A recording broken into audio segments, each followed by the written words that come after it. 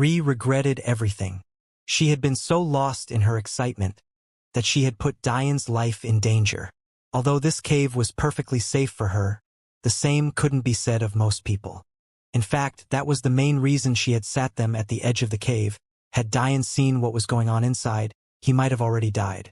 Little Black looked up from his nap with an adorable, confused expression. But then he just went back to sleep, ignoring Ri's panic. Diane looked around at the lights intently. They were actually quite beautiful. Ri seemed worried, but it was too late to do anything about it now. But Diane didn't feel any different, so it confused him that she was so concerned. The lights began to slow. All of a sudden, you could make up the figures of tiny butterflies floating around the cave, circling them intently. Diane reached out his hand, allowing one to delicately land on his palm. He felt the celestial will within him furiously activate, resonating with the fluttering butterflies. What is this? Diane couldn't understand what was going on. However, his surprise completely paled in comparison to Ri's. He's alive. What is this? Asked Diane. Ri was stunned, unable to reply. Ri. Oh, right. Diane looked at Ri with an odd look. The butterflies continued to circle around them. A few had even landed on Little Black. It seemed like they were resonating with him as well.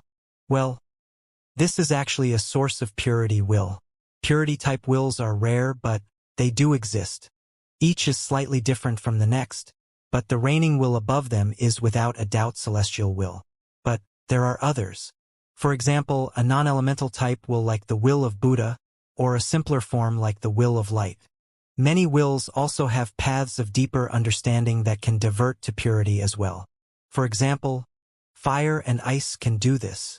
Diane nodded. His aurora had properties of purification. He wondered if this was related. This source was actually created by my mother. It helps you along the path of purification. But my mother was very clear on the fact that only those with a pure heart could survive. The purity surges at night because my mother was at her most powerful under the night sky. But for some reason, you're still here. Diane nearly choked on air. Am I not pure enough for you? But Ri took this a completely different way. Humph. Am I not pure enough for you?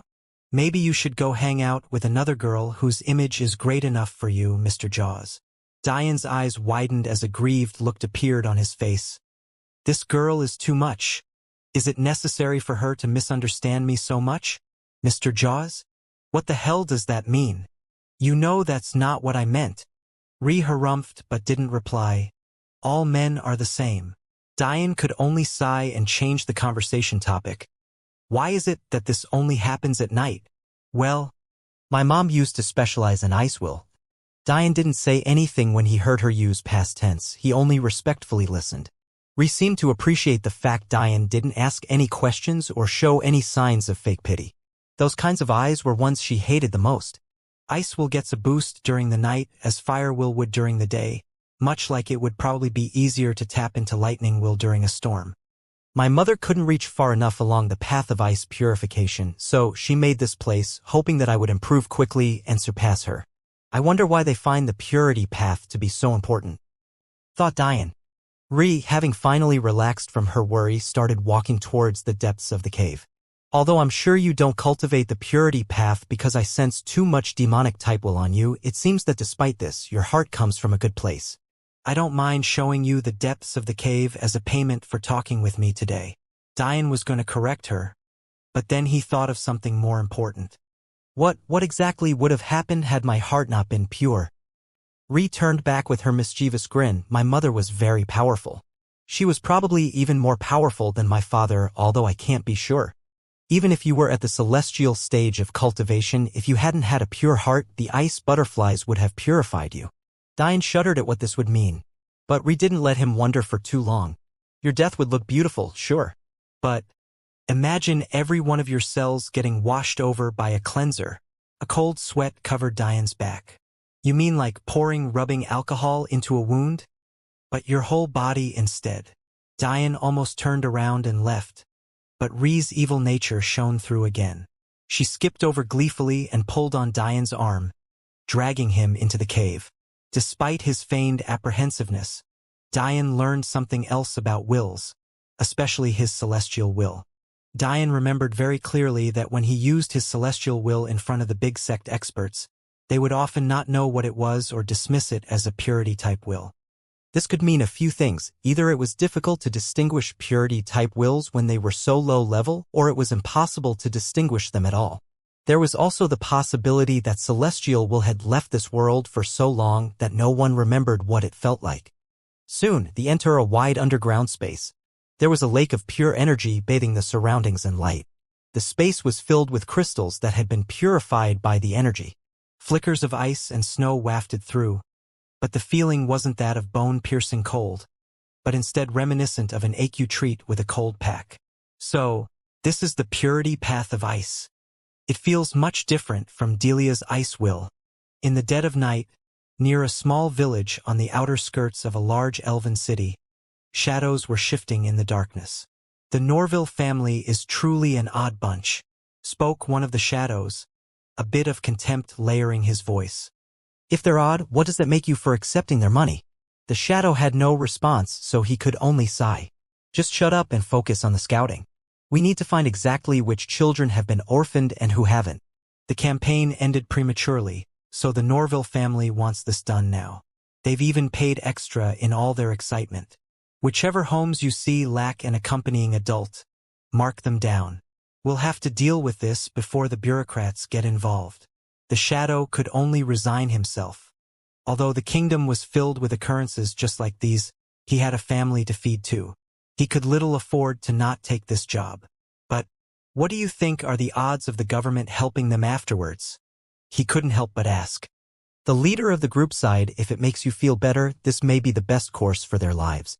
They'll receive training in a singularity-type technique, and if they're talented, they'll have a prosperous future. The royals aren't in a place to go against the wishes of such a powerful family, and the other powerful families just don't care. Even if everyone knows what's going on, there's no real evidence. And truthfully, even if there was evidence, it would be ignored. A shadow who was listening to all of this near the back of their 5-man party was confused.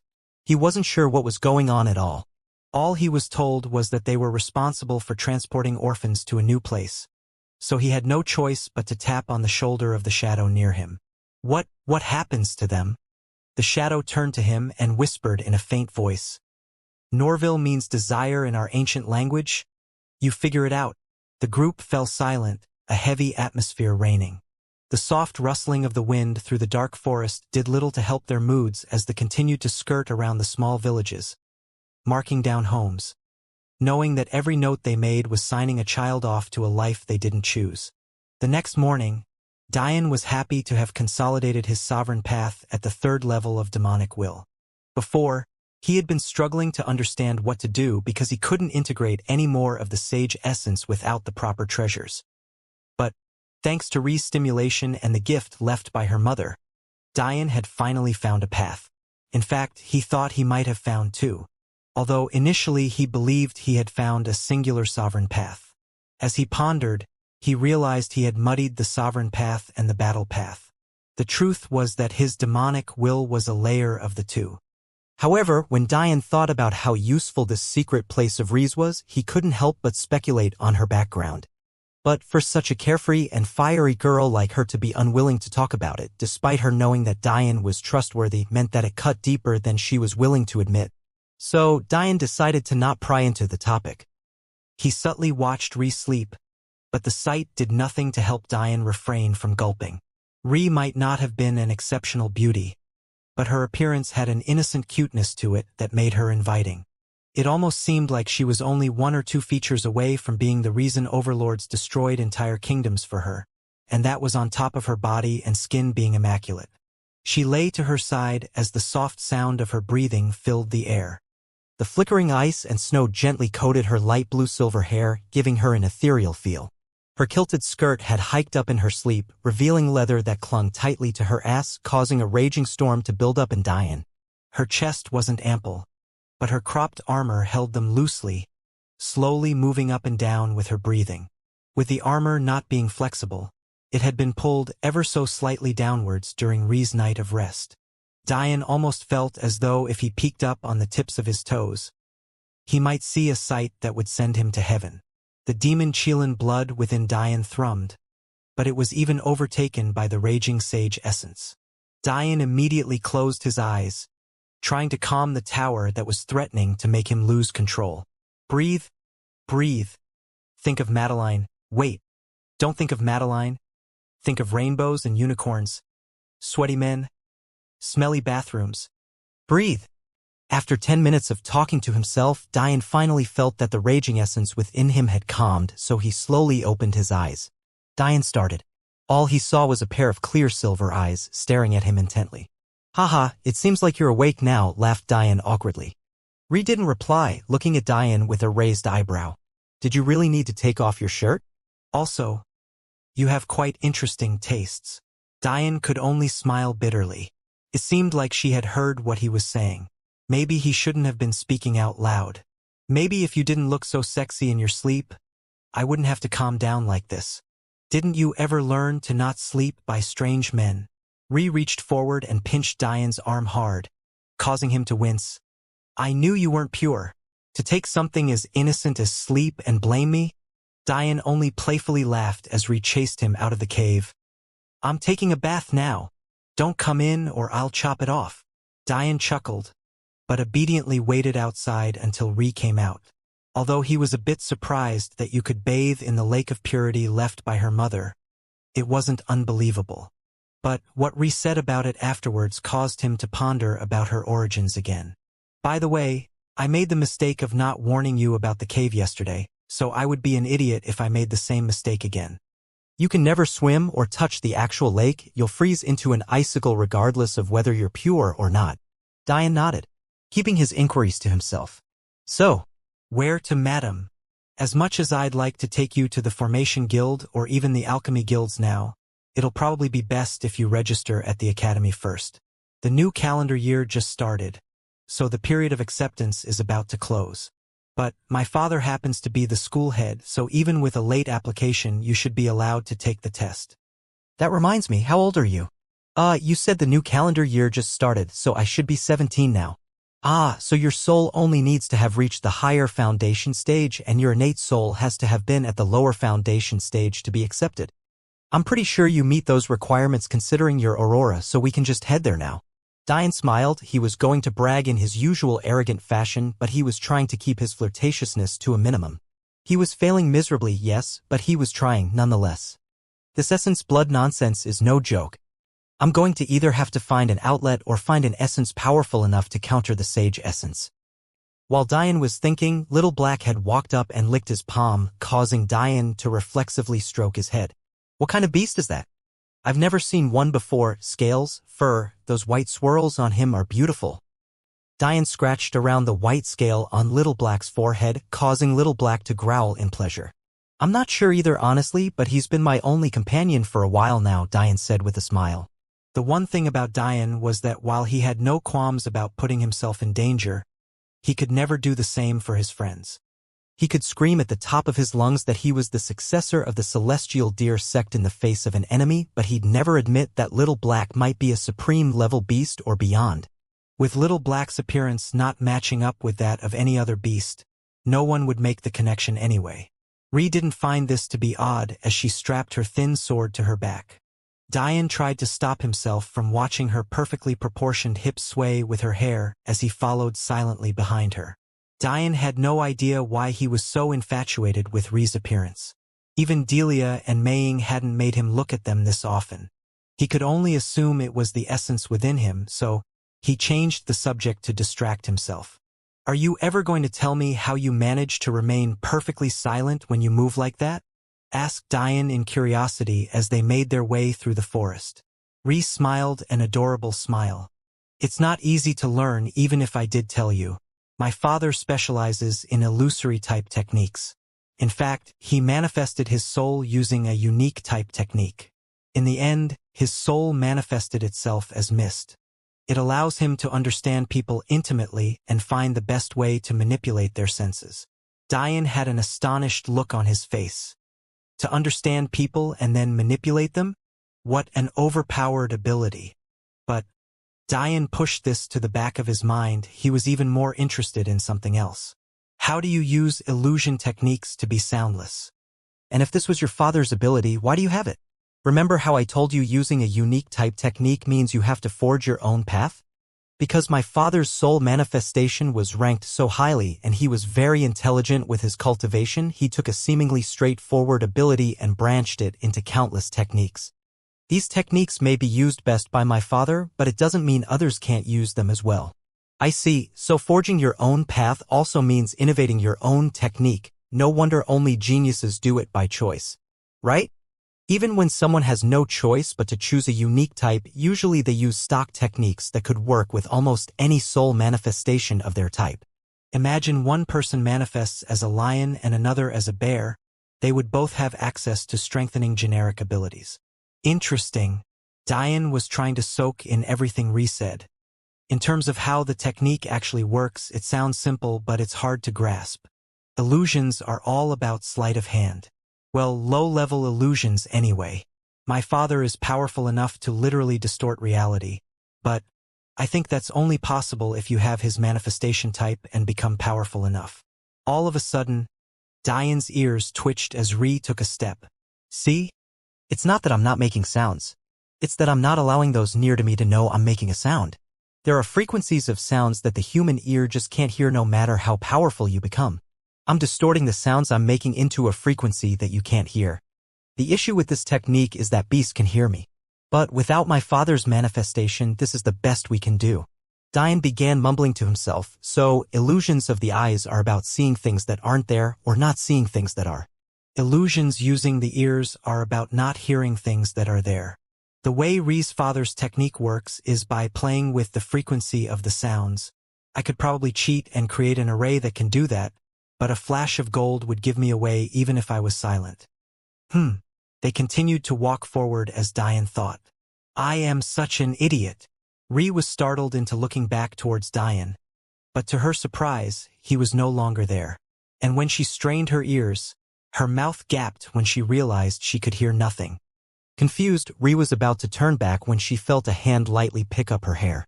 Ree jumped forward, pulling her sword from her back, ready to attack. You've already tried to attack me so many times, are you really going to do it again? Diane said with a chuckle, your hair is amazing by the way. So soft and it smells like spring and clear water. I could get used to that. Diane spoke absent-mindedly and didn't seem to notice Ree's shock. But his hair comments snapped her out of it. Would it kill you to not be a pervert? Smelling my hair? You thought that was a good line? You sound more like a serial killer, rapist, or a mix of the two. Diane held his hand to his chest, feigning a hurt expression. Milady Ree, there's no need for such harsh words. I was only appreciating the finest nature has to offer. Ree's face distorted when Diane called her Milady, but she responded with a kick and changed the subject. She just wasn't used to people, especially in the Elven Kingdom, calling her beautiful. In fact, it was often the exact opposite. Whatever, he'll see the difference between me and them when he reaches the city. How'd you do it so quickly? There's just no way.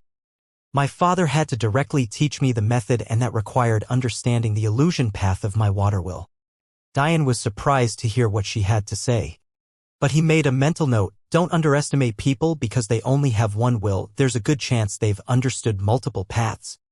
It wasn't that he was sure that Ree only had one will, it was more so the fact that even a simple elemental will like water could be so versatile. It made sense for water to have an illusion path with how well it did in distorting reality. You may not know this, but my music will is already at the peak of the 9th level and I've already understood a path to near perfection within it. In fact, I believe I've found the true essence of music by realizing making music with your body is the root of all music. I simply applied what you might also call an illusory path to distort the sounds I make into another frequency. In fact, although other wills may have limits to this and be caught by beasts, because music will is so firmly tailored to sounds and frequencies and manipulating people with them, I can reach frequencies even Little Black wouldn't hear. A maxed level will at 17. Why do I even bother with you? Humph. In a fake rage, Ree began to walk away. Diane smiled and followed behind her, enjoying the swaying of her hair. Further ahead, unknown to Diane and Ree, a little girl was trembling with her back against a tree. The little girl was truly beautiful for lack of a better word. Her hair was such a light shade of pink that it was nearly white. Her eyes shone the same color, almost like small pink diamonds twinkling as her eyes watered.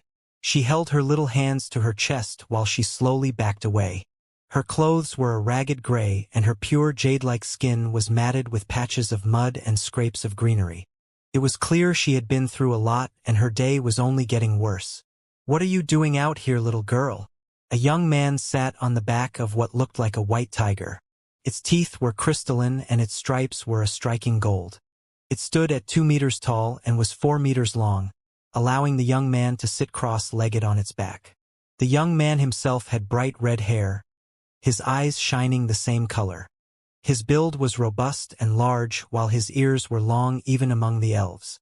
He had a massive battle axe strapped to his back with a handle as thick as his large wrists.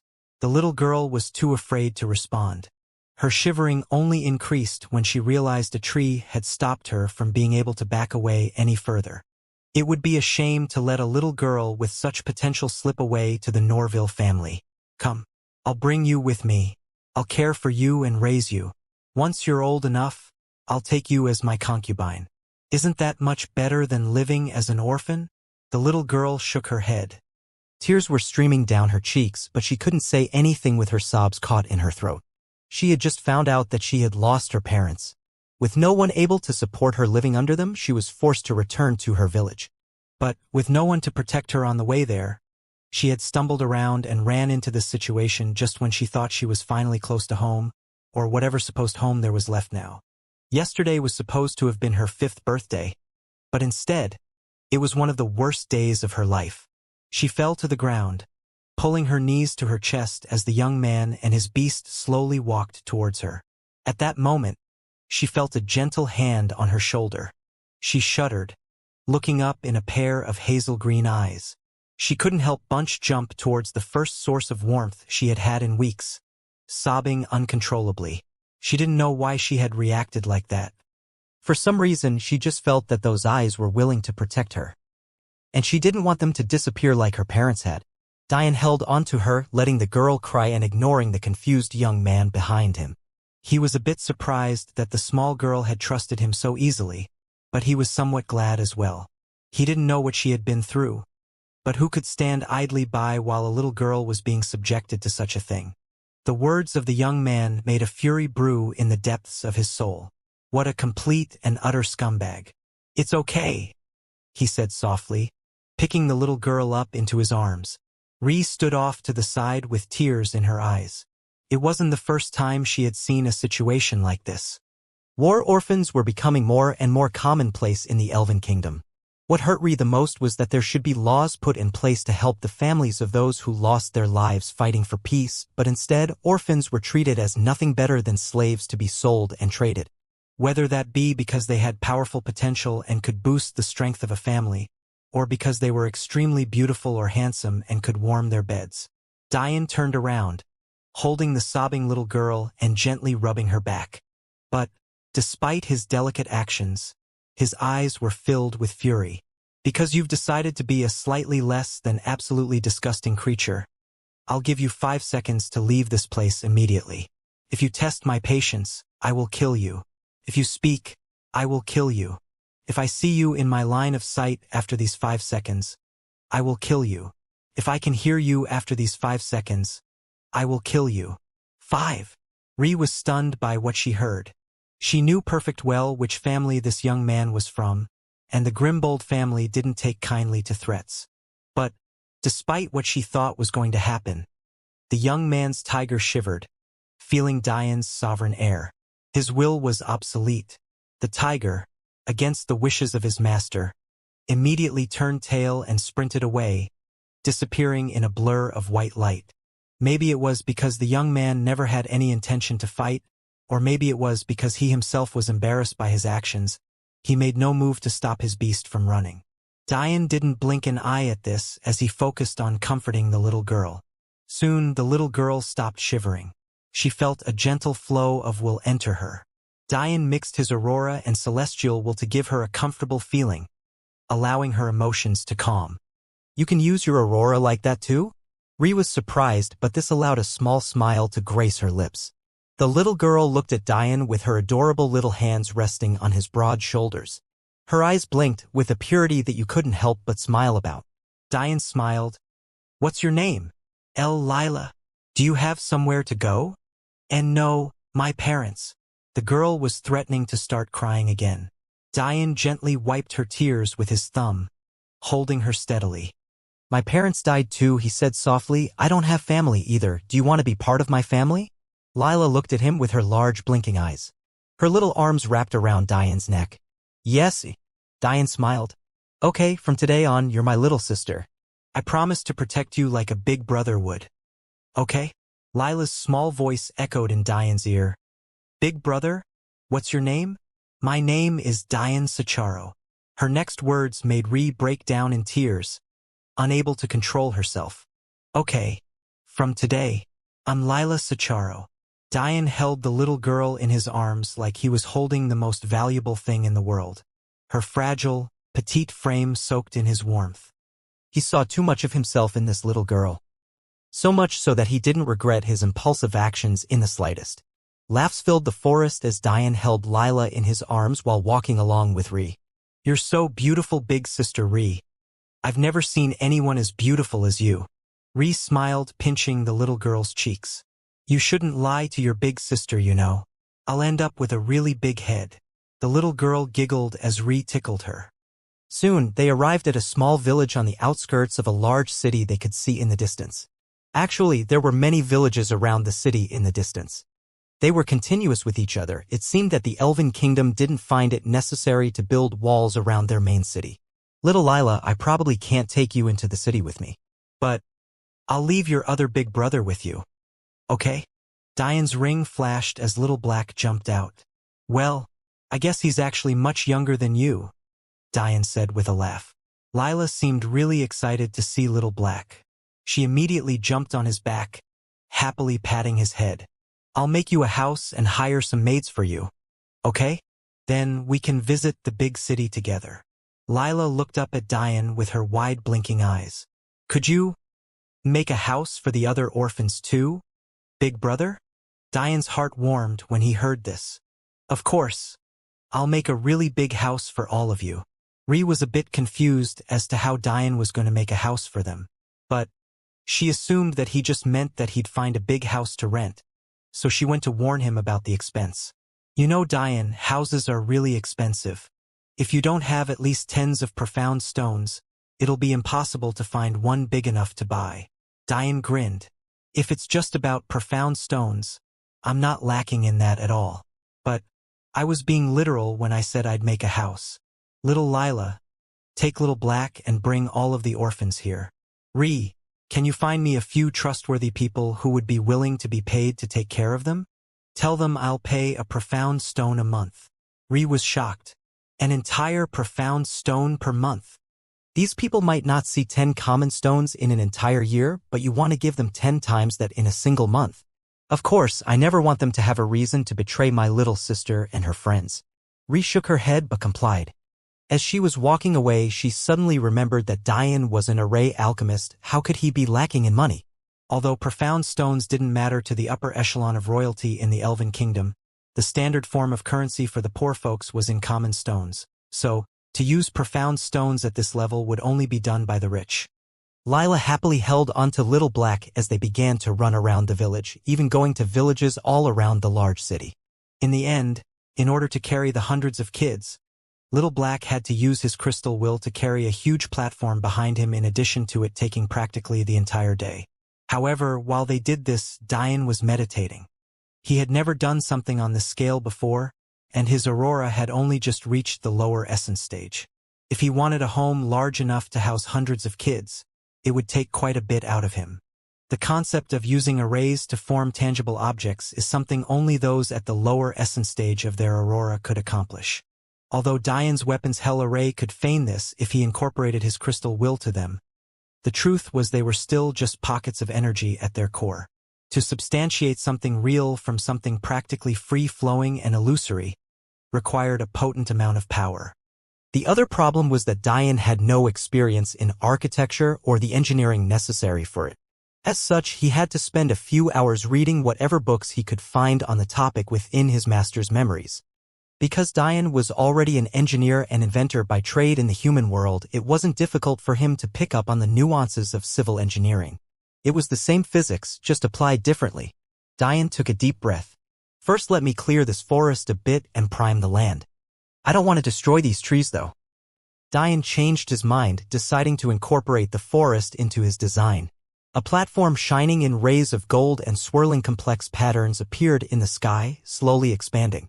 Diane's face was the picture of focus. He sat on the ground, his hands brought together as the fire of his aurora raged larger and larger around him in a purple-gold color reserved for those who had broken past the blossoming stage. The array Diane was using was surprisingly a simpler version of the creation array found at Focus Academy. Although this raised many questions for Diane, he had no choice to accept it. He assumed it was yet another formation taken from the remnants of the Celestial Deer clan. Planks of wood began to manifest from the array, coating the sturdy branches of the tall trees. Pathways, hallways, and rooms continued to appear as the beads of sweat increased on Diane's brow. He built exits and staircases, filled rooms with low-level books from the Celestial Deer sect and playgrounds he used to love as a kid. He built pools and sports areas. The entire structure was larger than even the village behind him, and that was all the more reason why blood was seeping out of the corner of Diane's mouth. However, he didn't allow himself to give up. He built massive fence structures and elaborate defensive arrays. He poured celestial wool into the soil around the trees, improving their strength and better fertilizing the lands for food. He placed protective arrays around so that the high-up nature of the structure would never lead to the death of a child. In the end, he looked up at his work to find an elaborate treehouse. It was filled with slides from room to room. Diane had even equipped the structure with games from the human world like basketball, soccer, and football. Because he knew it was likely the children had never heard of the games before, he added information transfer arrays as well. Finally, after hours, he lowered his hands, breathing heavily as he coughed up blood. "Big brother!" Little Lila rushed over to Diane, worried. It was only then that Diane realized he had been the subject of an audience for many hours now. He had been so focused that he hadn't noticed. Your soul stage is already at the essence level?" Ree looked at Diane like she was looking at a monster. Diane chuckled, but was too weak to say anything. All he could do was enjoy little Lila patting his face to see if he was okay. He found it adorable. "Do you like it, Lila?" Lila looked at Diane with sympathy that could melt a heart. "I love it, big brother," she said with tears in her eyes. It had been a long time since anyone had gone above and beyond for the orphans, let alone caused themselves physical pain for them. Diane patted Lila's light pink hair while bringing her into his arms. He raised them on an array platform and turned towards the crowd. "This is a place I've created for the orphans of the Elven Kingdom. This isn't a place for adults, and I won't tolerate anyone pretending that it is. Although many of you need help as well, I don't think anyone would think that they deserve more help than a child who has lost their parents. I promise you, if I find anyone doing such a thing, I'll kill them." Diane turned a warm gaze to the children huddled around Little Black. "This is your new home now. You can eat, sleep, and grow up comfortably. I'll find you teachers when I enter the city. But, for now, go in and enjoy yourselves. No one deserves anything less for their childhood." The children looked at Diane with varying expressions, but it was mostly excitement. The delightful sound of children's laughter filled the village as they ran to the treehouse, jumping around on the slides and choosing their rooms. Diane watched all of this with a smile before gliding over to Ree, who had a few middle-aged women with her. "Do any of you have kids of your own?" Diane asked them. The women nodded. They were a bit worried and apprehensive about Diane. Many of them had never seen a human before, let alone a human who was willing to help their children even when their own government wasn't doing the same. They thought there might be an underlying motive behind it.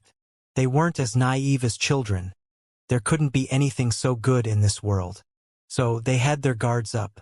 "I've set up rooms for you all as well.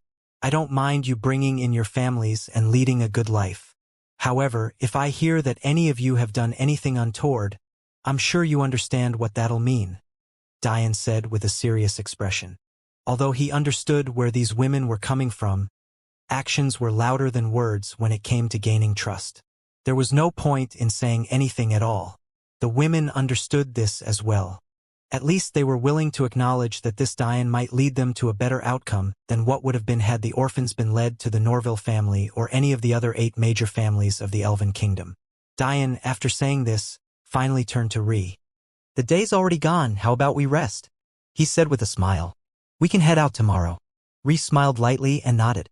She knew Dian was too tired to do much else anyway, so she obliged. "I can't help them like this right now. But I'm glad that you can." Later that night, the shadows once again appeared around the village outskirts, but they were surprised to find high risings of fences and defensive arrays. They had no choice but to report this back to the Norville family. The situation had changed too much for them to act. Within the Norville family, an incomparably attractive man and woman heard the news with raised eyebrows. After being silent for a few moments, they reached the conclusion that they should instead choose to wait and see, not wanting to offend anyone too powerful for now. It wasn't like what they were doing had them in the right anyway.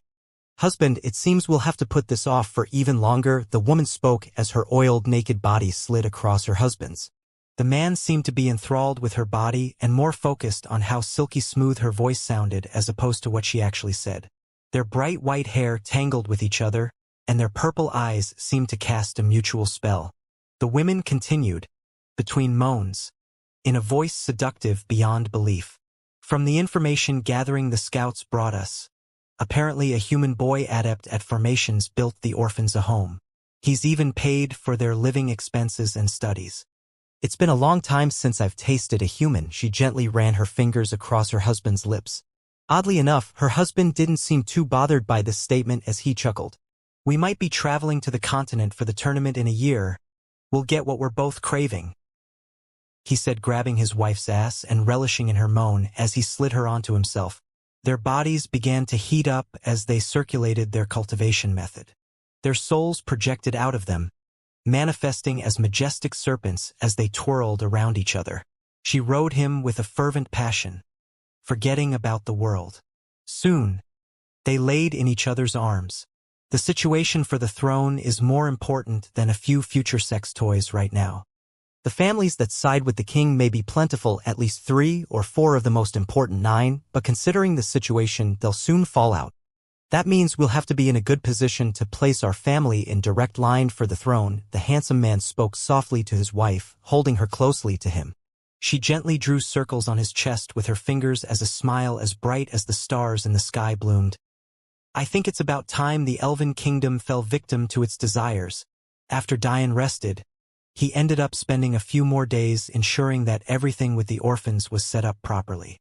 He hired a few lower-level teachers for them, which actually infused money into a part of the economy that had been dormant. Because of the constant wars over the past few centuries, it wasn't often that children could afford tutors. And often, if they could, they were from rich families that would have their own private teachings. This meant those who met the requirements to teach focused on secondary occupations they specialized in rather than teaching orphans. Although many of them wished to, they had their own families to feed as well. With the promise of money and the protection Dian left, he was finally confident enough to head into the Elven City along with Ree. Holding Lila in his arms, Dian hugged her goodbye. "I'll come back to visit you soon, okay?" The adorable little girl nodded, wrapping her arms around Dian's neck. Dian set her down and she ran off with a big smile on her face. This made Dian feel great, so he set off with a calm heart and a wide smile. Too lazy to go down all the stairs, Dian directly jumped out of a window and over the fence, landing softly next to Ree. "All right, beauty, let's head off." Dian's words had hardly left his lips when he felt a foot connect with his ass. Bang! Dian was slammed into a tree, his cheek tasting bark. "There's no need to be so angry about a compliment. Humph, you humans have low standards," she said softly. Dian looked at her in confusion, but once they entered the city, he immediately found out what she meant. He had never seen such a collection of beautiful people.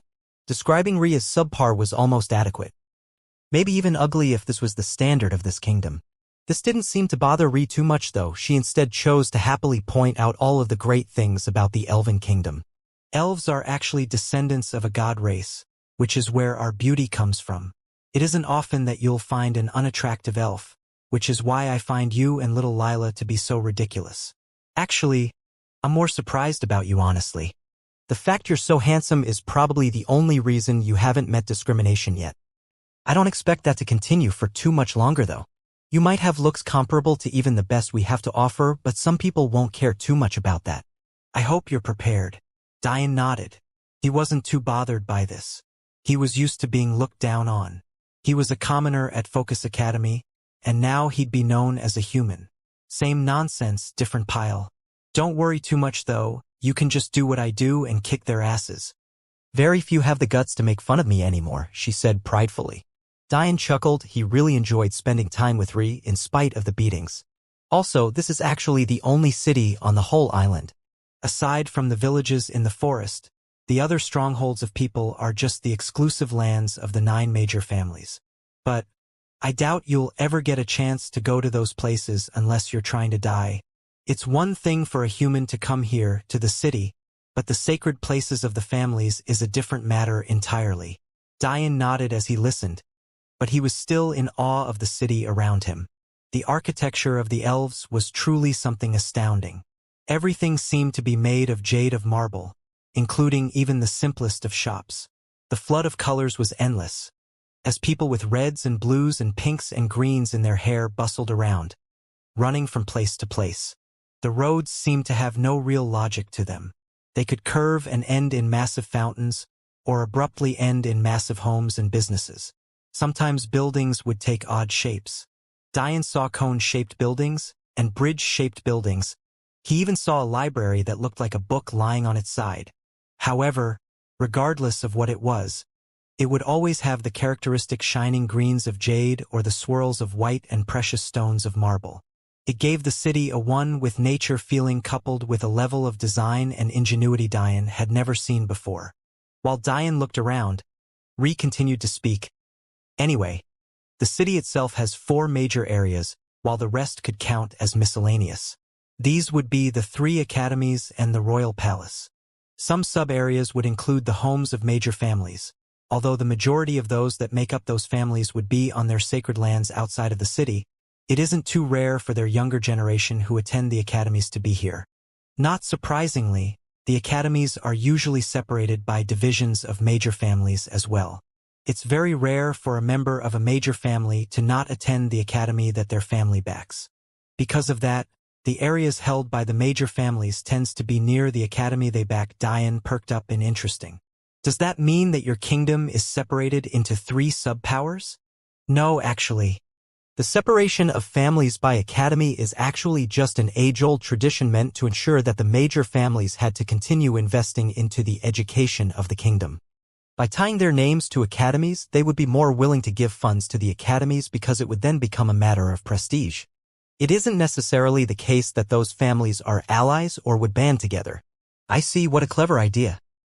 The academy that we're headed to now is known as Acacia Academy. It's backed by the Eostre family I mentioned to you before, the Ingram family and the Conventine family.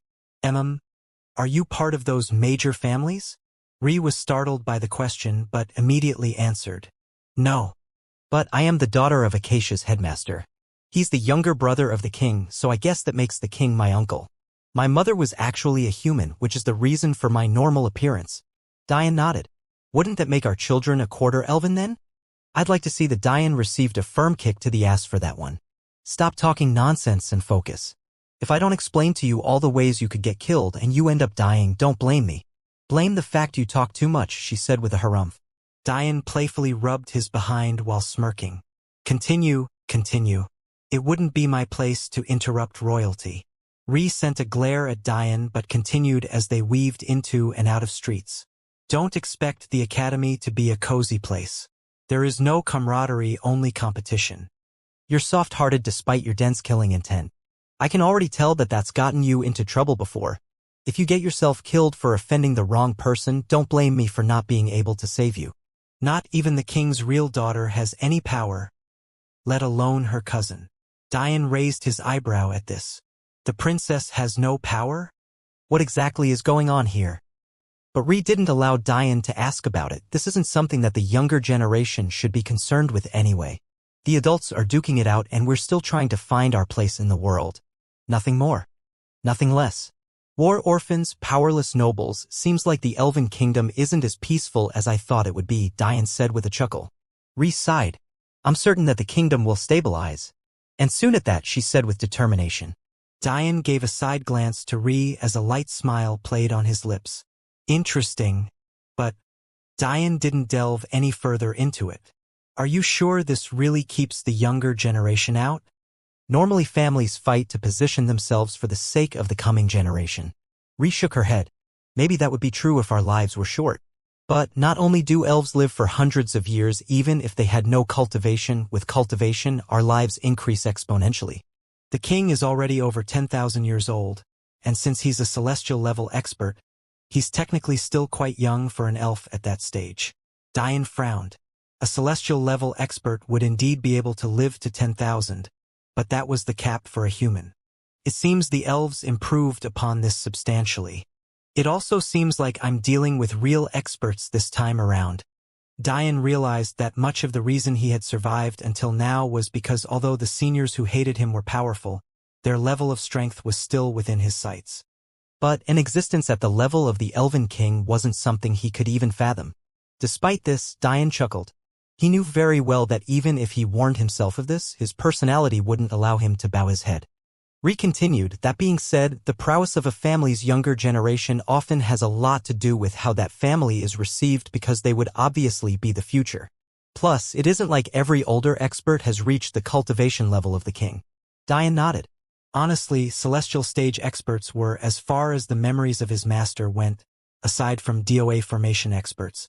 When the sage said he had reached a transcendent level of cultivation, Diane had assumed he meant the celestial stage. But the more he thought about it, the more he thought that maybe the sage had truly meant something that transcended the knowledge they had. I'm confused. If elves live for so long, and their king is so powerful, why is there a power struggle? A complicated look flashed across Rhys' face. The king is missing and no one knows where he is. In fact, it isn't even that simple. She laughed in what sounded like self-mockery. The king hasn't appeared in nearly a decade. Diane started. For a king to not appear in 10 years. I feel like there's more to this story. But Rhys immediately changed the subject. Diane didn't find this to be suspicious at all. Who wouldn't feel complicated when they spoke of their missing uncle? Anyway, don't be a hothead and hop into the life and death arenas. Don't accept challenges to the ancient games. I suck at them because I'm half human, let alone you being a full human. Be sure to really think about it if you want to use the unique type technique. There's always the possibility of you crippling your soul cultivation as opposed to helping it. Rhys seemed to be rushing through information as they neared a massive castle-like structure. Except much like the rest of city, the stones were made of marble and jade. What was even more odd was the fact that other than its basic structure, it had no other features of one. It stood in a cul-de-sac completely out of place with the buildings around it. If it wasn't for the fact that it was hundreds of meters across, you'd never think it was worth its prestige as one of the 3 main academies of the Elven Kingdom. Rhys smiled, seeming to enjoy Diane's confusion. There's another important thing I forgot to tell you. Elves, because our population is relatively small compared to other nations, live on this small island rather than having an entire continent to ourselves like the humans do. That's partially due to infertility issues, but unimportant. The point I'm trying to make is that although the area we take up is small, well, you'd better not take anything at face value. Diane was going to ask Rhys what she meant, but all his thoughts were interrupted by his surprise. Rhys had flashed a badge at the large doors of the castle, and Diane was greeted with the fresh air from a completely different world. The castle doors led into a field of flowers and sunlight. There was an elegant jade path leading towards the largest structure Diane had ever seen. The fields were filled with elven students. They chatted and laughed, trained and sweated. The air was fresh and revitalizing. The energy in the air was so dense that Diane's body almost bulged greedily. After kilometers of fields, a building reminiscent of ancient times was found at the end of the path. It stretched out as far as Diane's eyes could see in either direction and was at least 5 stories high. Rhys interrupted Diane's thoughts. Although you can't see it now, the school building is actually a massive square. Within it, there are a whole bunch of things to do, although the most popular is probably the ancient games. So, what do you think? Diane couldn't speak for a while. All of their buildings have pocket dimensions within them. What kind of nonsense is this?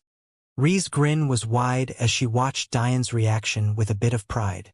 Welcome to Acacia Academy. As Diane and Ri walked along the path through the field, they were the subject of a few glances, but nothing too substantial happened. Soon, they reached the opening of the large square structure. There wasn't an actual door, the opening led straight into the largest atrium Diane had ever seen. On top of this, the entire first floor of the massive square-shaped structure was nothing but pillars holding up the above 4 floors. Within the inner space, many oddly shaped stairs connected the ground floor to the above ones. Oh, there's one last thing I forgot to tell you. The preferred form of currency at Acacia and the city in general are intent fruits, so profound stones won't do you much good. Especially since most students who attend this academy are from very well-off families. Diane nodded. He didn't mind too much since he had left all the profound stones he hadn't used in training with the orphans anyway. Doesn't matter too much, anyway. How do I Regis? R.I. A shout reverberated through the atrium. The few students who were walking around were shaken out of their thoughts. Before Diane could even react, a gust of wind had appeared by his side and Ri was no longer on her 2 feet. Headmaster? The students in the surroundings shook their head when they recognized the one who had called out. Diane was stunned. He had no idea how to react. I've missed you. Where have you been, young lady? You shouldn't let your father worry so much. Ri was struggling to respond, but she was being hugged too tightly. A laugh escaped Diane. To witness the fiery Ri as a doted daughter might be the best thing I've ever seen. Ri struggled to turn her head just so she could give him a scornful look, but Diane wasn't paying attention to her anymore. His eyes were trained on the tall and lean man beside him. His hair was a deep and dark blue that rivaled even Ri's in length. He was taller than Diane by an entire head, and his presence was suffocating despite his now childish appearance. His features were sharp, and his eyes matched his hair, but all that paled in comparison to the bright smile his face had when hugging Ri. Dad? Let go, Ri finally coughed out. Ri finally sighed in relief once her father set her down. Having done so, Ri's father finally looked over to Diane. Eyes is. Ah, yes, I met him while I was with Mom. He's hoping to join the academy. I was hoping you'd help him out. Diane didn't let his confusion show on his face. He just assumed that this was a story Ri came up with so that those who were listening in wouldn't inquire as to who he was so much. The details of how they met, especially the high-level spatial ring Diane had, might lead to his danger.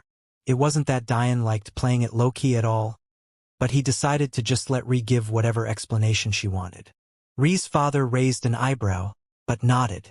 As long as he meets the requirements, no one would complain if he has my recommendation.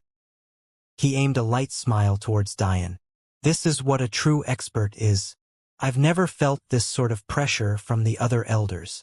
Don't worry, Dad. There shouldn't be an issue. He has an innate aurora. There's no way he wouldn't meet the mark.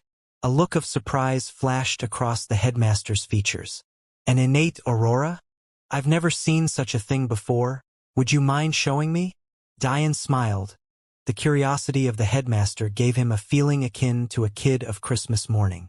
Of course, Diane had no problems demonstrating. His eyes flashed in gold as a simple array began to be formed in front of him. Unbeknownst to Diane, when those around heard Ri say he had an innate aurora, they had already focused their attention onto him. Whispers of astonishment filled the atrium. The headmaster clapped happily. The split minds technique. Never would I think that a child as young as you could master it to such a level. The old fogies at the Formations Guild would bend over backwards to have you as a disciple. Diane smiled lightly. He already had a master, he wasn't in the market for another. But he didn't ruin the mood by saying something like that. Headmaster, do you not have an array alchemy guild? A complicated look flashed across the features of Ri's father.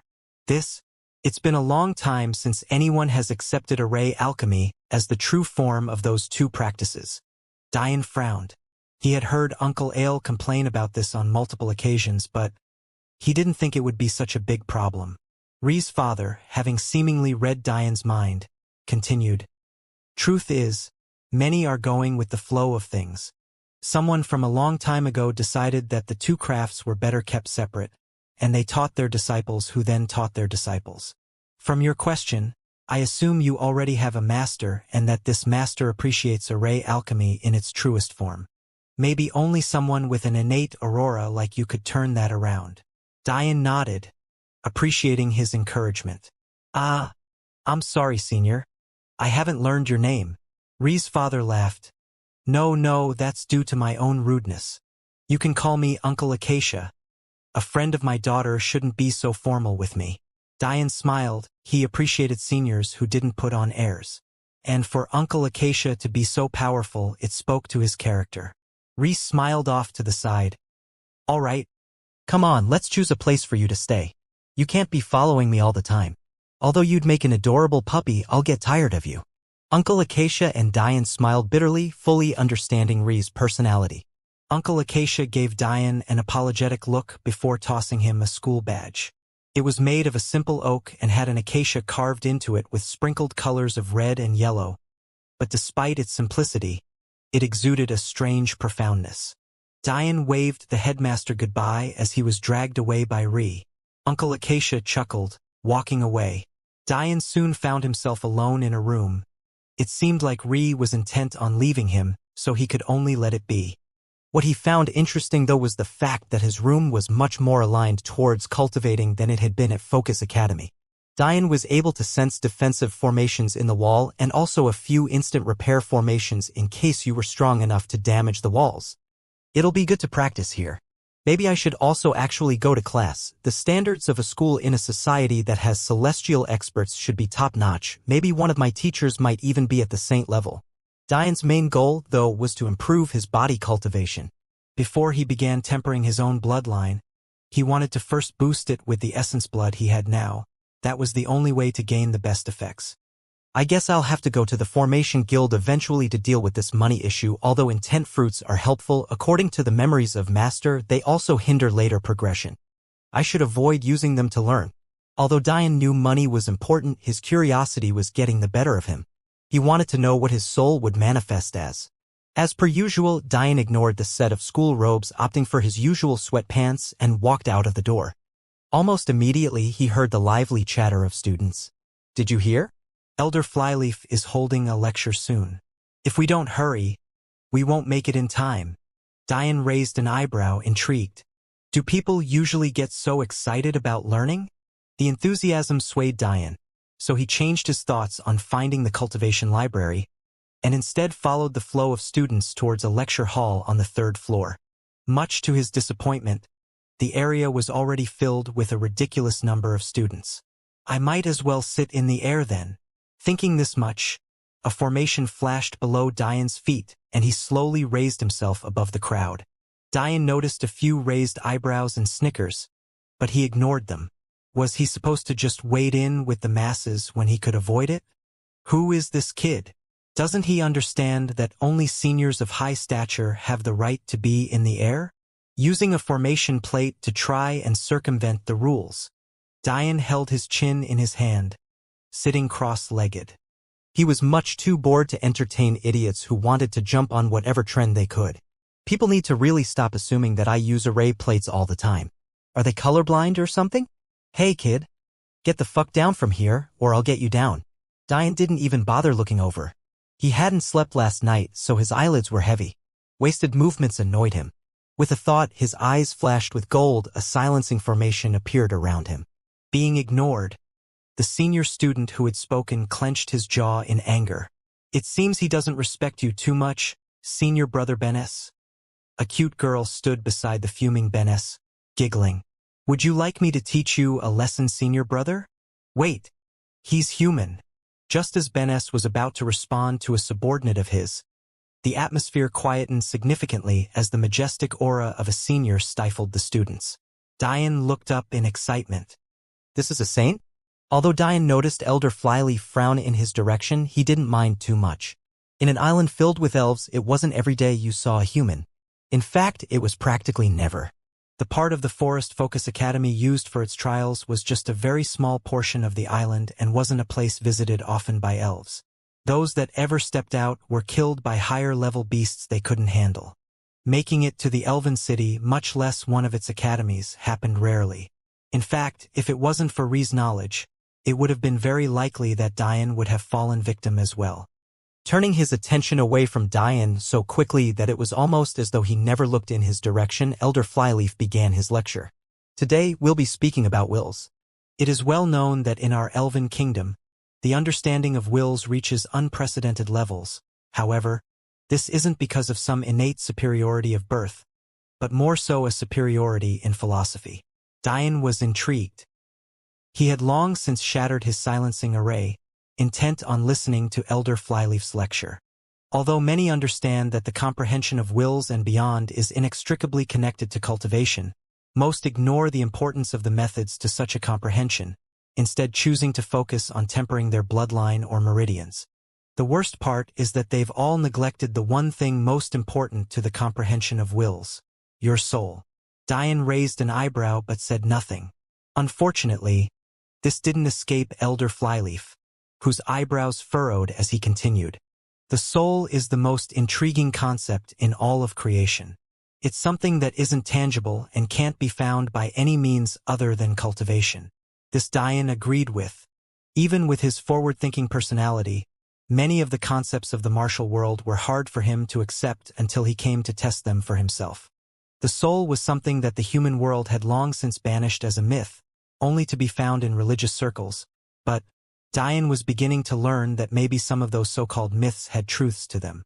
However, despite its enigmatic conceptualization, the soul also happens to be our strongest connection with the world around us.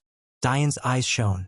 Although he hadn't agreed with Elder Flyleaf's thoughts on the soul being the most important to understanding wills, he had to admit that much of everything else he said was profound. This is why we have a superiority of philosophy. If everything hinges on wills and we hinge everything on our best chance to understand them, what could be more superior than this? Elder Flyleaf's voice boomed through the hall, causing many students to shiver in reverence. What is this? Is he trying to affect my mood by forcing his will upon my soul? Fuck off. Dian's devour skill sapped the will Elder Flyleaf had aimed at him. Elder Flyleaf immediately noticed this, sending a piercing gaze towards Dian. However, having expected this, Dian pretended as though nothing had happened, choosing to continue as an eager student. No wonder everyone is in such reverence of him. He's literally affecting their abilities to reason for themselves, instead choosing to enforce his lectures as though they were the only truth. Is this how Acacia Academy works? Elder Flyleaf, noticing Dian's reaction and the fact he had no plans on exposing him, dropped the matter and continued with his lecture. However, Dian was completely turned off by this now. He had no idea why a teacher would have to use such means, but he didn't like it. As such, once Elder Flyleaf turned his attention away from him, Dian moved to discreetly leave the hall, intent on manifesting his soul. Where do you think you're going? A booming voice interrupted the lecture, causing the entire lecture hall to focus one of the seniors who had tried to kick Dian from the sky earlier. Dian gave him a sideways glance before continuing towards the back door. I can't fight an essence-gathering expert right now. At best I could defend, even with the improvements in my will paths. I refuse to use my last cultivation erasing pill on this idiot. Then a subordinate grit his teeth, completely angered by Dian's lack of respect. I don't know when we started letting lesser species into our academy, but it's clear whoever authorized this is an idiot. Elder Flyleaf was content to sit back and watch this unfold, happy that he didn't have to deal with this and lower his status. Dian chuckled. Idiot? That might be the funniest thing I've heard in a while. Is that so? Ben's subordinate continued, ignorant of the hole he was digging himself. You have a complete disregard for etiquette. Not only did you have the audacity to raise an eyebrow at Elder Flyleaf's teachings, you also plan to leave in the middle of his lecture? If the person who let you in isn't an idiot, then what is he? Although Ben's subordinate said these things fully aware that only someone at the level of an elder could let Dian in, by the way Dian had been disrespecting Elder Flyleaf, there was no way it had been him that recommended Dian. Understanding to hear and knowing that the elders above Elder Flyleaf could be counted on one's hand, it was an easy assessment to make that it was better to offend a low-ranking elder to gain the favor of a high-ranking elder such as Flyleaf. However, Dian continued to chuckle. It's audacious to have reflective thoughts on a lecture so profound. Is it? Do you know how many reasons one could have for raising an eyebrow? Depending on mood, it could be surprise, disgust, curiosity. Need I really go on? Considering your intelligence, am I supposed to believe you have an understanding of what emotion I was showing? Thinking it through, Diane decided on this approach. He had no animosity toward Elder Flyleaf, so there was no reason to be clear on what he meant by raising his eyebrow. If the elder was smart and open-minded, he'd take this as an olive branch. If he didn't, Diane didn't mind embarrassing him because Uncle Acacia was his ultimate trump card. However, what didn't escape Diane's notice was the fact Elder Flyleaf had said nothing, as though he were tacitly agreeing to this interruption. But to Diane, this didn't cross the line. If someone raised an eyebrow at his lecture, he'd feel a little peeved too. You. It was clear disdain. Anyone could see that. For a lowly human to have such thoughts on a lecture by such a great elder, did you think that I wouldn't be able to tell? With my level of soul prowess compared to yours, did you think you could hide anything from me? Whispers started sweeping through the hall. Human? When did we get a human here? Even the headmaster's daughter is at least half-elf. The truth of the matter was that, to elves, most humans had exaggeratedly normal appearances, as backwards as that may sound. However, Diane's devilish level of handsomeness had made even the hearts of elven girls flutter. How could they assume someone who rivaled even their most attractive people was just a human? What they had failed to notice were his obviously unpointed ears. Diane didn't seem to mind the scrutiny though, his smile never fading. Your soul is stronger than mine? Really? You've been trying to read through my defenses this whole time and have been failing. Did you think that by just saying you were stronger, it would manifest into the truth? Diane's soul had reached the essence stage just a few days ago. Whereas he had to be weary of this group of seniors' essence gathering strength due to the difficulty of cultivating the soul, it always lagged behind energy cultivation. The only reason soul strength increased with cultivation is often by it being dragged along as opposed to it keeping up. Although their energy cultivation was comparable to the essence stage, Diane could clearly see that their souls were stuck at the blossoming stage. In fact, Bene's subordinate was at a measly lower blossoming stage level. Bene's subordinate gritted his teeth. He had no idea how a boy clearly much younger than him could keep his defenses up in this situation. Do you expect anyone to believe that a 17-year-old boy would have a greater soul strength than me? The surrounding crowd nodded in agreement, sneering in disdain. Senior brother Reba is right, how could such a thing be possible? Seeing the crowd's support, Reba smirked. You must think that just because you can float in the air using some formation plates that you're superior, huh? Maybe formation plates are rare in your little human clans, but everyone has access to them here. And yet all juniors have the common courtesy to understand seniority. If you don't have the power to be in the air, you shouldn't be up here. Reba domineeringly released his soul pressure onto Diane. It seemed he was quite confident in himself and the kind of result he would have from this. But he was destined to be disappointed. If it wasn't for the pointless jeering of the crowd who had seemingly already decided which side to stand on, maybe his later embarrassment could have been predicted by him. Look at him, nearly cracking under the pressure of senior brother Reba's soul, someone in the crowd sneered. During this whole exchange, Benes had a pensive look on his face as he seriously watched Diane's every reaction, ignoring the cute girl clinging to his arm. Is something wrong? Did he rile you up? The girl giggled, holding on to Benes. Benes didn't respond, but his eyebrows furrowed as he watched Diane be completely unperturbed by Reba's pressure. He felt that there was something deeper going on here, so he kept his mouth closed and observed. Still, none of his caution changed the feelings he was experiencing. He would love nothing more than to teach Diane a lesson, an irrational dislike welling up within him. Diane smiled. Oh, if it's just about being able to be up here on my own power, then that's simple. Don't be reedy. Reba couldn't even finish his sentence before his words were caught in his throat. Diane had lifted his hand, allowing lights of gold to flicker around, forming a new defensive array under the eyes of everyone. Then he lightly hopped to it, sitting cross-legged and continuing towards the back door. That was a practitioner's 6th-level defensive array. To draw it, your soul has to be at the peak of the lower blossoming stage. So, I'm sure you understand what that means. Diane's voice rang out faintly, slowly closing the door behind him as he floated away, leaving the hall in silence. Reba could only grit his teeth in silence. His rebuttals were caught in his throat. the veins of his forehead threatening to pop out from his skin. Dian didn't even feel like giving a second thought to what happened. He instead preferred to eagerly head to the Cultivation library. It was too bad he had no idea where it was, so he settled for wandering around aimlessly until he found a good person to ask. Soon he was lost in his thoughts as he walked around. It isn't that it isn't true that the soul is highly important in understanding wills. It's just that it isn't the only important part. There's a very important reason why you can't understand an intent unless you break into the essence gathering stage. In fact, those who weren't considered as geniuses in their youth probably would ever understand an intent even if they stepped into essence gathering. The level your will reaches isn't so much about understanding. Although understanding is important, a will is more like an aspect of the world you're diving into. Like, someone might be able to train themselves to punch harder and harder as they progress. However, a punch isn't necessarily an art form. Thus, you could consider a martial art as a path of understanding in a will. The most basic difference between a first-layer will and a ninth-level will is how much power it produces. The true understanding of how to use it is where people truly differentiate. It still isn't so simple to separate the two even then. Understanding and will level, that is. A good understanding can directly boost the level your will reaches. However, the only way to truly master a will is by comprehending a path along with your will level. Dian was fascinated by how the martial world worked. Everything seemed to be connected. Wills could temper your body and energy cultivation, but it also couldn't be understood without a soul to connect to the world.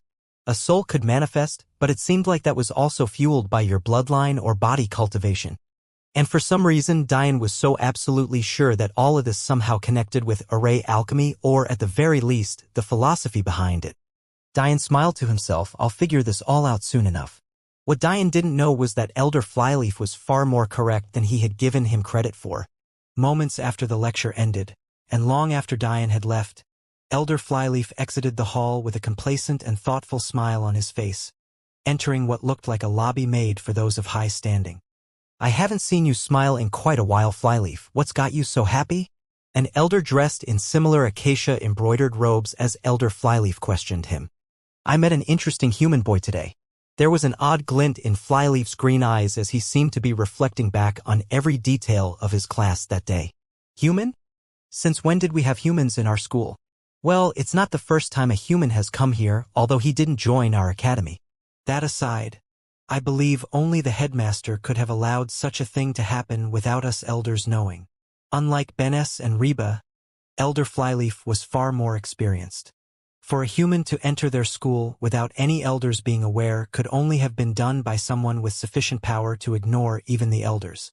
At that point, there was only two possibilities, but the other was unlikely. The headmaster? Well, wasn't his late wife human? That sounds like case closed. What else could be interesting about that? Even the headmaster wouldn't allow a human in that didn't meet the criteria of the school. Don't you know how rare it is for humans to have innate soul power?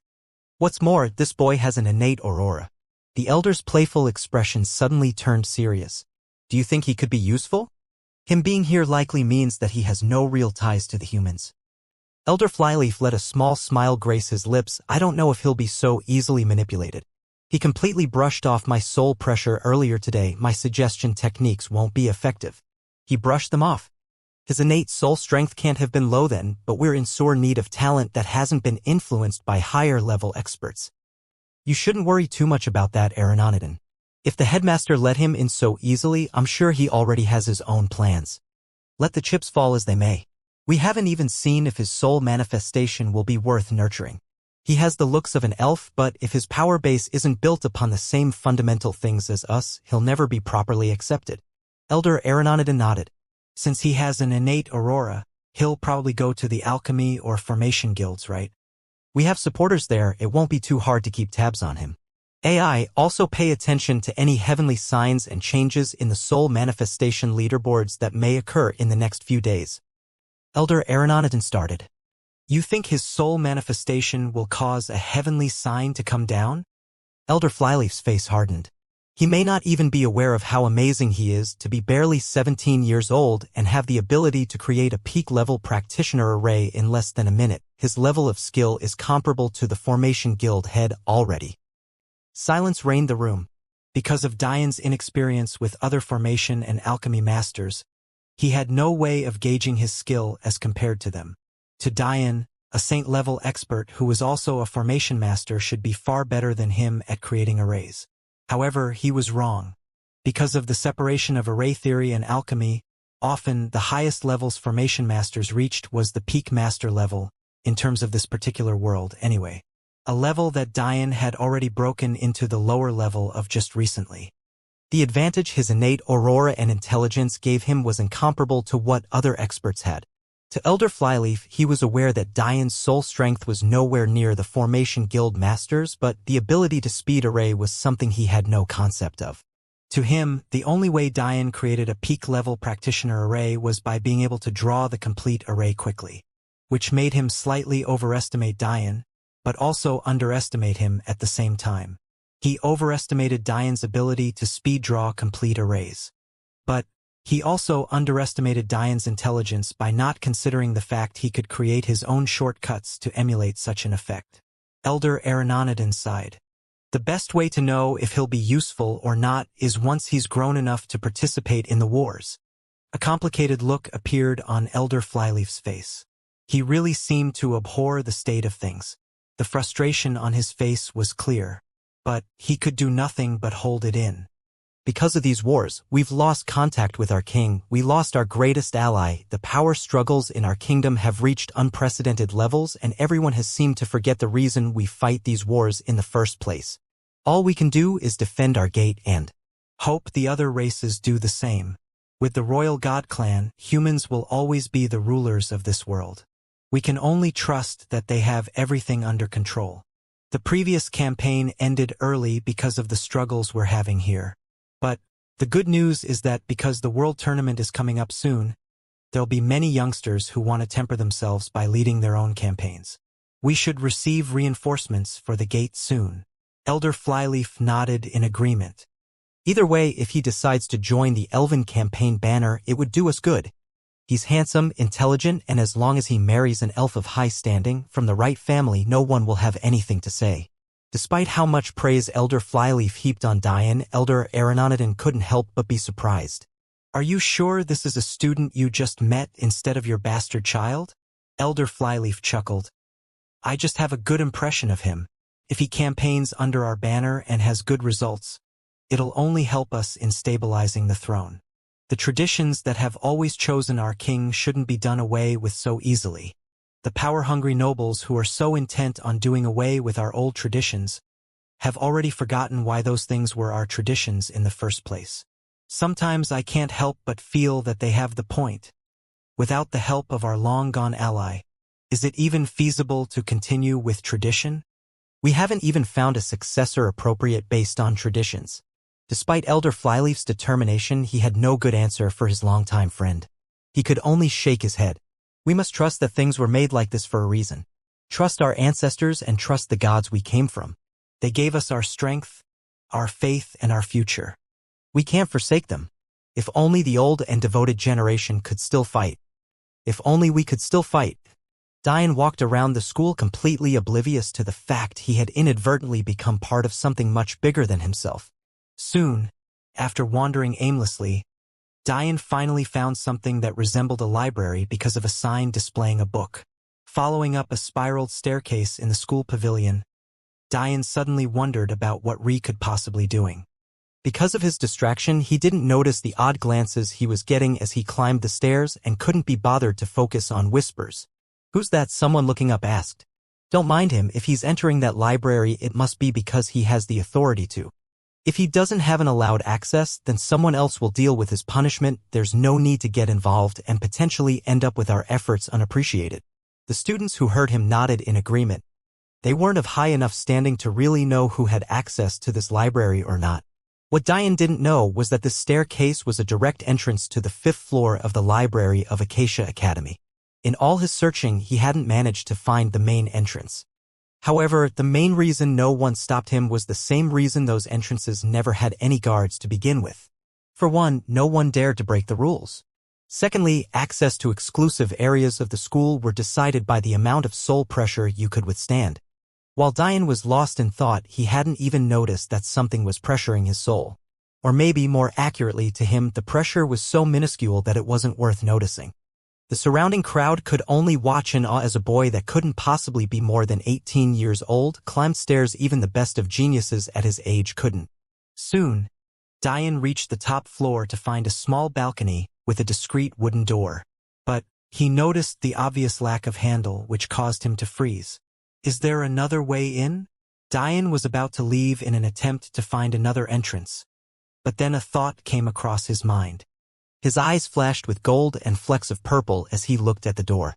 A small smile appeared on his face as he noticed an array formation. It was only of the lower master level, so if Diane wanted, he could simply bypass it, but he noticed that this formation should have a catalyst. Thinking back to the badge Uncle Acacia gave him, he held it up to the door. Click, the door pushed in, allowing Diane in. The crowd sighed in relief, inwardly praising themselves for not going after someone who had the ability to not only walk to the 5th floor, but to also have access to it. Diane was, of course, still oblivious to all of them. He was instead enjoying the sight of the olden-style library as the door clicked behind him. There wasn't a single other person in it other than him. He could smell the old scent of ancient books and their leather coverings. Somehow, the room was devoid of any dust at all. Rows after rows of books lined the library, yet there wasn't a single sitting area. Diane noticed a dark corridor at the far corner of the room, but he decided to ignore it for now, instead choosing to begin browsing through the books. I should find things about souls and their manifestation. There's got to be a reason the Celestial Deer sect didn't use this technique. Diane had been confused about a few things.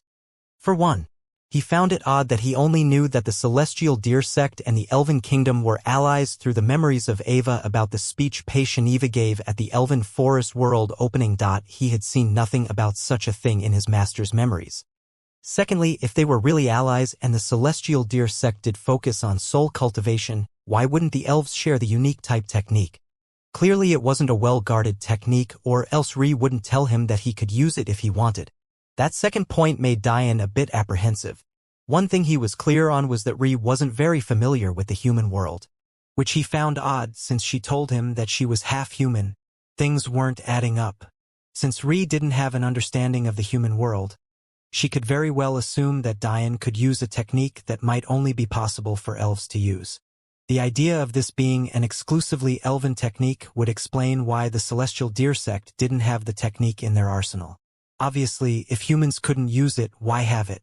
Diane could only shake his head, focusing on finding books about the unique type technique. But the more and more he looked, the more confused he got.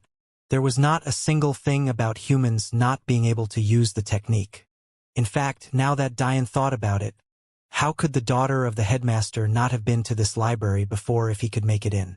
If she had been here, if there had been anything about humans not being able to use the technique, not only would she as a half-human be apprehensive about using the technique, she would have understood why Diane couldn't use soul cultivation type attacks in most battles. Diane froze. This could only mean one thing: the technique was within his master's sealed memories.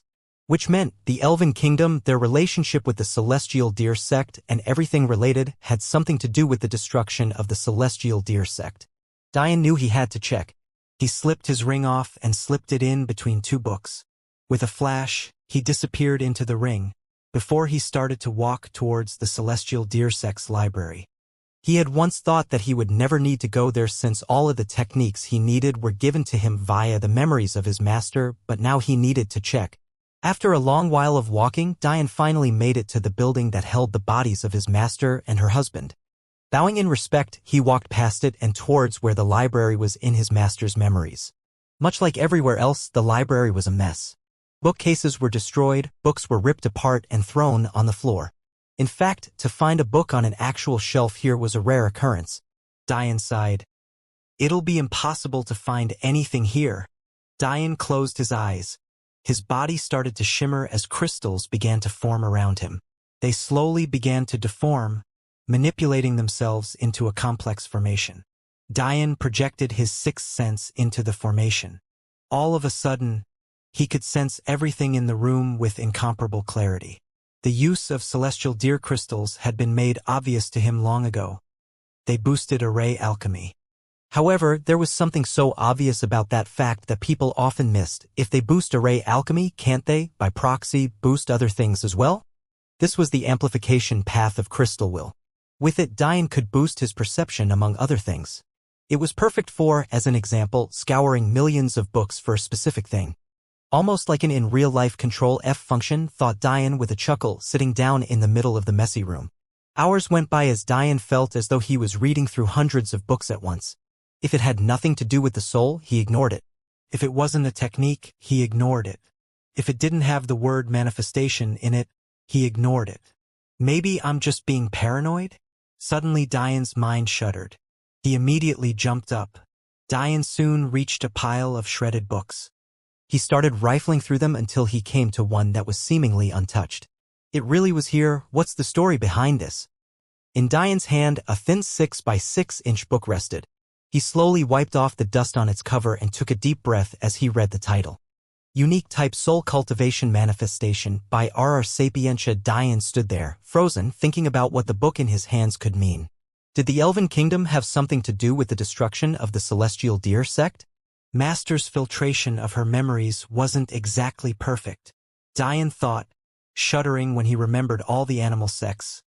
I can't be 100% certain that she meant to leave it out. She probably just blurred out everything Elven as a broad stroke, or else why would she practically handicap me? The soul manifestation technique would be and is something incomparably important to me. All Dian knew was that even if the Elven Kingdom itself wasn't involved, something from it was. He concluded that in filtering out everything that had to do with the sect's destruction, the 25th White Mother had accidentally left out important things. She couldn't be blamed for this, whether it was giving up her essence blood or transferring all of her memories, both greatly weakened her. This left her with a very short amount of time, a time that was even shorter considering she wanted to preserve some of her power to leave a bit of her soul in Dian. Originally, that soul strand was meant to ensure that Dian treated Little Blackwell, but it ended up being used to save Dian. Because of the time and weakness, the 25th White Mother decided that it was better to make sure everything important was blocked rather than accidentally leaving something behind that would be too impactful for a currently weak Dian. There's no real point in harping on this. I would have been cautious regardless, but now I'll have to intensify that. Who I can and can't trust is all a blur right now. It's best if I err on the side of distrust. Dian's goal for now wasn't to solve the mystery of the Celestial Deer sect's destruction. He accepted that there was a reason his master didn't want him to know just yet. What he didn't know was that a large portion of the reason those memories were sealed was not so Dian wouldn't see them, but so that no one else could see them. Either way, Dian settled on finding more about the current situation of the Elven Kingdom. There was no reason for such a seemingly prosperous kingdom to have so many orphans who received no help from the government. Unfortunately for Dian, government help was a strictly human world concept. But what he was right about was that it didn't make sense for a martial world government to not seek out outstanding talents within those orphans. Although Dian had no way of knowing now, none of the orphans he made a home for ever had an opportunity to display their talents. Something that was completely out of the ordinary. In the end, Dian decided to push all of these thoughts to the back of his head. He instead clutched the small and thin book, excited to see what his soul would manifest as. In fact, he thought he was about 90% certain of what it would be. While Dian was reading through books on the technique, he learned about how your soul had innate constitutions to it. These innate constitutions meant some people were more inclined to certain wills and technique types and paths. This happened to be the first concrete explanation Dian had for why he learned Sword Will so much faster than anything else. To him, since he had Demon Qilin and Celestial Deer essences, his speed at understanding those related wills should be the best. But somehow it only took him a week to reach the 7th level of Sword Will. If it wasn't for him purposefully slowing down his will depth increase in order to explore paths and begin creating his own style, he would have long since reached the peak of Sword Will and be an infinitesimally small distance away from an intent. But, as of now, Dian was just waiting for the appropriate time to burst through to the 8th and 9th layers. He was fully aware that he could do so whenever he wanted, but that wasn't important to him. All this to say, Dian was almost certain that the reason for his affinity with the sword was because of his soul. So, he was almost certain his soul manifestation would be in the form of a sword. something that excited him to no end. This way, I'll be able to use the sword much sooner. Dian looked at the regular sword on his back, sighing. He wanted nothing more than to use the jet black sword, but he knew it wouldn't be right to. Dian began to flip through the book. It looked like the technique itself was meant to circulate a pseudo-form of mind's eye or aurora to communicate with the soul. Dian nodded as he read through this. It made sense. The entire point of his aurora was to not only store his aurora flame but to communicate with his soul as a power fuel. It made sense to use the same sort of principle to manifest your soul. The reason it was called a pseudo-aurora was because the technique barely required the aurora to be open to a single %. Technically, not even 0.5% was necessary. Only the initial beginning was necessary, which meant no external resources but your own self was necessary. For a person not like Dian to open their aurora, they first had to make initial contact with their dormant aurora, opening it up slightly, before continuing to use treasures to increase its awakened percentage. At least half of the technique was about this awakening and communication process. Dian flipped through it quickly, obviously not needing it since his aurora was fully awakened. Very quickly, Dian reached the important sections. It described a meditation technique. According to the unique type technique, the method of communication between the aurora and the soul was different in any attempt to manifest the soul. While array alchemy used the soul as a power source, the unique type technique attempted to project the soul with the aurora as the power source, as counterintuitive as that might sound. Although Dian couldn't be sure, he assumed the differences in the method of awakening the dormant aurora was what might change a unique type technique into a singularity type. After memorizing the concept, Dian decided that it was best to meditate on what it meant. Although the first portion of the technique was highly specific in directing the actions one should take, the second portion was more like an explained theory. Essentially, the differences in approaches someone might take was also part of what manifested each soul differently. Time seemed to go by slowly as Dian pondered on the right means of soul to aurora communication. Eventually, days had passed before Dian decided he needed a change of scenery.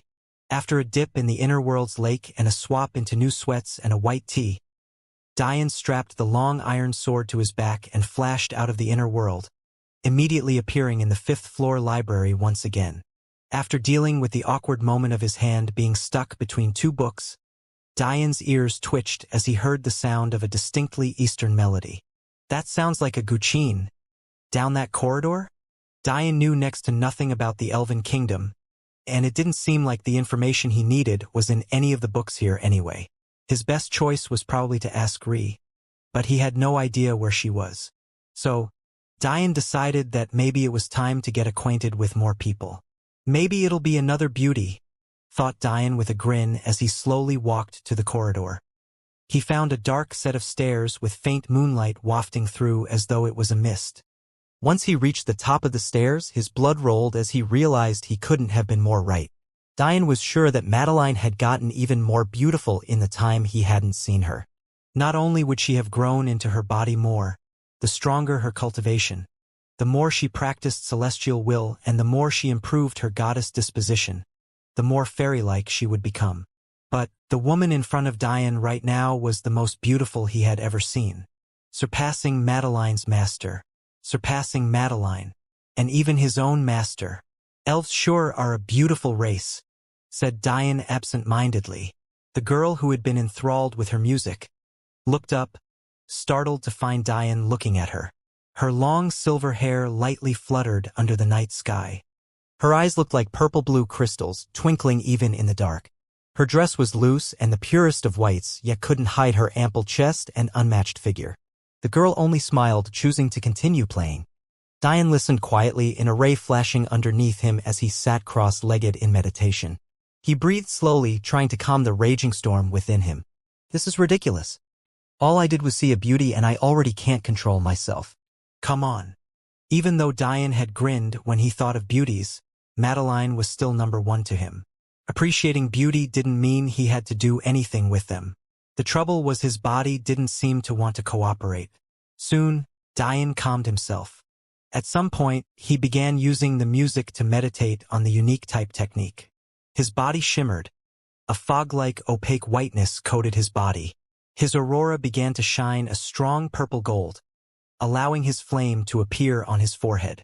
He slowly established a new connection between his aurora and soul. The aurora flames raged, getting brighter and brighter. Acacia Academy's inner world began to tremble. The girl looked up in shock. She had no idea whether she should continue to play or not, but it was clear that something amazing was about to happen. Diane's aurora lit the whole night sky. The inner world became as bright as day, flickering lights of purple and gold covering the academy. Elder Flyleaf awoke from meditation. So soon? Is it really him?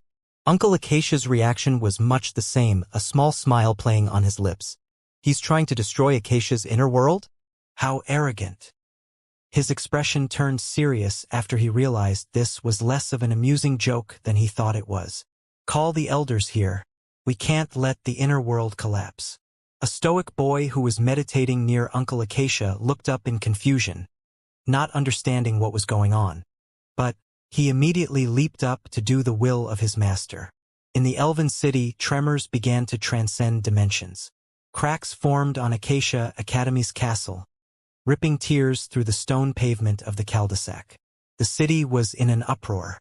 Citizens looked up in shock as lights of gold and purple began increasing in height. Dark clouds began to roll, blanketing the moon and fighting against the lights of Diane's aurora. Arcs of lightning flashed, dancing through the air as a pressure blanketed the elven kingdom. Uncle Acacia no longer had words for what was happening. Soul manifestation of this scale was rare. So rare that it only happened a handful of times every generation. Even now, each family might only have 1 or 2 geniuses of this scale. In 9 corners of the city, each of the major families looked up with serious expressions on their faces. Each of them clenched their fists, wondering which of the other 8 families had just birthed a genius. Looks like the race for the throne just got more complicated. No one knew who said it first. Or maybe they all thought it at once. But one thing was clear, none of them were resigned to this fate. Within the Acacia inner world, cracks were beginning to form in the sky. Blinding light seeped through them as swaths of space and time intense flooded into the world. A domineering aura washed over everyone. The sounds of thunder boomed, leaking in from the outside world. Arcs of lightning seemed intent on destroying the inner world along with Diane's aurora. Slowly, the white fog around Diane began to expand as well. The beautiful silver-haired girl watched on as best she could, protecting her eyes from the blinding light. Diane's clothes shredded to ashes and his sword flew from his back, almost as though the only thing worthy of being around Diane's aura right now was himself alone. His muscles rippled and flexed, beads of sweat running down them. But his face showed no sign of strain or pain. His handsome features were radiant as his hair shifted ever so slightly in the air. If one couldn't see the growing flames around him, you would almost think he had nothing to do with what was going on. Arrogance seemed to almost drip from Diane. The fog grew in size again and again, intent to dominate everything in its path. Boom! A massive hole was torn through the canopy of the inner world, allowing the entire elven city to feel the full brunt force of Diane's superiority. Space seemed to distort around his aura. Buildings creaked and the weak-willed hunched over, trying to stop themselves from kneeling to no avail. Experts grit their teeth as they felt the creaking of their knees. Who could possibly be so arrogant for their soul manifestation to have such an appearance? Everyone's thoughts were the same. Could there really be a person with such a personality? For your very soul to manifest such arrogance, this couldn't be faked. It wasn't some fake confidence brought by backing, or who your parents were, or what school you attended. It was an arrogance born of unyielding faith in oneself. Uncle Acacia could only smile bitterly. Who'd you bring here, little Ree? The torrent of space and time was being fought against by the elders. The skies of the academy filled with soul manifestations, but even with that, the crack seemed intent on spreading. Elder Flyleaf had beads of sweat falling down his forehead as he looked over at Elder Aranonidon. I'm glad at least one person is enjoying this, he said, looking over at Elder Flyleaf with a playful disdain. Ha ha ha ha ha. A booming laughter erupted from Elder Flyleaf. He couldn't contain his joy. The other elders looked over at the two in confusion. But there was no time to ask questions. If the school's dimension really collapsed, there'd be untold ramifications. Although there was a failsafe that ejected everything out, if it was used, a large portion of the surrounding area of Acacia Academy would be destroyed. However, Diane's soul manifestation didn't seem to care. The fog had continued to expand, reaching into the skies and shattering everything in its path. It split into two, vaguely taking form as everyone looked on in anticipation. Soon, there was one humanoid type of figure. The other seemed to take the shape of a pagoda. Is that twin manifestations? The beauty shuddered. The rarity of the manifestation scale was even more overshadowed by there being two manifestations. Geniuses around the city looked up, their eyes narrowing in contempt. So what if you have two manifestations? If you're only just awakening your soul, you're still too weak. The geniuses would have been right if Diane had been an elf. But unfortunately, he wasn't. To elves, soul manifestation was something done before even reaching the age of 10, with only a few exceptions. To them, there was nothing to worry about as of now. But there was a second reason they called Diane weak. A reason that couldn't be washed away so easily. To some, two of something might seem better if it was a good thing to begin with. But to a soul manifestation, two soul manifestations meant a split power. It meant two paths one could take. It also meant confusion and misunderstandings. Diane, no matter how rare his manifestation was, had a tough road ahead of him. The elders frowned, looking up at the slowly forming manifestations. "Can he really do this?" whispered Elder Flyleaf. He had no idea, and neither did the other elders. Only time would tell. However, all of their doubts seemed to be instantly shattered. The humanoid figure looked down at the city, almost as though he could hear the thoughts and misgivings of what he thought of as so-called experts. A piercing roar laced with musical wool boomed through the island, covering every inch and sending shivers down the spine of every living thing. A blood-red aura started forming around the pagoda as it seemed to fluctuate from 7 levels to 9, then to 12, and back to 7 again. It formed first. Tiles of red and black covered the structure. There were no windows, only a single black door that was slowly creeping open. There was a dense fog of red and black around it, shaking with a violent aura. The humanoid figure waved its hand towards the pagoda, causing a streak of light to fly towards it. A pillar of blinding white appeared in the vaguely shaped humanoid's hand, slowly spreading its light to cover the figure. Boom! A pair of what looked like massive wings appeared on the back of the humanoid. As the light became more and more blinding and the darkness of the pagoda loomed over the island. Just, what is that? Everyone gasped as cracks began to appear on the humanoid figure and the pillar of light in its hand. Some sneered, laughing at Diane's misfortune. Jealousy bred in their hearts like an infectious disease. So talented, yet you bit off more than you could chew. Now you'll be losing half of your soul. Such a shah, many couldn't even finish their thoughts. A resounding shock wave alternating between blinding lights and dreary reds and blacks sent wave after wave of domineering aura through the island. The cracks slowly began to grow, flakes of white slowly falling from the soul manifestation. Soon, a shocking sight graced the elven kingdom. There stood a man of incomparable handsomeness. He was like a celestial being with the domineering aura of a demon emperor. Majestic wings graced his back. One was a sharp and crisp black. No light could be gleaned from it. It was like an endless abyss of nothingness. The other was a blinding white, shining with incomparable brightness, reigning with absolute purity. 6 circles of flickering gold and black hovered behind the being. In the center of each, vague pictures that flickered in and out of existence could be seen. The only one that was clear was the one hovering just behind the figure's head. A sharp eye that seemed like it could pierce through anything. The other circles formed a hexagonal pattern behind the transcendent being, flickering in golds and blacks that complemented the black and red pagoda that loomed over everything. The pillar of light the figure had been holding became a sword. Domineering and dark, it flickered with lights of black and gold, an eerie fog dripping from it. The figure itself was naked, but slowly lights of black and red stormed out of the pagoda, wrapping the figure in a flaming darkness. If Ree had seen this manifestation, she'd immediately know that this figure, the one threatening to destroy everything with his mere aura, was Diane. At the center of the city, the commotion didn't go unnoticed. An untainted castle stood tall, covered in white marbles and green jades.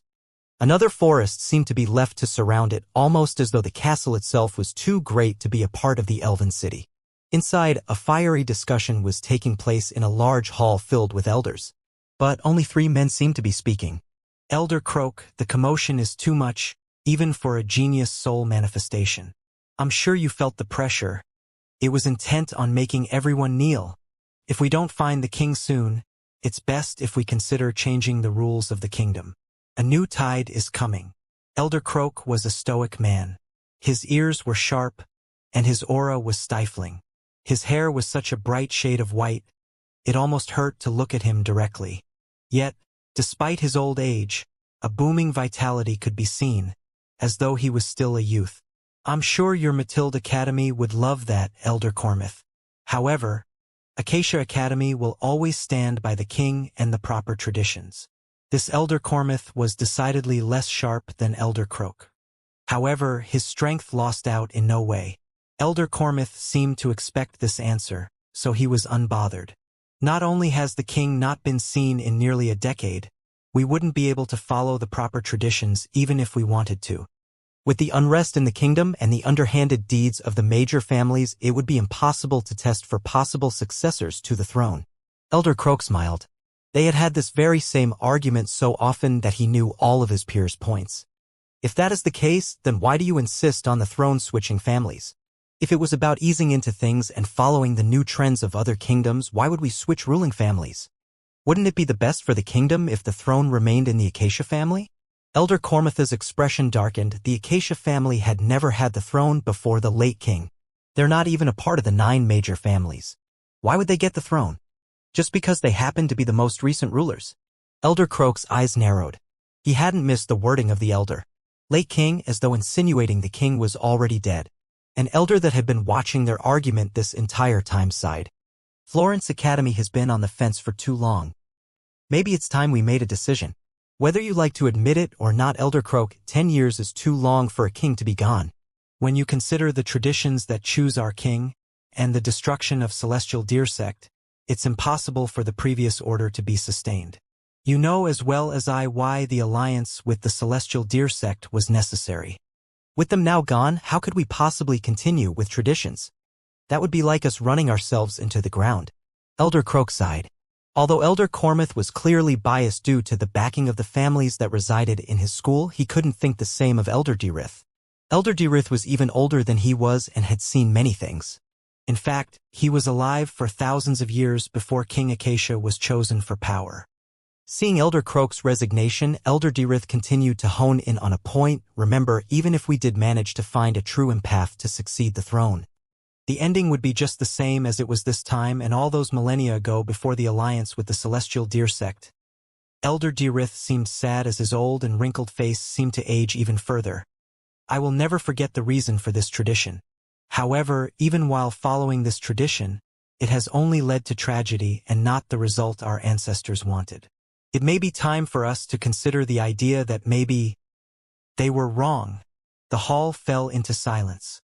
Just as soon as Elder Derith's speech finished, a massive stone tablet standing hundreds of meters into the air began to vibrate in the great hall. The elders gasped, watching with bated breath. A change in the upper region's manifestation tome? Elder Cormith's voice seemed to eke out, forcing its way out of his throat. His fists clenched. He thought that he was absolutely certain of who was making this change. It must be him. He thought with a smile. The Matilda Academy will flourish. A blinding light stormed up the tome, quickly reaching the upper portions. How about this? Said Elder Cormith with a smirk. If this soul manifestation reaches the first quadrant, that family will gain the support of you 2 elders in their bid for the throne. Elder Croak and Derith looked over at Cormith with suspicion. The first quadrant was not something to be taken lightly. The manifestation tome was split into quadrants, not rankings. It would be impossible to make a ranking of every manifestation ever. Thus, the manifestations were instead split into tiers. Don't be ridiculous, Elder Cormith. The first quadrant might be rare, but it isn't unprecedented. Many youths will reach that level in this generation. Many do in every generation. Elder Croak reprimanded. Elder Cormith's smile didn't fade. Just a joke. Just a joke. Soon, the blinding light reached the peak of the tome, forcing its way to the top. It really is a first quadrant manifestation, Elder Croak said softly. He was slightly bitter. Given Kormitha's reaction, it was likely this manifestation came from his school. But what really shocked the elders was that this light didn't seem intent to stop. Normally, once a manifestation reached its peak tier, it would stop and solidify. This would result in heaven's chosen name for the manifestation to appear on the tome. In addition, the aura of the words would make it obvious which family the manifestation belongs to, since the bloodlines of the major and subfamilies were so distinct. If there was no way of knowing who it was from, often it wouldn't matter. However, in special cases like the current king, his talent would link him to his ranking once he displayed his manifestation before the tome. Doing such a thing would result in the name of your manifestation being lit. However, this light seemed too arrogant. It wasn't content with being a manifestation of the first quadrant. It was ramming against the top of the tome as though there was another ranking. And shockingly, the tome kept growing taller and taller in response, giving way to the manifestation. Oh, this was the time that Diane's humanoid manifestation roared arrogantly at the sky. The manifestation shone brightly on the tome, covering the entire tome in a blinding light. The elders shook. The manifestation wasn't happy with the height of the tome was reaching. Or maybe the increase in height was too slow for it. The manifestation began erasing everything from the tome in its fit, almost to stare down in disdain at even past elven emperors and kings. Not even sparing unparalleled geniuses. Intent on wiping the entire history for the elves for the simple fact it didn't think they were worthy of being named with it. The stone tome began to shatter. No! The elders boomed. But it was too late. The blinding light of the tome began to intensify as the manifestation formed itself into words, burning its name into the sky and bursting through the canopy of the castle. Near the center of the castle, in a locked vault no one dared to enter, two statues stood on either side of a swirling portal. An eerie fog occasionally rolled from it, partially covering the sign that hung above. Dead King's Valley. Despite the majesty of the statues that seemed to stand guard, they slowly kneeled down and kowtowed. No one knew who their respect was for, and no one knew it had even happened, because in the blink of an eye, it was almost as though they had never moved at all. Back within the grand hall, the elders were shivering as they looked at the words left by the manifestation through the massive hole in the castle canopy. The tome had disappeared. This is just too much, the elders all said at once. In the city, everyone looked up at the words that hung above the castle. Despite their 2D nature, it seemed like it could be read from any direction. Almost as though the manifestation disdained the idea of anyone not understanding its arrogance. Almost as though it wanted everyone to know its name. There, in fiery letters, marking the elven sky, read the words, "You don't qualify to name me." The words continued burning in the sky. What the people looked on didn't know was that they wouldn't disappear for a long while. Diane smiled to himself. It wasn't that he didn't know what was happening, but more so that it appeared like a dream to him. He had no idea his soul manifestation had resulted in such a phenomenon. Although to everyone else this had been a simple process, to Diane, he was constantly monitoring the communication between his aurora and soul. The number of times he felt the connection nearly break was too many to count. In fact, it was rare to succeed on soul manifestation the first time. Often, the more powerful the manifestation was, the later in life it would be manifested. However, this didn't apply to Diane because his aurora was fully awakened. For instance, had he been aware of the unique type technique when he was 5 years old, he could have done it then as well, as long as he had a proper understanding of certain aspects of cultivation. Slowly, Diane's duo soul manifestation shrunk to a size more comparable to his true soul cultivation level. During soul manifestation, the manifestation would display power far beyond itself as it was heralded into the world. But, after the process was over, its soul power source would be the soul of its owner. In the end, the sword in the hand of Diane's manifestation disappeared into the blood-red and black pagoda. The figure loomed at 5 meters tall, while the pagoda shimmered in the air domineeringly at 20 meters tall. They slowly faded out of existence as Diane opened his eyes to find the purple-blue-eyed beauty watching him intently. His sweat-drenched body rippled as he felt his muscles flex as though they were getting used to a newfound power. Diane smiled a warm smile. "Hello." The beauty smiled, looking down. Diane tilted his head in confusion until he noticed a distinct breeze. He chuckled. "You're quite bold, Silver Fairy." "I'm quite happy to be here for your viewing pleasure." The girl's light laugh filled the library's rooftop as the last light of Diane's aurora faded out of existence. "Are you even aware of the commotion you just caused?" Her voice was light and inviting, still carrying a hint of amusement. Diane stood, causing the girl's curious eyes to scan him once again as he slid on a new pair of sweats, lamenting the fact he had lost a pair until he realized he could just make new ones with his essence stage aurora. Diane chuckled to himself, using array alchemy to make sweatpants? Who would have thought? What commotion was that? Diane asked, curious as to what she meant. The silver-haired beauty didn't seem to be paying attention as she studied Diane's handsome face. Suddenly she started as she noticed his ears were distinctly human. "You're human. It's rare to see someone as handsome as you even in our kingdom. I didn't expect that," she said with a smile that seemed to outshine everything else. Diane could still feel endless heat coming off of himself, so he forewent the shirt and instead sat on another array, facing the beauty. "Elves really are a beautiful race," he said softly. Diane was imperceptibly radiating a domineering will. Usually the silver-haired girl wouldn't be so bold, but Diane's demonic will was affecting her emotions without her realizing. The girl shook her head gently as Diane thought about how beautiful Madeline would be when she reached her age. He shivered in excitement. "You're looking at me but thinking of someone else?" The girl's lips pouted slightly. She was quite adorable. Diane chuckled. "A woman's intuition is truly something else, or does it have to do with your cultivation?" The girl smiled mysteriously. "Why don't you tell me about her?" Diane smiled, thinking back to the elegant young lady. Her brunette hair in a bun and her crystal-framed glasses accenting her shimmering gold eyes. "I'm quite conflicted. My mother always taught me to never speak of other women in front of one.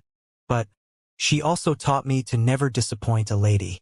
What do you think I should do?" "Your mother sounds like a woman that managed to be your father's only wife. I would have liked to meet her," she said with sympathy in her eyes. Diane smiled, becoming even more intrigued by this woman.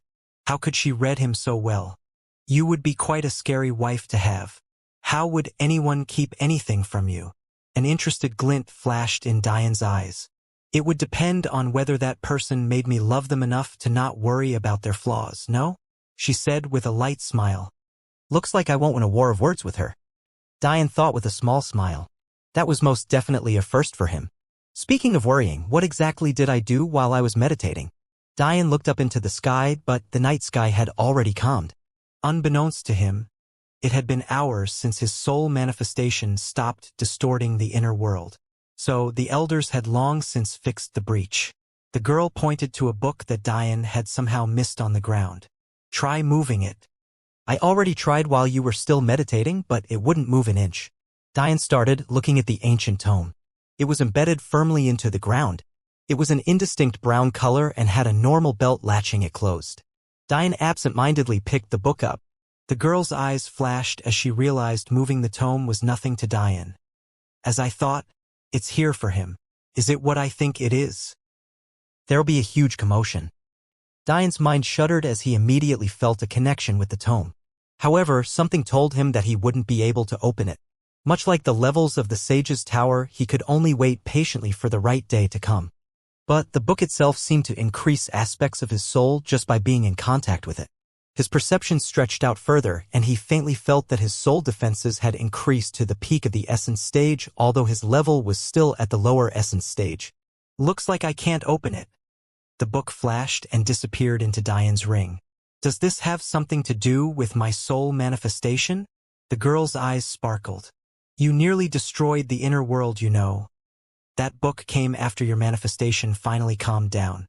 "You know, it isn't polite to want a girl to kneel by force," she said in a slightly seductive tone, still feeling the effects of Diane's demonic will. Diane's blood rolled, raging to the soft words of the beauty in front of him. "Kneel?"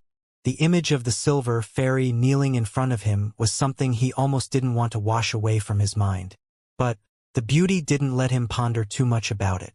With a smile, she rose into the air, floating away. "I look forward to seeing your performance at the first-year ranking assessment, although it doesn't seem like there'll be much suspense." Diane raised an eyebrow. First-year ranking assessment? I guess it's about time I actually do school-related things, HM? Maybe this time it won't get thrown off the rails by people trying to kill me. Fate seemed to look down, chuckling at Diane's wishful thinking. I'll need to be careful of that beauty. My standards have to be higher than this. Diane wanted nothing more than to only have Madeline in his heart. But, at every turn, there was a new beauty forcing his essence blood to rage. It was getting annoying. That aside, he could only blame himself for his flirtatious personality. But, to Diane, just flirting with a girl had nothing to do with having feelings for them. He was determined to respect Madeline above all. If a woman wasn't at the very least willing to resign themselves to a life they abhorred in order to honor the life they thought he gave up for them, they weren't worthy of standing with Madeline as one of his wives. With that thought, Diane stood, floating down directly from the roof and towards his room under the night sky. It had been too long since he had truly slept. The next day was meant to be the ranking assessment for the newly admitted students, however. Diane didn't show up. He was in a deep sleep he wouldn't wake up from for days. Jade, why did you drag me to the first-year assessment? A girl stood near the Silver Fairy, indignant at her longtime friend. Jade smiled a smile that contained a slight bit of disappointment, same reason the headmaster was here. She said softly. The girl who stood beside Jade was in no way inferior in terms of beauty. Her hair was a striking blonde that matched her gold eyes, the telltale signs of a member of the Ingram family. But now her beautiful features went from a cute pout to a thoughtful expression. It was indeed odd for the headmaster to come to a first-year assessment. Did they enroll a genius recently? But none of the first years had displayed talent warranting that kind of attention. Of course, there were some geniuses, but no more than there would be in any other year. She can't possibly be here for Sebastian, right? Suddenly she flashed a bright smile. Did our resident beauty fall for a first year? A first year okay with standing up such a beauty? I must meet him. Her grin widened as she studied Jade's reaction. Jade pouted silently, giving her friend the side eye. Oh my, how scandalous. I wonder how the EO stray heads would feel about this. The girl with golden eyes jogged away before her friend could hit her. But the hit she was expecting never came. She instead turned to find Jade with an evil grin on her face. You'd better be careful, Celine, or else you'll fall too. Celine raised an eyebrow, but never lost her bright smile. The crowds of first years looked on in awe at the upper year goddesses. They were the only upper years there, and everyone wondered why they would come to such an event. However, Headmaster Acacia looked down with a knowing smile. It seems I'm not the only one who's disappointed about the results today. He shifted his gaze away from the beauties to the sky, training his sharp gaze on Elder Flyleaf and Elder Aeronauton. The two of them could only smile bitterly at having been noticed. Soon, the news spread about the appearance of Jade and Celine. However, what really stirred the upper years was the fact the headmaster had showed up too. But what confused them all was that there was nothing different about this batch of first years as compared to previous years. The champion, Sebastian, wasn't any better than the champion of previous years. So, the question on everyone's mind was the same: who was intriguing enough to make the school's top beauties and the headmaster move? They all collectively decided that they'd witness the coming assessments as well, just in case there was a reason. However, when the second-year assessment came and went, there was still no significant news. However, the crowd continued to grow. Headmaster Acacia and the beauties continued to show up. In fact, the number of beauties had increased. Opal Conventine had joined Jade and Celine in observing their juniors, which left everyone intrigued. Soon, it was the eve of the final assessment, the assessment of the Academy's utmost seniors, those who had studied for 4 years and were ready to continue on to their own campaigns. However, Diane was oblivious to all of this. His body was still radiating heat as his spatial ring glowed. Within, the tome was floating gently, bobbing in the air. The connection between Diane and it increased slowly. Boom! The belt of the tome snapped open. The pages rapidly fluttered, but a trained eye would see that they were all blank. The book continued wildly flipping until eventually, it settled on the very first page. A blinding light erupted from the book, slowly shrinking to fit the corresponding words that were being imprinted onto it. Soon, on the end of that third day, the eve of the final assessment, a godly technique was inscribed onto the first page of the manifestation tome. The words slowly stopped shining bright, leaving an elegant script that read the words Inner World, Sanctuary. Despite it being a technique, there were no words describing it beneath the name. Instead, the most complex array Diane would have ever seen was inscribed below it. If you looked closely, the array itself had shifting parts. It wasn't frozen like the arrays Diane had drawn till now. Each shift in gear or line resulted in a qualitative shift of the entire array, resulting in an incomparably complex system of movement. However, this was the only explanation to be had. The tome closed itself arrogantly, clasping its belt. It radiated a conceit that only paled to Diane's manifestation, almost as if to say, "You think I don't have the right to name you? Fine. Let's see if you have the right to be my master." Diane smiled in his sleep, unworried by the tome's challenge. A demonic will emitted from him, causing the book to shudder. It seemed like Diane's confidence couldn't be shaken by something too trivial. Rhythmic breathing filled the room once again, as Diane's body went back to a regular temperature, allowing him to truly rest for the first time. What he didn't know was that the radiant and revitalizing lights of the tome had caused the bodies within Diane's ring to shift, ever so slightly. That night, Elder Cormith was looking towards his disciple with a large smile. Although he was only his master in name, the elder still took great pride in it. "Your soul manifestation was so domineering. The words have still not disappeared. Anyone who tries to go near them is severely burnt." Elder Cormith's boisterous laugh filled his office. A quiet young man with gray skin and striking red eyes nodded slightly, his arrogance clear to all. His features had a devilish handsomeness to them that even matched Diane, although his charisma was lacking. His hair was long and a striking black that reflected no light. His eyes seemed to pierce through the essence of everything as faint ripples of his soul shimmered around him. Last night he had manifested his soul after 16 years of trying. Finally, in his 21st year of life, he succeeded in manifesting his soul. The display was grand and unmatched. This young man, Zalterish Sijbrit of the Sijbrit major family, had all rights to be arrogant. He was an unmatched genius.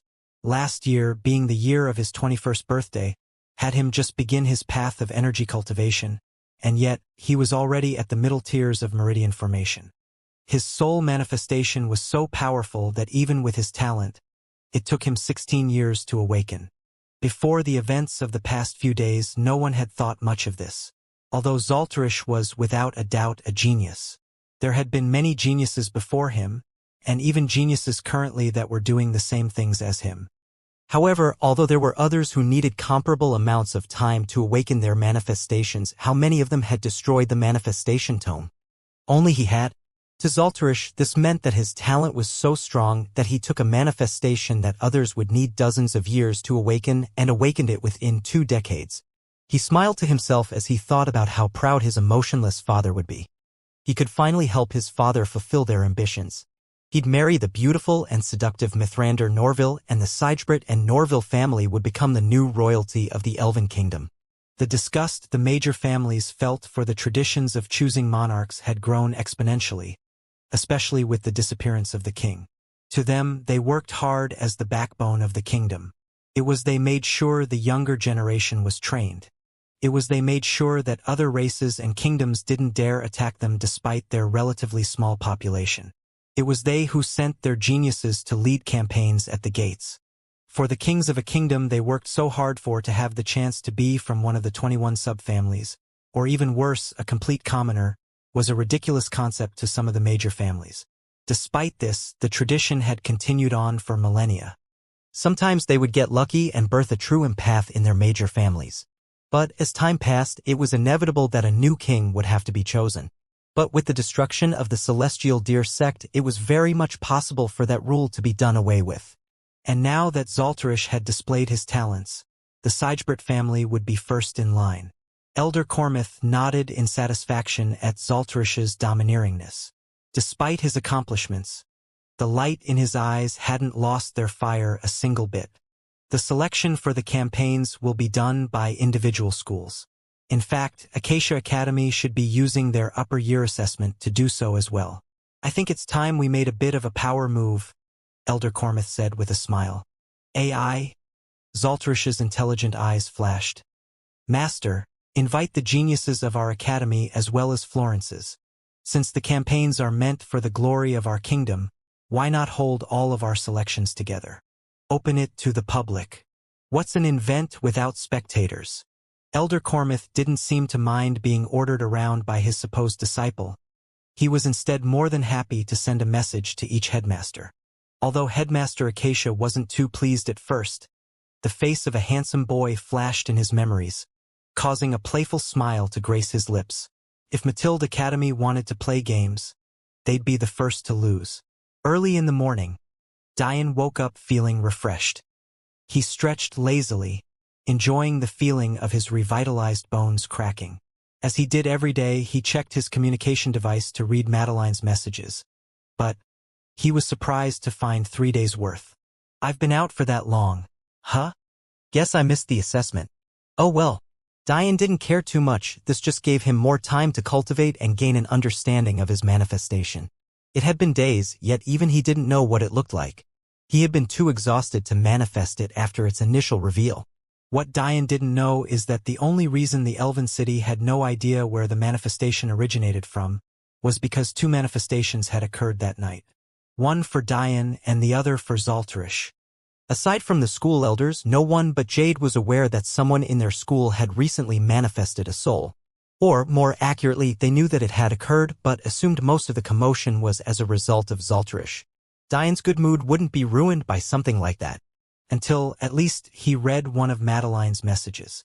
It was about Meiying and Chunglei. It seemed that the Bai family had gone through with the wedding.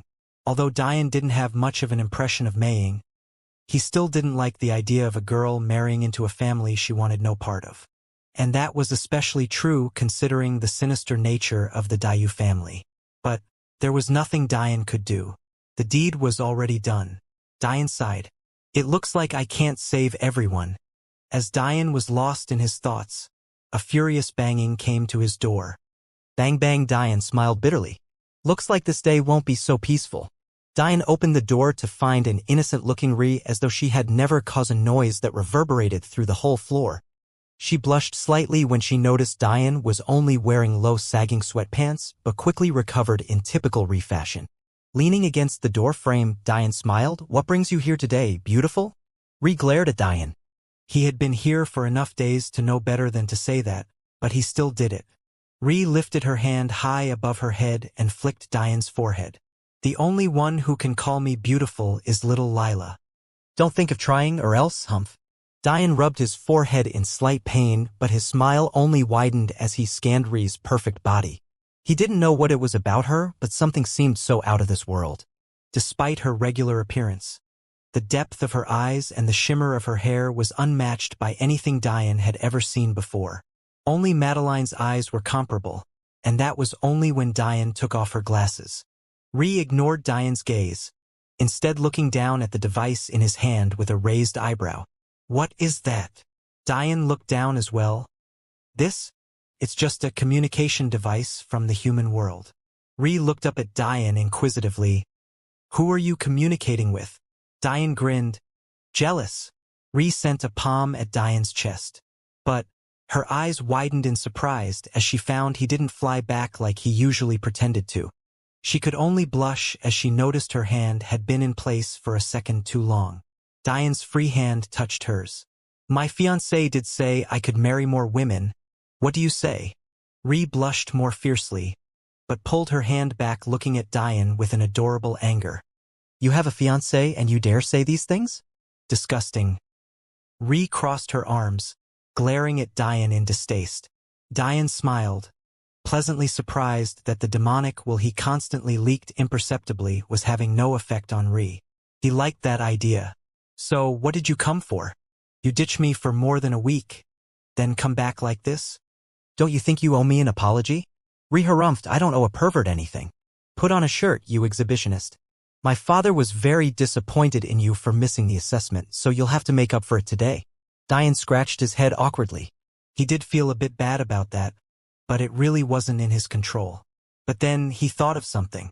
How am I supposed to make up for it? Ri shrugged, her cropped armor lifting her chest up and drawing Dian's eyes. He just said to show up to the upper years assessment. Dian looked intrigued. Upper year? Will you be participating? Ri looked up at Diane almost like she was looking down at him. Why would I need to participate in something so ridiculous? Assessments are for regular people like you, she said with a wide smile. Diane laughed. He knew this wouldn't be as simple as Ri was making it out to be. Something she'd know had she seen his manifestation. Diane's hand flashed as a white shirt appeared in his hand. Unknown to Ri, a formation appeared beneath both of their feet, carrying them off into the air. Ri looked down, realizing she was no longer on the ground, and could only shake her head. This guy is so over the top. Diane looked down at Ri, who was no beside him, as they soared out one of the openings of the second floor and into the large and open inner space. Are you sure you won't reconsider? Ri looked up in confusion. Reconsider what? Me calling you beautiful, of course, Diane said with a grin. Ri hit Diane's shoulder. Your words are decidedly less pure than Lila's. Have you even been back to visit that little girl? She misses you. Diane thought back to the adorable little 5-year-old girl with the beautiful eyes and long diamond pink hair. I haven't been back, but I'm constantly keeping tabs on the situation through Little Black. Oh? You can establish a mental link with Little Black. He must not be an ordinary beast then, Ri said thoughtfully. Diane smiled. He was aware that only the best of beasts had strong enough talent to allow mental links. Weaker creatures would die from the strain. She really means it when she says you're the most beautiful girl she's ever seen, you know. I never hear her say that about anyone else, even her favorite nanny, Ms. Everdeen.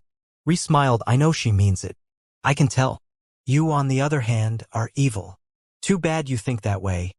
Ri didn't know why, but she trembled when Diane said her name. Because I really mean it when I say it too. Ri looked over at Diane, expecting to see his normal playful grin, but he wasn't even looking at her. His eyes were focused ahead, a light smile playing his features. Ri smiled but said nothing. While Ri and Diane were slowly making their way to the now grand event, the geniuses of the major families and academies were arriving. Uncle Acacia could only shake his head and sigh. He had told Ri ages ago to go and get the boy, but it seemed like she had late tendencies comparable to even Diane. Near the center of the large square structure's inner space, a coliseum rose out of the ground. It had almost a kilometer-long radius and rose higher in the air than even the structure that surrounded it. In a high-up structure around a table, Headmaster Acacia sat with 2 other headmasters of comparable demeanor. Matilde Academy was headed by a member of the Grimbold major family, a stoic man with broad shoulders and striking red hair that denoted their family. Florence Academy was headed by a member of the Noden major family.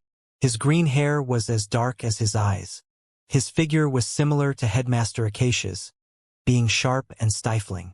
Beside them sat their grand elders, the men who had been at the castle just a few days ago. Unfortunately, due to the letters in the sky, the castle was no longer habitable. They could only wait for the words to dissipate. Since they could no longer debate the lay of the Elven Kingdom, they decided to witness these events under Elder Cormith's goading. So, Elder Cormith, what was your reason for intruding on our assessment ceremony? Headmaster Acacia spoke with little respect in his voice. He had spent years listening to this very same man shame his elder brother's rule. Thus, he had little patience for his antics. A cold light flashed in Elder Cormith's eyes. He was a grand elder of an academy. He was among the most powerful martial artists in the kingdom, and he had major sway in the moves the kingdom made. Yet he was being looked down on by a commoner who only had rights to lead an academy due to a brother that was nowhere to be found. However, remembering his purpose, he once again smiled. No need to be so anxious, Headmaster Acacia. All you need to do is allow your proceedings to continue. After they've finished, there can be a friendly competition between our schools. After all, we all have the same goal here, no? Headmaster Grimbold remained silent. Although Cormith represented his academy, it was clear that he wasn't supporting the Grimbold family. If anything, he was directly opposing them. Despite the tension, Elder Dirith and Headmaster Noden remained expressionless, as though the worries of the kingdom had nothing to do with them. Headmaster Acacia lightly smiled. We'll begin once everyone is here. I don't think a Grand Elder of the Matilde Academy has a right to dictate the start of an Acacia Academy event. No. Elder Cormith's face froze, but he didn't respond. He instead looked down towards the collection of geniuses. Comparing them to what Acacia Academy had to offer, he chuckled to himself. In this current generation, Acacia Academy only had 5 notable geniuses. The 3 beauties, Jade, Celine, and Opal. In addition to the disciple of Headmaster Acacia, an orphan he named Ezen Acacia. The final was a lad from one of the 21 subfamilies, the Benes family. This was truly a poor showing, especially since females rarely chose to campaign, although there were some who did. Often, their families wouldn't allow it. Actually, Acacia was the exact exception to this. She had expressed her desire to do so from a very young age. However, she was still too young, and no one was aware of what her talents were. She never showed up to assessments and had never fought anyone of note. The only thing that might speak to her talent was her family lineage and the fact few dared to comment on her normal appearance. However, to Elder Cormith, this was trivial. He never had the Acacia family on his radar because they hadn't even been good enough to be a subfamily until Headmaster Acacia's brother became king. And now that that king had disappeared, what role would the Acacia family ever play again? In the Colosseum seats, countless voices could be heard. Many of them were from Acacia Academy, looking down at the geniuses as well. The suspense of this event had been building for many days now. The headmaster had been appearing at assessments he usually never attended. The beauties of their school came to witness these same assessments.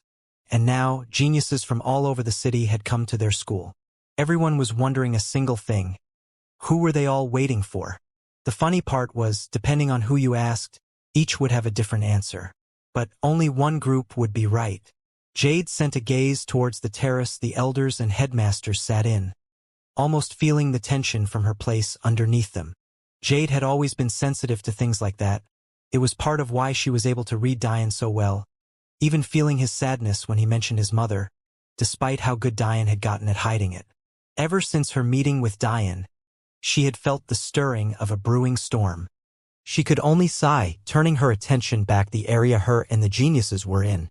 The area was actually an interruption in the seating areas of the Colosseum. Split into an upper and lower area, the geniuses were actually in a lobby-type area with a partial covering above to separate them from the elders above them. They sat in discrete groups, but it was clear that Jade and her group of beauties were the center of attention. After more than 2 decades of life, Jade had long since learned to ignore this, as did her friends Celine and Opal. The girls were a beautiful arrangement of complementary colors. Jade was dressed in her normal stainless white gown that hung loosely to her outrageous curves. Celine's golden hair seemed to glide gently back and forth across her shoulders along with the wind, wearing a beautiful yellow dress. It had an elegant design, revealing her slender shoulders, but delicately gracing her neck with a flowery arrangement. Opal was the more reserved and petite of the 3. Her hair and eyes were both a deep and dark green.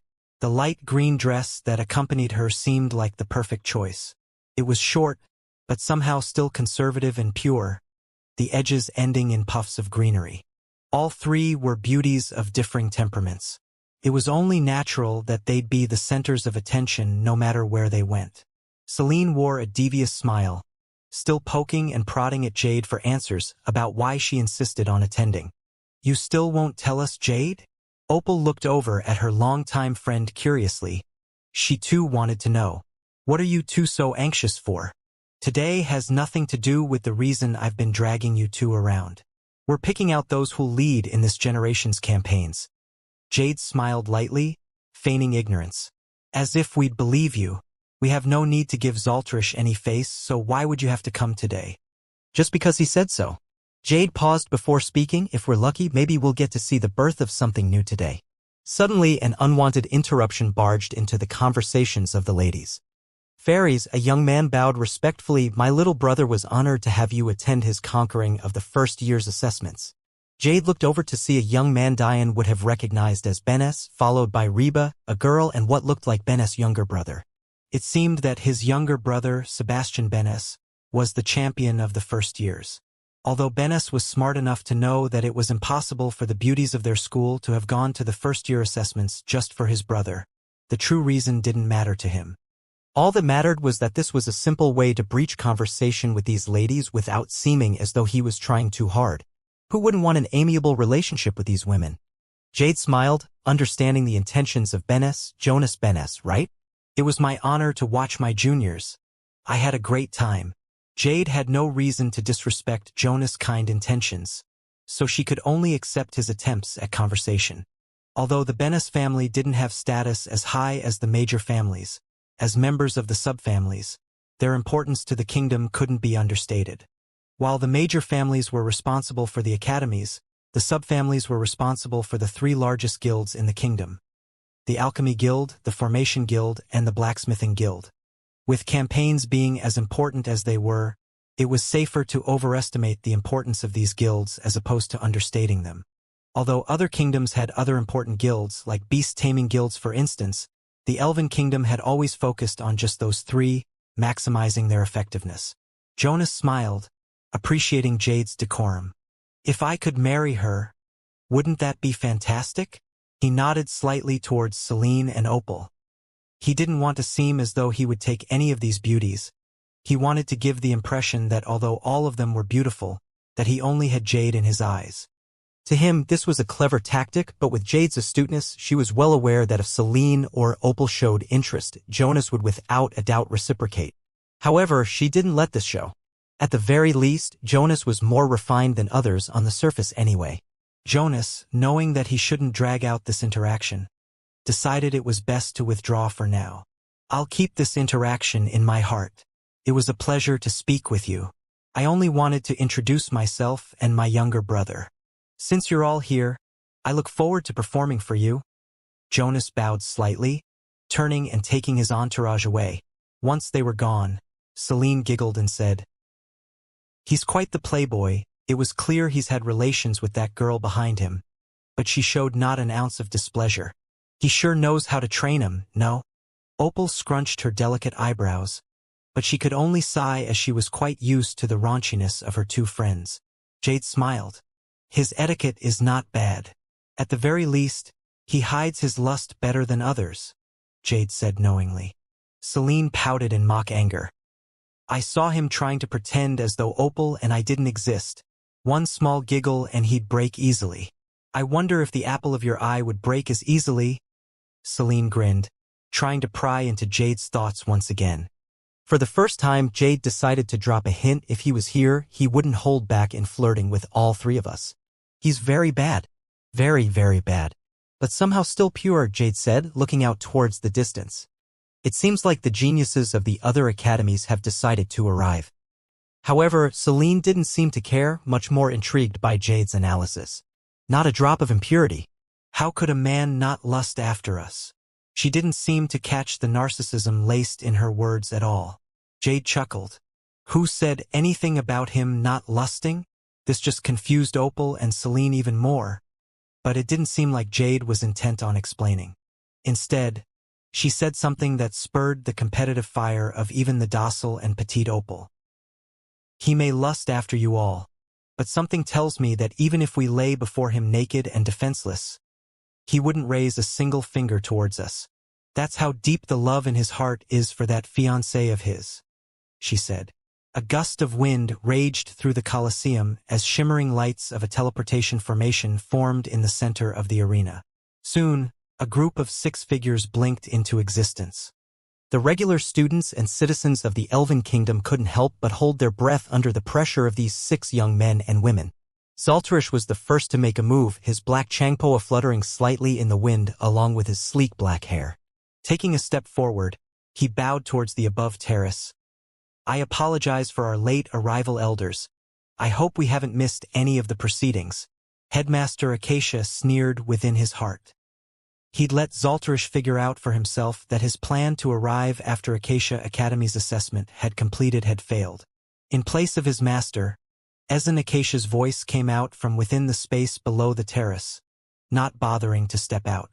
"If you'd like to witness the proceedings, you can sit within the audience, or you can sit among us here. You haven't missed anything. Master has yet to announce the start of our assessment." His voice was faint, yet held a powerful disdain and pride. Although Zaltarish was a bit disappointed that his plan had failed, it didn't matter too much. What really bothered him was the fact an orphan had the audacity to speak with him like this. But he felt it was beneath him to show displeasure for such an insignificant figure. So, he ignored it, deciding to instead smile and nod appreciatively. Turning towards his fellow geniuses from Matilde and Florence Academy, he smiled again towards a particularly striking and seductive beauty, Mithrander Norville. Although many had been stifled by the arrival of the geniuses, after the initial shock, not a single pair of eyes could be found looking anywhere else but towards her. She constantly wore a playful smile, coquettishly luring everyone's gaze towards her. Her hair was a pure white, without impurities and blemishes. Her eyes were like red and clear rubies that seemed to twinkle from every angle. Her dress was tight, short, and revealing, leaving little to the imagination.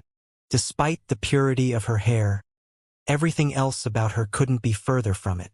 Her chest nearly spilled out of her dress, a deep ravine of soft flesh that gently bounced with her every movement. Her hips were wide and flexible, seductively enticing gulps from even some women. Her ass was plump and soft, nearly falling out of her short dress. And yet, in all of this, no movement seemed to let anyone see any more than what she wanted them to see. Despite the beauty of Jade, Celine, and Opal, whether it was because Mithrander was so seductive, or because she was truly more beautiful, their lights seemed to have dimmed.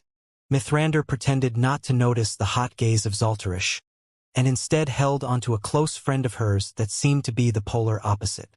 Although she was just as seductive in her wardrobe choices as Mithrander, whether it be her eyes, hair, or wear, they were all a deep blue.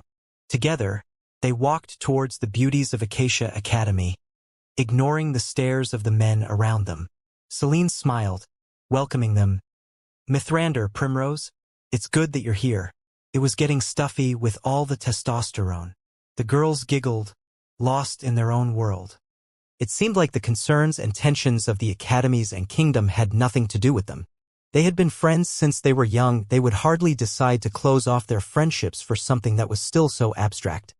Zaltarish didn't seem too bothered by Mithrander ignoring him. He instead smiled towards the terrace and walked towards its lower level along with the rest of the male geniuses, none willing to lose to the other.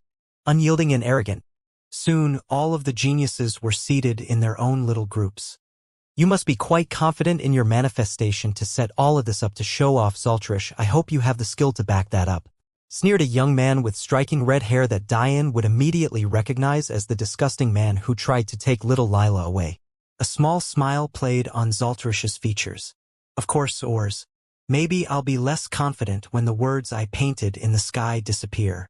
The geniuses froze when they heard this.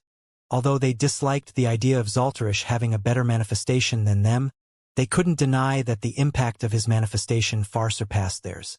A young man whose hair was long, and the lightest shade of green laughed lightly. It's a shame to have such a manifestation and yet still not receive the favor of Mithrander. Zaltarish sneered on the inside. Only he was fully aware that he was already betrothed to Mithrander. In fact, he had been for a long while. The Norville family usually chose partners early since it was very beneficial for their singularity-type technique. The only exceptions were their utmost geniuses who chose later in life. Although Mithrander qualified to be among their utmost geniuses, it was all the more reason why Zaltarish was chosen as her partner. This was only kept secret because marriages between major families had never occurred. Often, they would intermarry among distant branches of their families, meticulously ensuring that those branches never tangled too much. Separations of 5 or more generations was usually within acceptable limits. Now, affairs were a completely different question. While the main spouse was chosen among branches in order to maintain separate branches to sustain the main bloodlines, relations between different major families and even subfamilies weren't rare. The reason the latter option wasn't a possibility for a primary spouse was because this significantly dropped the percentage of a child manifesting the major family's bloodline. This sustaining of the main bloodlines is what was responsible for every true member of a major family having a distinctive hair color and eye color, although these were only the surface results. The more important results had to do with their manifestations and innate constitutions. meaning it was very possible for a commoner to share their hair and eye color but have none of the benefits. Thus, an initial marriage between branches was necessary to make sure a child carrying the main bloodline was born. Then, extramarital affairs were practiced. Despite their low chance of producing a child of the main bloodline, it was ensured that should such a child be born, they'd be able to start a new branch of the major family so that future primary spouses were always abundant. In layman's terms, a union between members of the same major family meant a near 100% certainty that the child would carry their main bloodline. A union between members of differing major families was practically a toss-up as to which bloodline would be manifested. A union between a member of a major family and a subfamily would result in a higher likelihood of the bloodline of the subfamily being manifested since, while the percentage chance of a major bloodline manifestation would drop, and so on and so forth. This aside, it went without question how game-changing a marriage alliance could be. It went beyond just an extramarital affair, which was why the relationship of Mithrander and Zaltarish was kept secret. It wasn't yet the right time to reveal such a connection. A young man who seemed to be sharp and serious with his black hair and eyes actually burst out into a laugh. "Mithrander, she'll definitely be one of my partners. Even if it takes 1,000 years, I must taste her." Zaltarish sneered. "So bold, Darkassan. Why don't you go tell her that?" Darkassan paled, glaring at Zaltarish. "You know exactly what happens every time someone tries to flirt with her. Do you think I want to end up as a dog, wagging my tail on all fours? If you're so eager, you go." A light green-hair male laughed. "I, Kimmel, have never been afraid of such a thing. It's only about waiting for the right opportunity. You can't possibly interrupt a woman while she's enjoying a chat with her friends, right? The best time is after you've helped them with something difficult." Ors shook his head, sneering. "How is that any different from being a dog wagging their tail? Knowing Mithrander's manifestation, what male would dare have thoughts on her?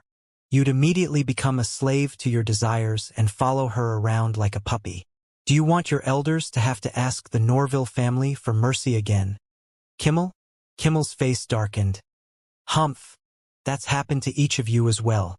Even our elder brothers have fallen slave to her at some time or another. Why would you try and pretend like it's only ever been me?" Darkassan's laughter rang out again. "You happen to be the most recent, that's all. How was it, Kimmel? Did she at least let you wash her underwear?" Kimmel could only grit his teeth, not wanting to remember the most humiliating thing he'd ever experienced. He had tried to flirt with Mithrander, only for her manifestation to make him completely lose his mind. If it wasn't for the Noden family elders, who knew how long it would have been before he regained his senses, or she allowed him to go. Zaltarish sat, smiling at all of this. Although he had once fallen under Mithrander's spell as well, it was obvious that she wouldn't do something too bad to her future husband. She only made him hand-wash some of her undergarments and rub her feet, which was definitely not a bad experience at all. Time passed by slowly. After half an hour, the elders and geniuses were beginning to get restless. Due to the inclining nature of the Colosseum, it was quite easy for the geniuses to see the elders above them and vice versa. So, it was all the clearer how inactive Headmaster Acacia was. He seemed to have no care in the world, content to sit and make idle talk with the elders he deemed worthy to speak to. When Grand Elder Cormith was about to ask about the start of the tournament again, a light laughter filled the Colosseum. "You can't be serious, he was that much of an idiot?" Ree was smiling brightly, drifting slowly into the Colosseum beside Diane. "Truly." He stepped out with his slaves right in front of the Ragnar clan's idiot, Elaf. "Only thing I regret is that even in his death, he had no idea that he brought about the destruction of his branch." Diane shook his head. They seemed oblivious to their surroundings, happily chatting. The geniuses raised their eyebrows.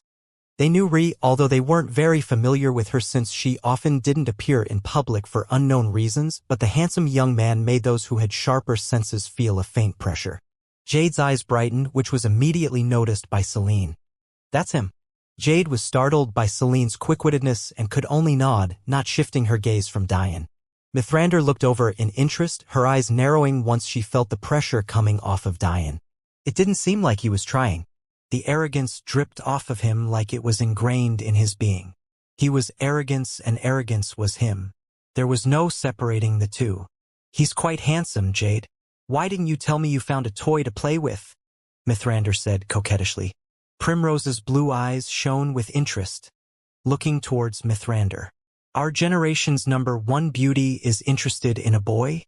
Be careful or you might get him killed before he has a chance to become worthy of something like that. Suddenly Opal noticed something, causing her to take a breath in surprise. He's human? Her voice was soft, but everyone seemed to hear it.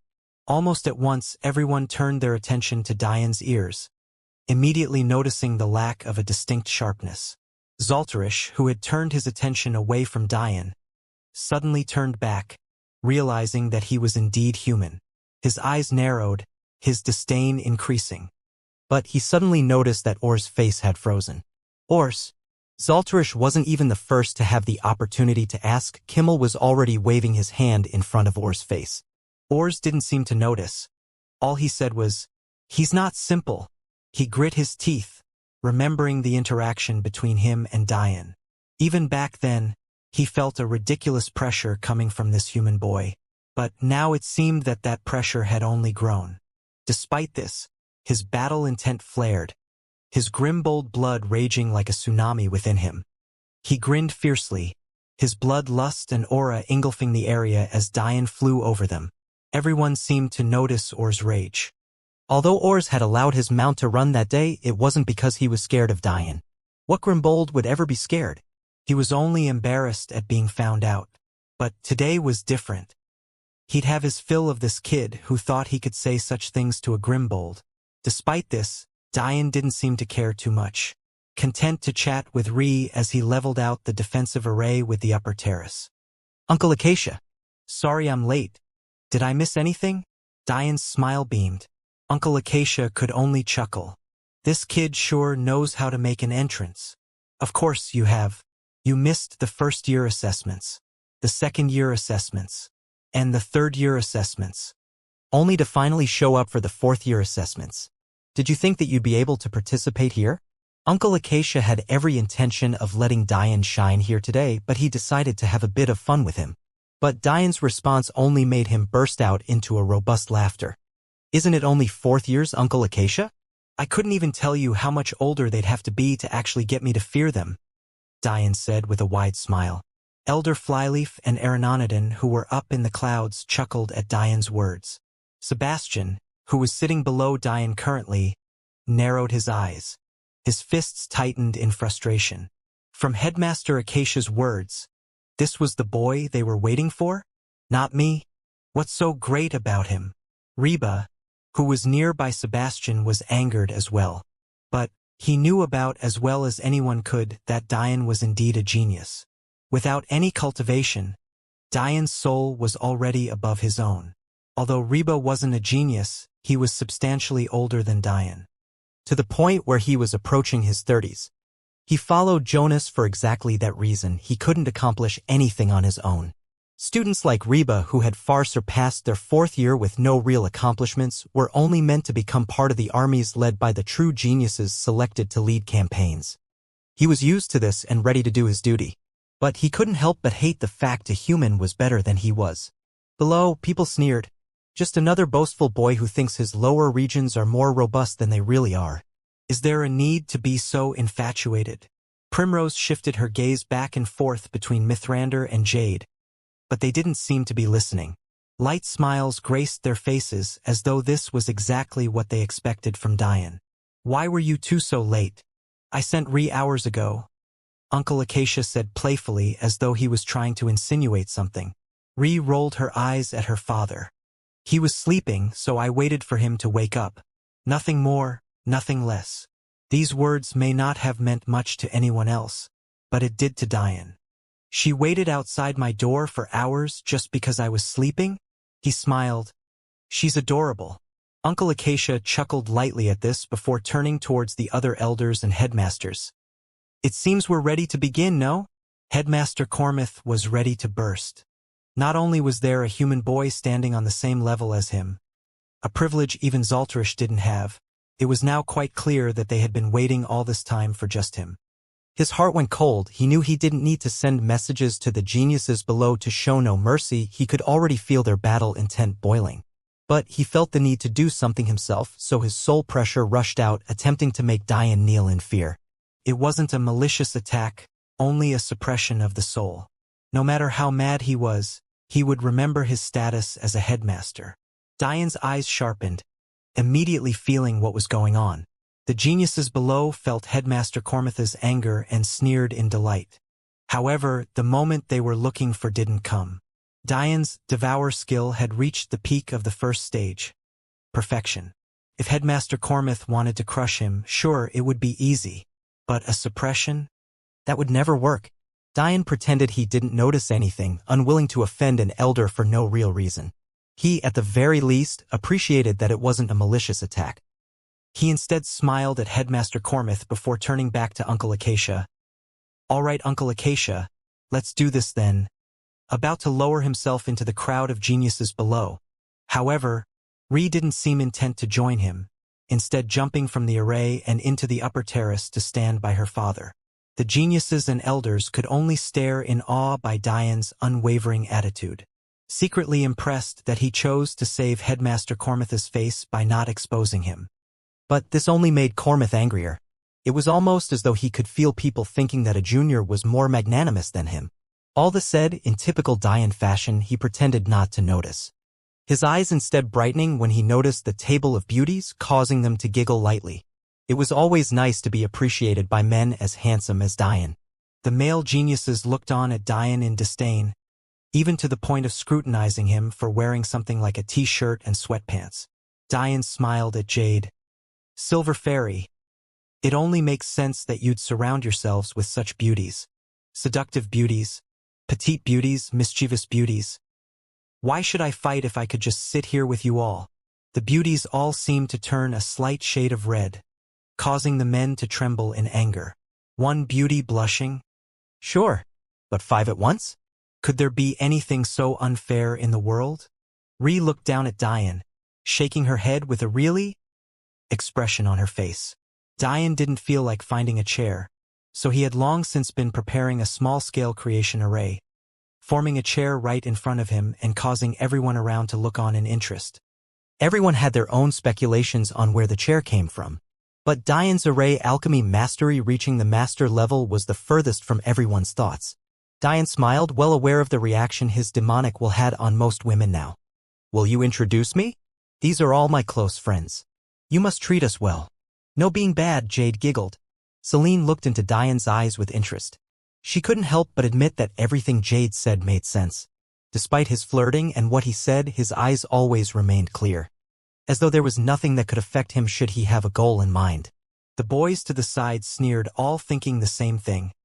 "I hope you'll enjoy being controlled by Mithrander," introducing all the girls one by one.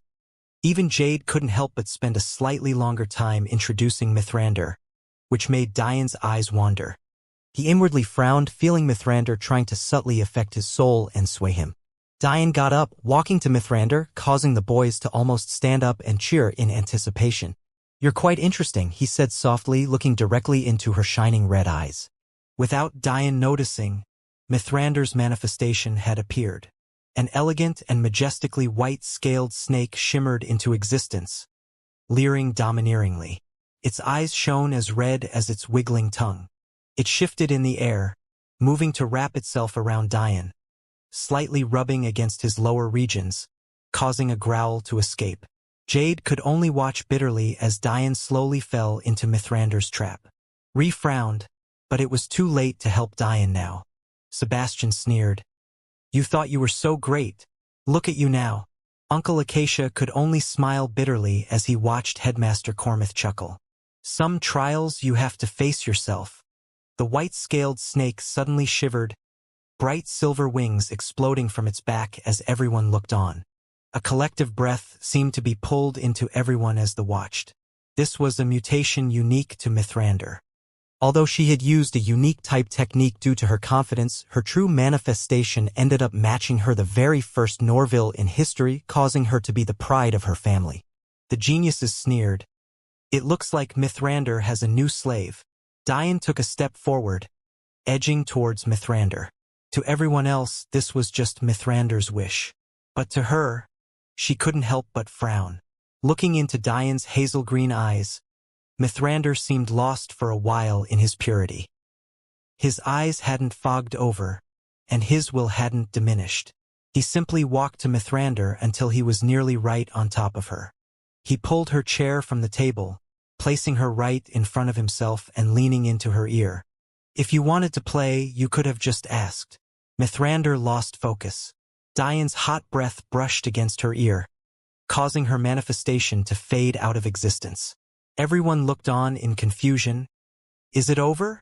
Diane reached his hand up, celestial will circulating along with his aurora. Since you want to play, let's play. He lightly touched Mithrander's arm, slowly moving up it. Mithrander's body immediately flushed, an incomparable feeling flooding into her. A moan escaped her lips against her will, but she just couldn't stop her legs from squeezing together, trying her hardest to control herself. Everyone gulped, watching Mithrander's incomparably sexy figure writhe with pleasure. Diane's hand continued to travel, lightly flicking Mithrander's hard nipple from on top of her dress. Mithrander was feeling too good to be embarrassed. She was lost in a world of pleasure she had never felt before. Diane had never left her ear, softly whispering into it again. What do you want? I dash. Mithrander couldn't seem to find the words. Her breath was hurried and short. Her skin was flushed so red that it nearly matched her dress and eyes. Sweat started to drip down the ravine of her cleavage that bounced with every breath. Diane's hand reached her hips, continuing to lightly rest on her thighs before creeping up to the hem of her short skirt. The beauties around him didn't know what to do. They couldn't help but flush red just from the residual effects of Diane's aurora and celestial will. They could only imagine how Mithrander felt at the moment. Everyone was stunned. Some still believed that this was what the seductive beauty wanted. But, even if it was, the geniuses had long since lost their smile. Even Zalterish hadn't been allowed to do these things to Mithrander. Take me! Mithrander nearly gasped these words out. Lunging forward, she grabbed onto Diane's crotch. Diane could only smile faintly as the hand he had on her thigh was invaded by a sweet wetness due to her forward momentum. The Colosseum froze. Air seemed to stop moving and no sounds could be heard. It was almost as though time had stopped, suspending everyone in disbelief. Diane's eyes sparkled hearing Mithrander's words. But she could only frown as she noticed Diane's lower regions weren't showing any reaction no matter how she stroked. You! It wasn't clear you said at first, but an eruption of baleful auras blanketed the lounging area. Diane didn't seem to notice, deciding to instead calmly remove Mithrander's hand and stop circulating his celestial and demonic will. Diane chuckled, looking into Mithrander's still cloudy eyes. You should be careful with you who play with beautiful. Taking you wouldn't be difficult for me. Diane's hand, still resting on Mithrander's treasured place, flicked up with a last bit of his aurora. Oh, God! Mithrander grasped Diane's shirt tightly from her seated position, breathing heavily. Although Mithrander was an outrageous beauty, Diane felt no remorse in toying with her. He had little patience for those who sought to control him, and a beauty was no exception. It was only after Diane completely pulled away that Mithrander realized what happened. Her emotions fluctuated wildly. Sometimes she was embarrassed, other times angry beyond belief, and even still, among all of this, still pining for more. She could only grit her teeth in anger, turning away from Diane as her chest heaved violently. Primrose snapped out of the stupor. You've got a lot of nerve doing this to a member of the Norville family, she sneered. Diane shrugged, not caring too much. I can be punished for helping a lady experience her first climax? Why don't you let me try it on you, so we can see how much you hate it? Primrose trembled, looking away from Diane and slamming her legs closed tightly. But Diane could tell there was still a lingering passion in her eyes, which made him chuckle. Don't think too much on it. I just happened to find it funny that a virgin was going around seducing men, although this didn't mean much to the younger geniuses who assumed Diane just made a guess. Or was just making fun of Mithrander. This one sentence of Diane's was quite profound for the elders. To have the sense to tell whether one was a virgin or not seemed trivial, but it was actually an ability only those with the most sensitive of senses could have. It wasn't normal to be able to distinguish something like that until the celestial stage was surpassed. Suddenly, they thought back to the chair Diane materialized earlier, their eyes flashing with realization he has an innate aurora. Ree couldn't hold back her laughter any longer, ha ha ha ha ha. She wiped the tears from her face, clenching her stomach with her free arm. But the geniuses didn't take this too well. It only makes sense for a human to come here with such an ugly girl, sneered Ors. I've seen you two together before. You must have settled for fucking a sow. It's about what you deserve. Diane's expression suddenly darkened. A not-so-subtle violent aura wafting out from his body like an endless torrent. Bang! However, there was no time to react, even for Diane. A graceful figure fell from the terrace, crushing the table the male geniuses sat at. Diane looked at her elegant back. Her hair fluttered in the air. A layer of ice lowered the temperature drastically as a sword pressed against Or's throat. Ree's hair seemed to have a life of its own, fluttering about with an ethereal majesty that sprinkled a delicate fragrance throughout the air. Diane looked on in anticipation, curious as to what her manifestation was.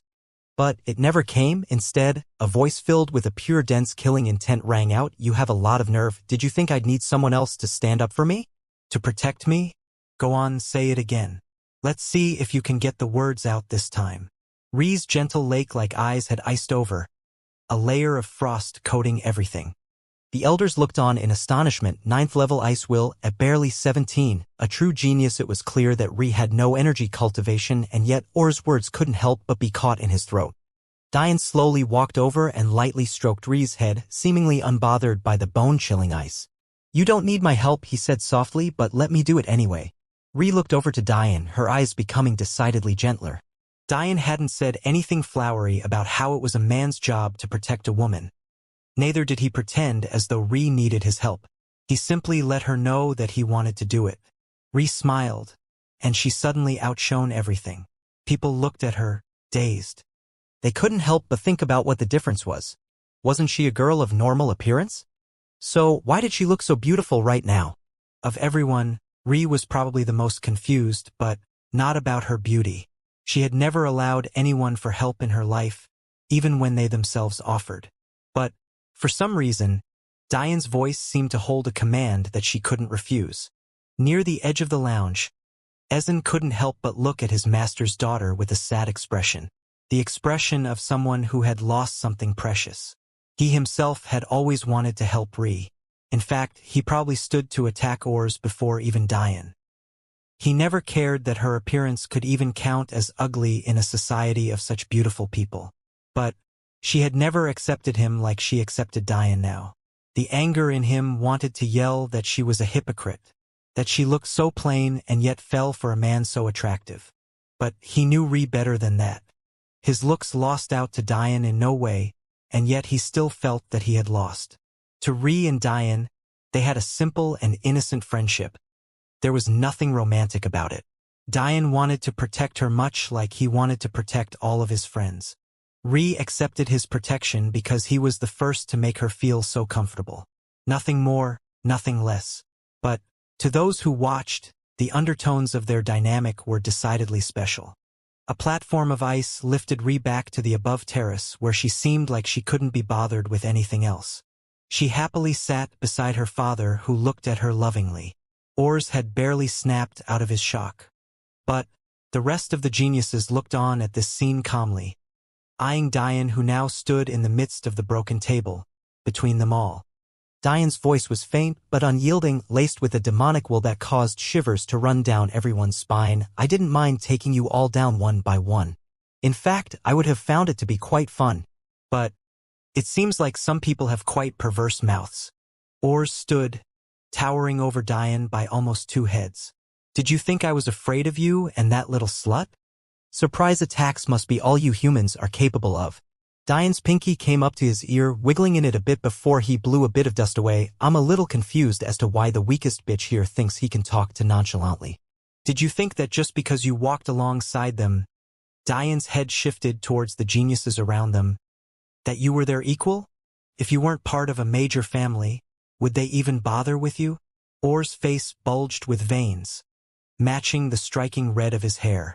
I'm pretty sure I already told you what would happen if you appeared before me again. It seems you didn't run far enough last time. Diane's words caused silence to reign. Had Diane already had a confrontation with Ors? Suddenly Sebastian stepped out. You talk big, but you've yet to do anything. Everyone was waiting in anticipation for the start of the assessments, just to find out that it was all held up for a human who only knows how to say things that sound cool? Meet me on the stage if you dare. I'll show everyone here why I'm worthy to be the champion of the first years. Diane's gaze shifted, looking up to find a boy around 17 to 18 years old. He was a half-head shorter than Diane, but he dripped with overconfidence. His black hair and green eyes were his only standout features. Aside from that, you wouldn't be able to pick him out of a crowd of moderately attractive elves.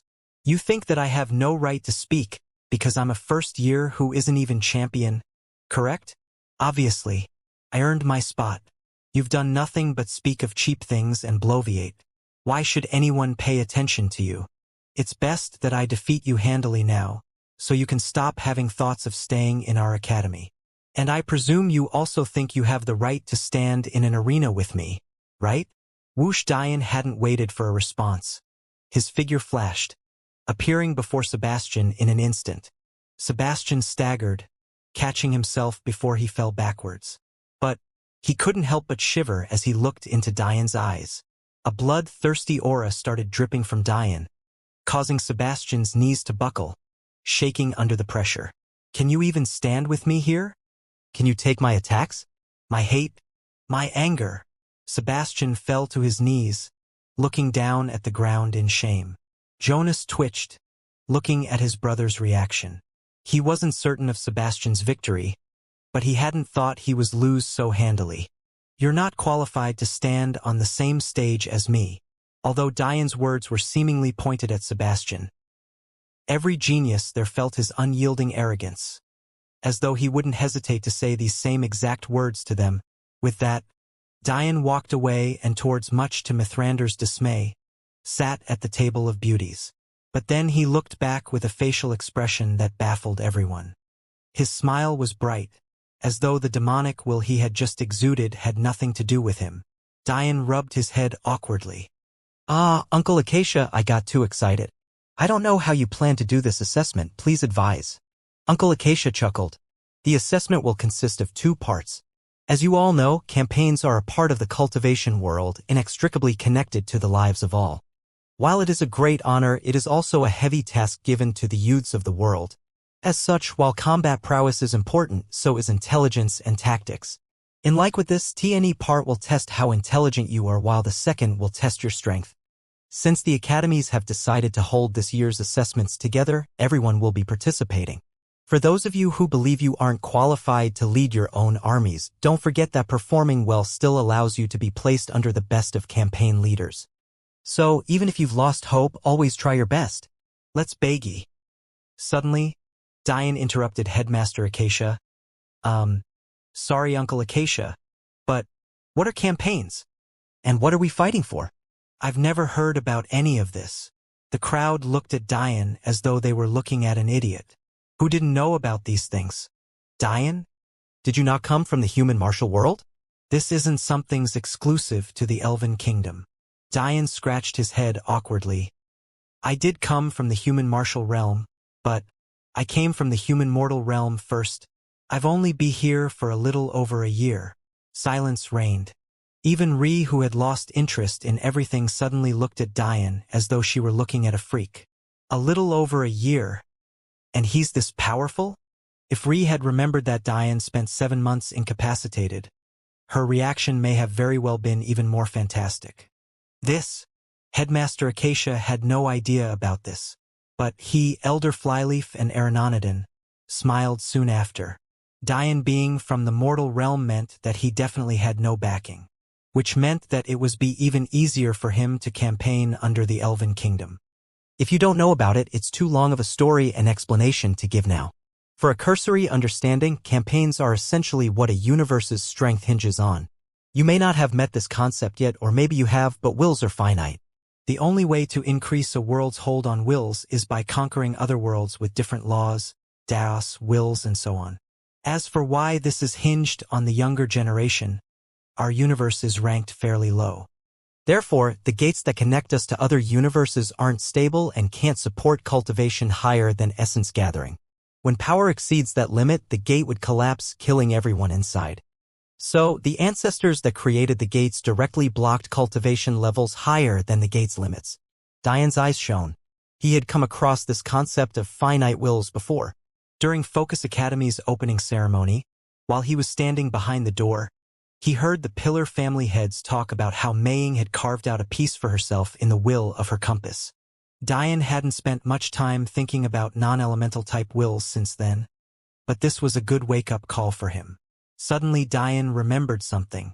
Didn't those elders also say I was gaining a monopoly on music will? Is that possible for something so widespread? Maybe music isn't that common of a will? I never thought about it since Madeline had it, so I assumed it wasn't rare. But Jade wasn't using music will while she was playing the other day. Or maybe the music will I have access to is only from this universe, so it's comparatively easier to gain a monopoly on it. Diane was once again lost in his thoughts. This world was truly a lot more complex than he gave it credit for. So, Uncle Acacia, what do I need to do to be able to participate? To Diane, his only goal was to leave the biggest impact he could on the martial world. What could be bigger than becoming a general known throughout multiple universes? Before Uncle Acacia could respond, a cold voice came from below the terrace. What makes you think you'd have a right to participate as a campaign leader? That would require you using elven troops and representing the Elven Kingdom. Did you think we need a human like you to do this? If you'd really like to show your sincerity, you can compete to be a foot soldier. Zaltrish spoke calmly. No emotions could be seen on his face. His demeanor was completely different when he wasn't interacting with his friends. Diane smiled, not minding. Ah, you do make a good point. I can't possibly ask for elven troops without having contributed anything to the Elven Kingdom. Since I assume you speak with nothing but the best interest of your kingdom in mind, then I won't take needless offense. Diane was calm. There was no need to get angry over something as inconsequential as this. He was indeed not a member of the Elven Kingdom. It would be odd if he was allowed lead their troops just because he was a talent. Or sneered. Since you understand, you can fuck off now. There's no need for you to be here. Diane chuckled. You all misunderstand. I understand that I haven't earned the right to represent the Elven Kingdom. Yet, the geniuses frowned. What makes you think you could ever earn such a right? Ors was really unwilling to allow Diane any leeway. Wouldn't you know the answer after the assessment is finished? Seemingly understanding Diane's intentions, Uncle Acacia began to speak. The addition of Matilde Academy and Florence Academy is a bit unexpected. However, I believe that it's clear that these two academies have long since chosen their campaign leaders. A faint smile grew on Uncle Acacia's face. As such, I've decided to use my judgment to select 3 candidates to represent our school. In consideration of the Sidebrit young master's worries, one candidacy will be shared between my daughter and Diane. The others will be filled by Jonas Ben S. and my adoptive son, Ezen Acacia. Diane smirked. Uncle Acacia sure is cunning. The truth was, ever since the message he received the previous night, Headmaster Acacia had realized that something was wrong. It was clear that this assessment was for nothing else other than to either undermine the legitimacy of the geniuses of his academy. It was all the more obvious with the late arrivals of their academy's 6 geniuses. Headmaster Acacia was well aware that something like this wouldn't be planned or approved by Grand Elder Dirith. However, the arrival was coordinated by Zaltrish. The male geniuses would follow such a simple request without much thought. On the side of the female geniuses, the upper experts of the Elven Kingdom were well aware of the subtle relationship between the Norville and Sidebrit families, and Primrose, being Mithrander's best friend, would listen to a request like that as well. In the end, their plan was to have their comparatively regular students participate with Acacia Academy, then embarrass them with their true geniuses afterwards. What they didn't count on was the late start and Diane's talent. Elder Cormith didn't seem too bothered by his scheme having been found out. This isn't too good, is it, Headmaster Acacia? We've gathered so many people, yet there won't be a show? Also, Florence and Matilde Academy only chose 2 candidates each. Mithrander of my academy, and Primrose of Florence Academy aren't participating. So why would Acacia Academy use up 3 spots? There are a finite number of soldiers, you know. In addition, one of those spots is filled by your daughter and a young man I can only assume is betrothed to her.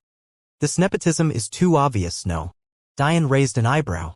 It was clear that Elder Cormith was set on making an example of Uncle Acacia, but because Diane's understanding of the Elven Kingdom was too shallow, he had no idea why. But as he pondered, he suddenly thought of something. He wasn't sure if the Benes family was a major family or not, but what he was clear on was the fact that neither Ezen, himself, or Ree were part of such a family. After he thought of this and coupled it with the disdainful looks he was constantly receiving from the male geniuses, he pieced together that this had something to do with status wars. However, Headmaster Acacia was well prepared for this. Haha, Elder Cormith's concerns are duly noted, however, you haven't allowed me to finish. In the spirit of friendly competition, I allow any of the chosen of my academy to decide whether or not to accept challenges from Mathilde and Florence Academy. Everyone may only be challenged twice. Once for a show of strength, and the other for a show of intelligence. We can't very well allow a single person to tire themselves to death because of an endless amount of challenges, no? The crowd cheered, excited that they'd get a show. Grand Elder Cormith could only clench his teeth in anger. Not only did Headmaster Acacia not use the proper honorifics by dropping the Grand from his title, he also implied that his school would do something as shameful as tiring out an opponent before defeating them. However, there was nothing he could do about the rules set. They were in Acacia Academy territory. Suddenly, Zaltrish's emotionless voice rang out again. We will honor Headmaster Acacia's arrangements. We are happy to know that you are not afraid of your decisions being questioned. We'll all bear witness to the grandeur of your candidates. As for choosing 3 instead of 2, the original mandate was for 3 with a cap of 4, should a particular year have enough talents. It shouldn't be too much of a problem. Diane looked towards Zaltrish, his eyes as calm as could be. This guy is quite arrogant to pretend as though things will only proceed as such because he agrees. Too bad Uncle Acacia only wants me to fight one of you. I've already promised a pretty lady to deal with something for her. Ors was already standing up, staring daggers at Diane, but, unexpectedly, Diane wasn't paying attention. Silver Fairy, he said with a gentle smile. Can you tell me who the major families are? Jade seemed to snap out of a train of thought she'd been on for quite a while to see Diane's pure eyes looking towards her. Yes. Our school has the Eostre, aka me, Conventine, aka Opal, and Ingram major families, she said, finally looking towards Celine. The Mathilde Academy has the Sigebrit, Grimbold, and Norville major families. And Florence Academy has the Noden Eder. She looked towards Primrose. And finally Fletcher major families. So Benes isn't part of the major families either. It seems this is why our school is looked down upon. None of this generation's major family members want to participate in campaigns, and since they're all female, no one looks down on them for it. Instead, they use it as an excuse to look down upon Acacia Academy. And what about the subfamilies? Jade smiled, finally feeling as though she was talking to the same young man as the previous night.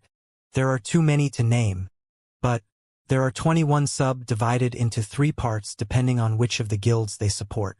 The Benes family is actually a subfamily responsible for the blacksmithing guild. In fact, they're the most powerful subfamily within that faction because of the advantage their manifestations give them. Jade's last sentence suddenly made Diane realize something. Singularity-type manifestation techniques ensure a particular kind of manifestation, however, so does the bloodline of families. Ree already made it clear to him that only major families have singularity-type techniques. Yet Jade just said that the Benes family gained an advantage because of their manifestation. This meant that while the technique plays a role, so does a person's bloodline, which is probably why the major families were the most powerful. When Diane thought of Mithrander from talks around him, he knew that her manifestation was as a result of the unique type manifestation technique. However, he also heard that her manifestation was identical to the founder of the Norville family, which meant that her manifestation probably didn't stray too far from what was provided by the singularity-type technique. This made Diane wonder what the point of the singularity-type technique was. Suddenly, a thought flashed in Diane's mind. The singularity-type technique was there to ensure that the bloodline never faded. Imagine if the Norville family, as an example, went generations without birthing a genius like Mithrander. This would mean that the bloodline's strength would dwindle again and again, making it less and less likely that another Mithrander would appear. However, what if that bloodline was rejuvenated with a technique? Almost like stimulating it with whatever made the bloodline great to begin with. Wouldn't that keep the family going? Unknowingly, Diane had deduced a tightly kept secret of the major families, and he also had an interesting thought to go along with it. If singularity-type technique rejuvenate bloodlines, wouldn't it be a high-level body cultivation technique as well as a soul cultivation technique? Wouldn't that mean that the elves who were so hung up on soul cultivation owed much of their power to a form they neglected?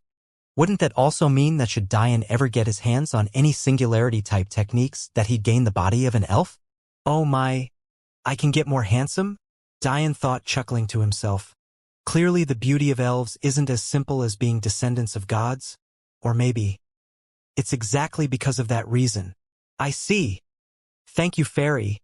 Diane smiled lightly, ignoring Mithrander's hateful glance and Primrose's conflicted expression. Diane suddenly got up. Uncle Acacia, sorry for not being a very tactful person, but I think it's actually quite pathetic for the two academies to come here and flaunt their nonsense. So how about I send them on their way for you? They must be wondering how good your judgment is, right? I'll make it clear. Grimbold scum, you can bring your ass here first. Grimbold is quite the warrior's name. No?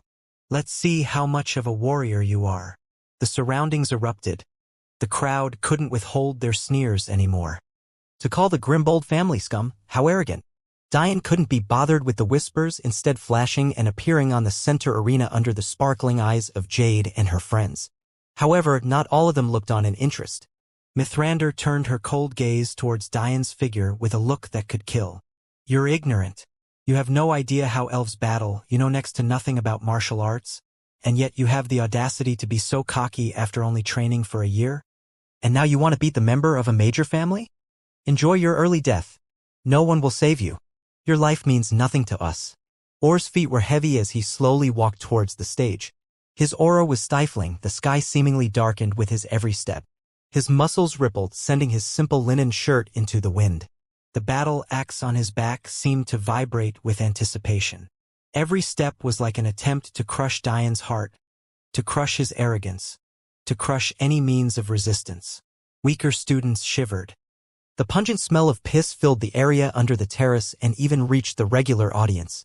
Grabbing his axe from his back, Orr swung it leisurely, but the air seemed to slice willingly. Bowing down to his skill and his power, Orr's leaped. Boom.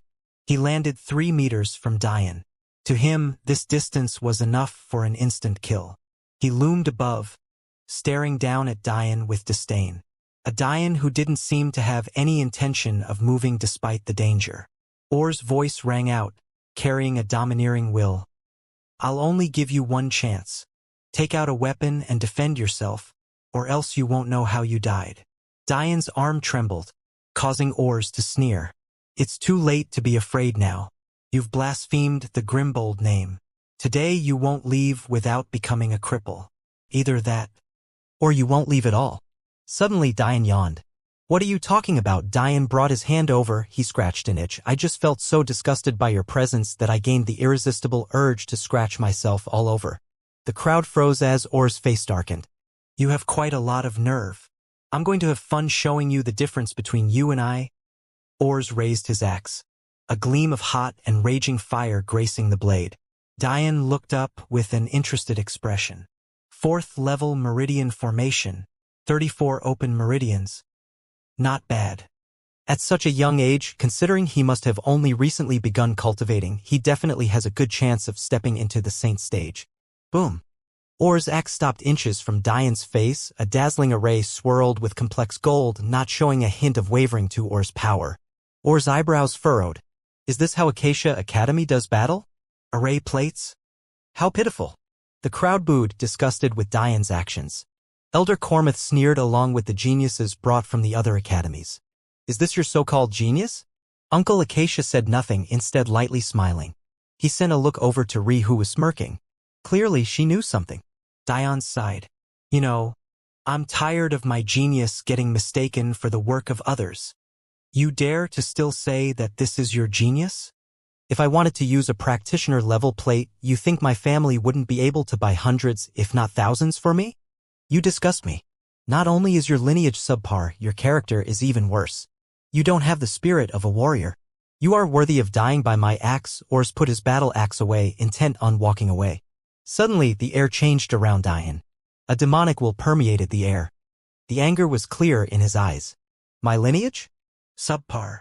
As enraged as Dian already was, the one thing a person should never do before him is insult his parents. Ors seemed to have foolishly crossed even this line. The wind raged, tens of formations spun violently behind Dian, their formation slowed so that everyone could witness their construction. Ors looked back, a serious expression surfacing on his face. You've done a lot of things to piss me off. First you try to take a 5-year-old as your concubine. Then you insult my friend's beauty. And now you have the face to insult my lineage. Bang! A weapons hell array completed, immediately firing a spear of unparalleled speed towards Ors. Ors roared, brandishing his axe and swinging to block. Bang! Ors flexed backwards, sliding across the stage to finally stop at its edge. You've got a lot of nerve. Is the Grimbold family so great? Bang! A spear sped forward again, tossing Ors cleanly off the main stage and tumbling into the neutral areas of the Colosseum. But Dian didn't have any intentions of stopping. Wasn't I weak? Wasn't I subpar? Wasn't I unworthy? Give me your axe, oh great 1-inch bang. Grimbold flew backwards again. But this time a defense array appeared behind him, causing him to cough up blood as it jarred him forward. The crowd could only look on in awe. Dian's spears were laced with so many wills, even the experts were having trouble picking out what was going on. However, there was one gaze that wasn't worried about how powerful Dian's spear were. She was only worried about his reaction to Or's insults. It's not like you to get so angry so easily, thought Ri. Ors had had enough. A tempest of aura violently raged behind him. Bang! Dian's defensive array shattered under the pressure, leaving Or's manifestation leering in the skies. A battle axe wreathed in flames seemed to want to burn everything in its path. Or said no words, but his red eyes deepened. His fiery red hair raged with wind, wildly fluttering in the air. A warrior's cry resounded through the arena as Ors pounced forward, landing before Dian and swinging his battle axe with deadly intent. The elders all held serious expressions. 7th level battle axe will. 5th level fire will. Both boosted to the 9th level as soon as his manifestation appeared. However, Dian had no reaction. His eyes still reddened with rage. His shirt sliced apart under his storm of sword chi. He's a sword master. Jade's eyes sparkled. What was a better mix than a domineering yet elegant man? Nothing could compare to the sword in her eyes. You're not worthy of my sword. You're not worthy of me moving from this single spot. You're not worthy to carry the title of warriors. Get out of my face. Bang! Tens of weapons hell arrays released all at once, shearing the air and careening towards Ors. Despair colored his eyes as he watched the end of his life. Suddenly, Headmaster Grimbold moved. Uncle Acacia made no move to stop him, fully aware that it wasn't in Dian's best interest to kill a young master of the Grimbold family. With a wave of his arm, the spears shattered. The crowd sucked in a collective breath as the gold and shattered lights finally dissipated.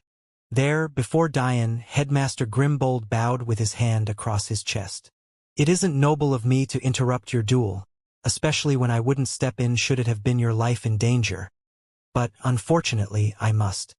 Ors is an important member of our Grimbold family and cannot die under my watch. The Grimbold family holds strength above all, and no one finds this act more shameful than we do. However, even with that said, I must do it. If one day you become strong enough to eradicate our family, no one of Grimbold blood will blame you. Dian's eyes still held rage, but he calmed it. It was clear that he wouldn't be able to take Or's life. And what Or Sr. had said was correct, and its underlying meaning even more so. Strength above all else. He couldn't kill Ors today because he didn't have the strength to fight the Grimbold family. It was just that simple. Since the Grimbold family is so honorable, I think it would be a simple matter that can be resolved with an apology, just as simple, no? Headmaster Grimbold lifted his head and looked back towards a pale Ors. Apologize. His tone left no room for discussion. As such, Ors stood to apologize to Diane. However, what Diane said next surprised him. Not me. The beautiful girl over there, Diane pointed towards Ri, who had a gentle smile on her face. It seems like the Diane I like is back. After an awkward apology, Ors had no face to stay. He never gave Diane a disdainful look, nor did he seem angered. The only thing he felt was shame. Shame that he had brought such ruin to the Grimbold family. A shame he'd used to fuel him towards better and newer heights. Smiling up at Ri, Diane casually strolled back to his place among the beauties, seemingly still not having noticed Mithridir's hot gaze. Diane grinned. Aren't I amazing, fairies? The girls rolled their eyes, but they couldn't help but feel impressed. It was clear that Diane wasn't just a braggart. He had the skill to back up his words. They had no way of telling, but it was clear Diane used at least 4 wills with his weapons hell arrays. That in and of itself would still be reasonable, as there were other geniuses of that level here. But his understanding of his wills had reached an unprecedented level. They couldn't understand what was different between their uses of wills and Diane's, but there was a clear gap, which was why he was able to make up such a large disparity in cultivation. As for Mithrander, her eyes slipped in and out of anger and complex emotions. She didn't know how to feel. As a young lady, she was angered beyond belief at how Diane took such a first time from her. But something in her didn't allow her to completely hate him, since it was indeed her fault. Yet, there was a completely unreasonable part that wanted him to suffer and die. Diane turned his pure gaze to Mithrander. You should thank me, Madame Norville. Mithrander furrowed her eyebrows, gritting her teeth in anger. What could I possibly have to thank you for? Can it be possible that you don't have an understanding of your own manifestation? Mithrander's eyes narrowed, seemingly understanding what Diane was trying to get at. If you want to make further progress in your cultivation with me, it won't be possible. I have a fiancé and I'm quite loyal, Diane said shamelessly, but I was at least able to give you a helpful hint, no? So you're welcome. You. Mithrander was shivering, not knowing how to respond to Diane's shamelessness. Who asked him to help her again? All this time, Zalterish had a boiling volcano within him. His face showed no signs of anger, but he was already plotting Diane's downfall. He had no doubt that he was much more powerful than Ors, but wasn't Diane also much more powerful than Ors as well? He felt a discomfort within him, and for the first time since he manifested his soul, he doubted himself. But his pride wouldn't allow him to cave. I see. Your talent is indeed barely adequate for your arrogance. Zalterish spoke softly, but his voice seemed to quiet the entire surrounding areas. Uncle Acacia had long since returned to his seat. Having turned the event over to the younger generation, he was content to sit back and watch things unfold. Diane turned away from Mithrander, smiling faintly towards Zalterish. And you are? Zalterish didn't seem too bothered by Diane's response. In fact, none of the male geniuses who remained seemed to bother with Diane at all. Almost as though him crushing Ors had nothing to do with them. In their eyes, Ors had not only underestimated Diane, he had barely used his fully potential because of his pride. He didn't stimulate his bloodline, and he used no techniques. In fact, he only used 2 of the wills he knew. How could a young master of a major family only have an understanding of 2 wills? To top it all off, he didn't even use his understanding of will paths at all. It was clear he hadn't put Diane in his eyes, which is why he lost. However, would they make the same mistake after witnessing this? Of course not. So why would they bother acknowledging Diane? Zalterish sighed. However, judging by your response, it's clear you're lacking in any other qualities necessary to lead a campaign. If it was just about strength, of which yours barely qualifies, why would we need leaders at all? Diane chuckled, understanding Zalterish's meaning. Ah, so you think I'm stupid because I'm so clearly challenging you all without any understanding of who you are, correct? Although Zalterish didn't expect Diane to pick up on what he meant so quickly, he didn't let this bother him. Since you understand, doesn't that make this easier? Can we have a leader who only knows how to charge ahead without any use of tactics? Diane laughed as though he had just heard the funniest thing in the world. I'm the one who doesn't understand. Suddenly, Diane looked up towards Ri. Could you let me see the array plate for a second? A devious light flashed in Ri's eyes. With a smile, she took it out of her ring and threw it down towards Diane. Diane casually caught the plate between two of his fingers before flicking it towards Jonas. Confused, Jonas caught the plate. Looking down, his eyes flashed with a sudden realization. "Tell me, fellow student Jonas, do you recognize this array plate?" Jonas nodded heavily. "And what does this array plate mean to you?" Zaltarish's expression turned serious for the first time. He had no idea what Diane's intentions were, but he felt like he was being played. Jonas took a deep breath before saying, "About a year ago, members of our guilds went to the main continent to gather supplies as our island isn't vast enough to be self-sustaining. While there, we found a truly profound array plate and purchased as many as we could find. Although blacksmithing requires a vast amount of knowledge that strays from array theory, it is still considered a branch of the olden array alchemy. This being because the best of weapons always utilize the best of arrays to strengthen and boost them. We were never able to find out who the master behind those plates was. But, over the past year, we've made vast improvements because of it. Can it be that Junior Diane has an understanding of where this came from?" Jonas' breath was hurried. Although he didn't like Diane because of what he did to his younger brother, he also couldn't hate Diane since he hadn't actually injured Sebastian. Diane chuckled. Originally, he had only wanted Jonas to appraise the plate and say how useful it would be to their guild. He hadn't expected that his work would have already given the Elven Kingdom such advantages. Diane didn't respond to Jonas' question though. Instead, he lifted up his hand, inscribing the very same first common level array in the air. Except this time he held nothing back. 16 swirls appeared. Although they were vastly slower than what Diane could do, the speed at which the array formed still made the surrounding observers draw in a breath. Ring! Ring! Jonas trembled. Heaven's chimes! The bells didn't stop. It seemed they were intent on continuing until the array was used. So, Diane flicked his wrists using his human world-made storage device to take out a common array plate. Slowly, the common-level array melded with the plate, causing its once brown and dull body to shimmer with a blinding gold. It was only then that the chimes ceased. Diane didn't seem to care about this though, instead casually tossing this plate to Jonas as well. "How do those plates compare?" Jonas looked down, his hands trembling. "They can't be compared, the one you just created is far above." Diane looked towards Zaltarish with a smile that wasn't a smile. "It seems I'm not the only one who doesn't understand who they're dealing with. It also seems that I've made quite vast contributions to your kingdom without even my knowing. I wonder how much I could do if I actually tried." Zaltarish's teeth clenched. Diane's meaning was clear. The plate they had used to improve so much was already vastly surpassed by himself. In fact, he implied that even the first plate was created by him as well. Didn't he say he had only been here a year? So how did he create such a profound plate a year ago? What level is he at now?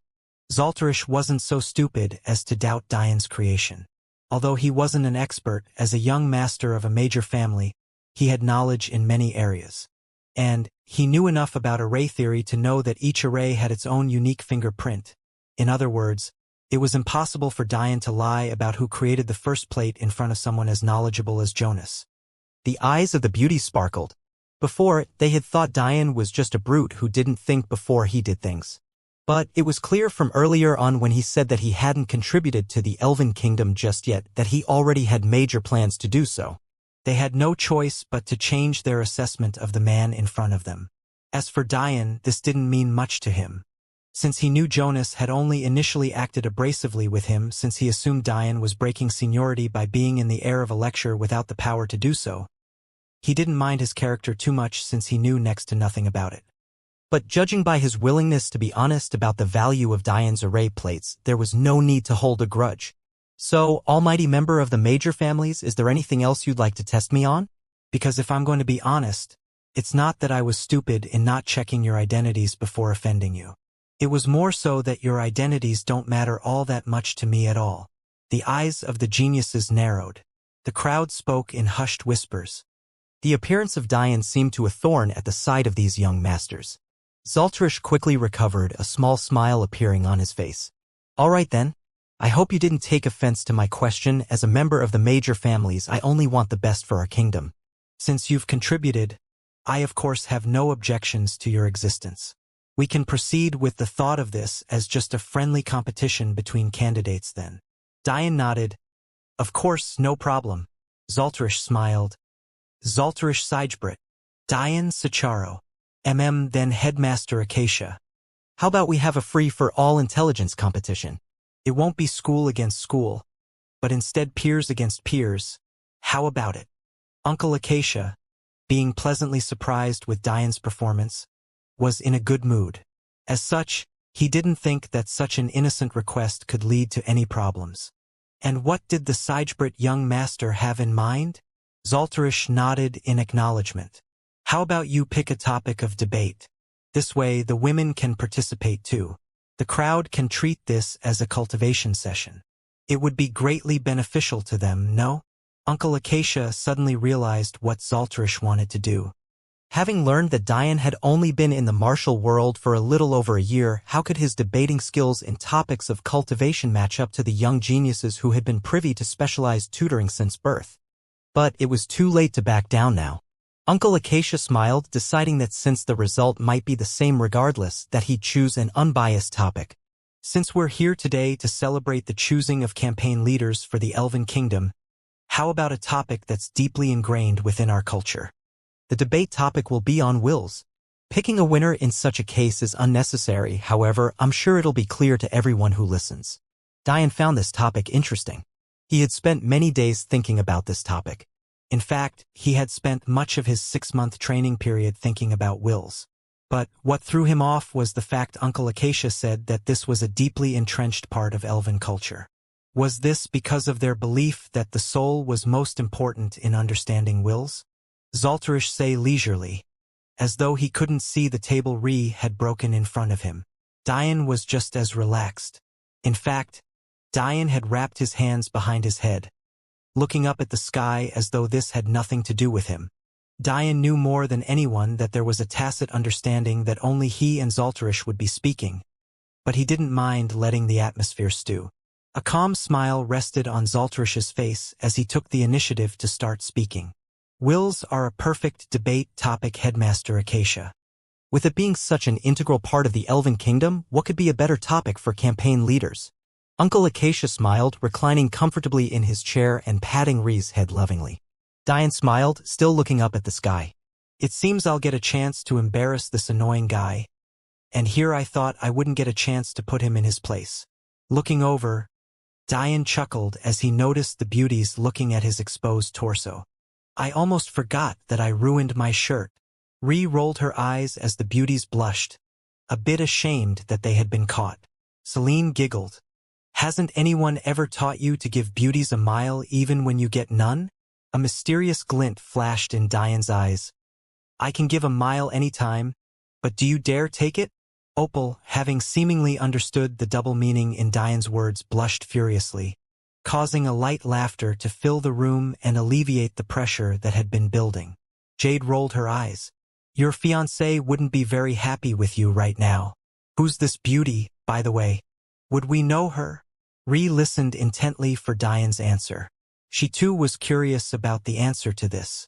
It seemed like everyone forgot a debate was meant to be going on. But even the crowd seemed to find this interaction as entertaining as anything else. Diane smiled. If I told you, you either wouldn't believe me, or you'd be jealous beyond belief. Would you still like to hear my answer? Jade smiled. She was fully aware that Diane knew it was impossible to lie to her, and yet he said this anyway, which only meant one thing. She'd feel inferior should she know the answer. Celine leaned forward in anticipation. Just tell us. Who is this outstanding beauty? Diane chuckled. Madeline Sapientia. He wasn't actually sure if the elves would be aware, but he couldn't very well talk down about his woman, right? However, the reaction shocked even him. The words felt like a black hole for sound before it all suddenly erupted. The discussion drowned out everything else. Some were disgusted by Diane's lies. Others were curious as to whether he was really telling the truth. Even the elders within the box turned their serious expressions towards Diane. They all wanted to know a single thing. Is he telling the truth? Diane raised an eyebrow at the commotion the name caused. Just a year ago, Madeline had been basically unknown, living day after day in Libro's control room. Yet, her name now caused such a stir? Celine broke the tension with a laugh. You can't be serious, Diane. But, I guess if you planned on lying, you might as well go big. Diane sighed. Denial is the first stage of grief, Fairy Celine. I understand your reaction to my being a taken man. The quiet Opal finally voiced her concerns. How would a boy from the human world capture the heart of the first-in-line genius of a god clan as powerful as the Sapientia family? Worst yet, she's among the 6 top beauties of not this planet, but this universe. You really know how to dream big. All this time, Jade was looking into Diane's eyes. Only she knew that there was not an ounce of doubt to be had in his words. His thoughts were so pure that she shivered. Even when someone told the truth about something, there would at least be a bit of doubt, even within them. But Diane had 100% faith in Madeline and himself. Diane didn't seem too bothered by it all. So my Madeline's become famous, a faint smile could be seen on his face, I'm glad.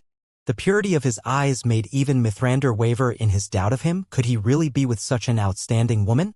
In the year Diane hadn't been with Madeline, her progress was frightening. Her suitors had surpassed this planet long ago, stretching out into the universe and even into that of others when she appeared on the battlefields of the gates.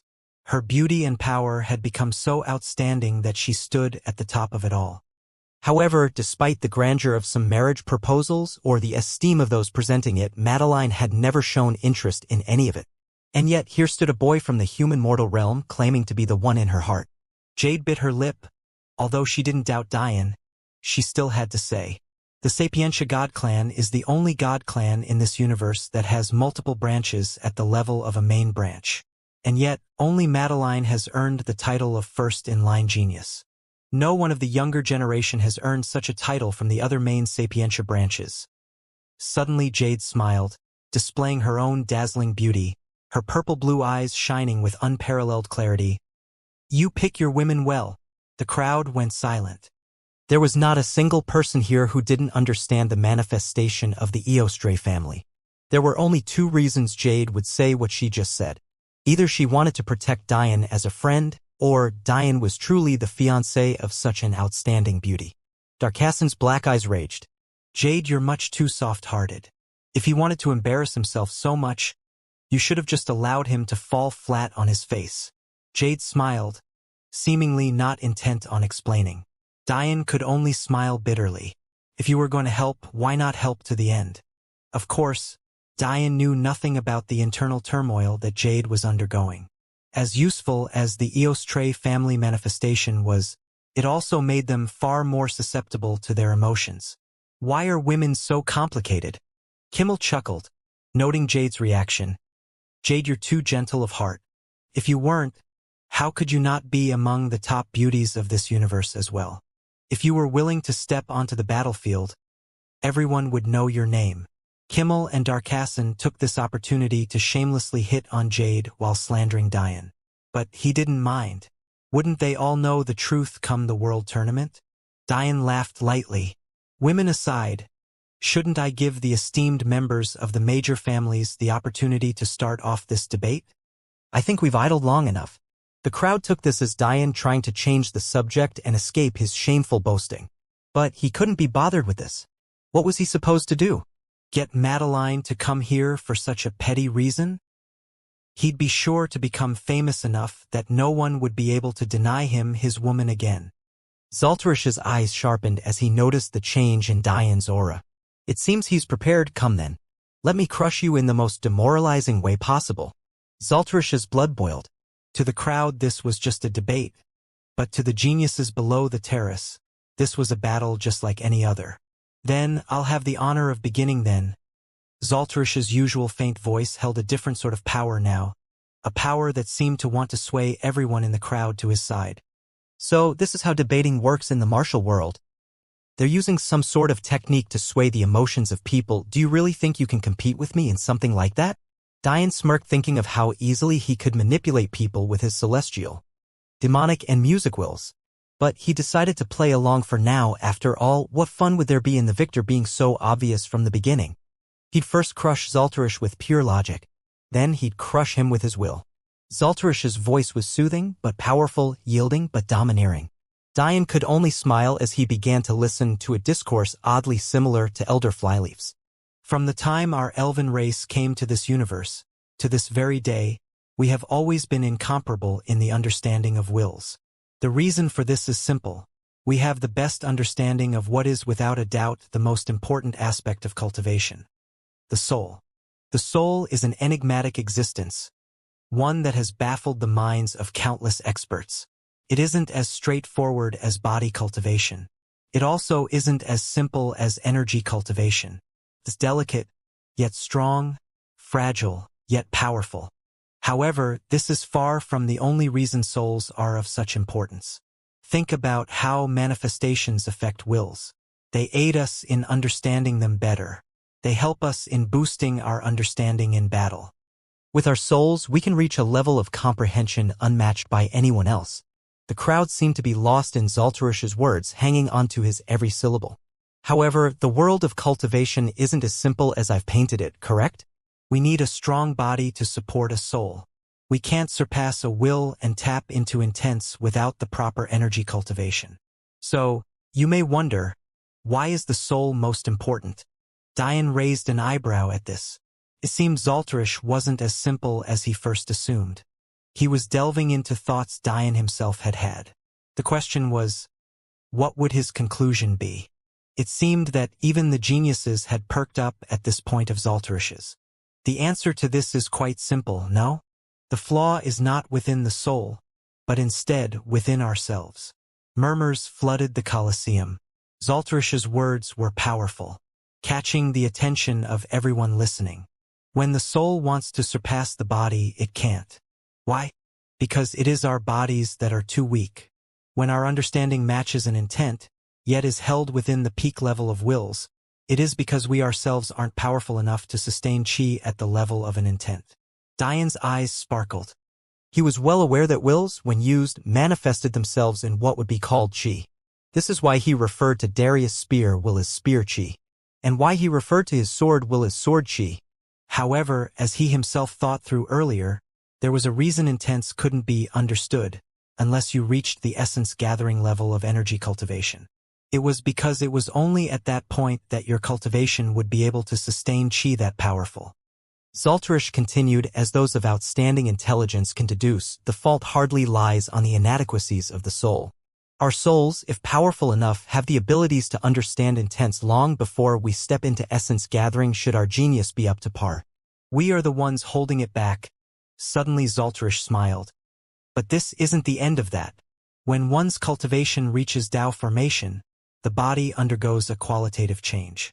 Suddenly, the body and soul become one in the name of the Taos we have chosen. The air seemed to get sucked out of the Colosseum.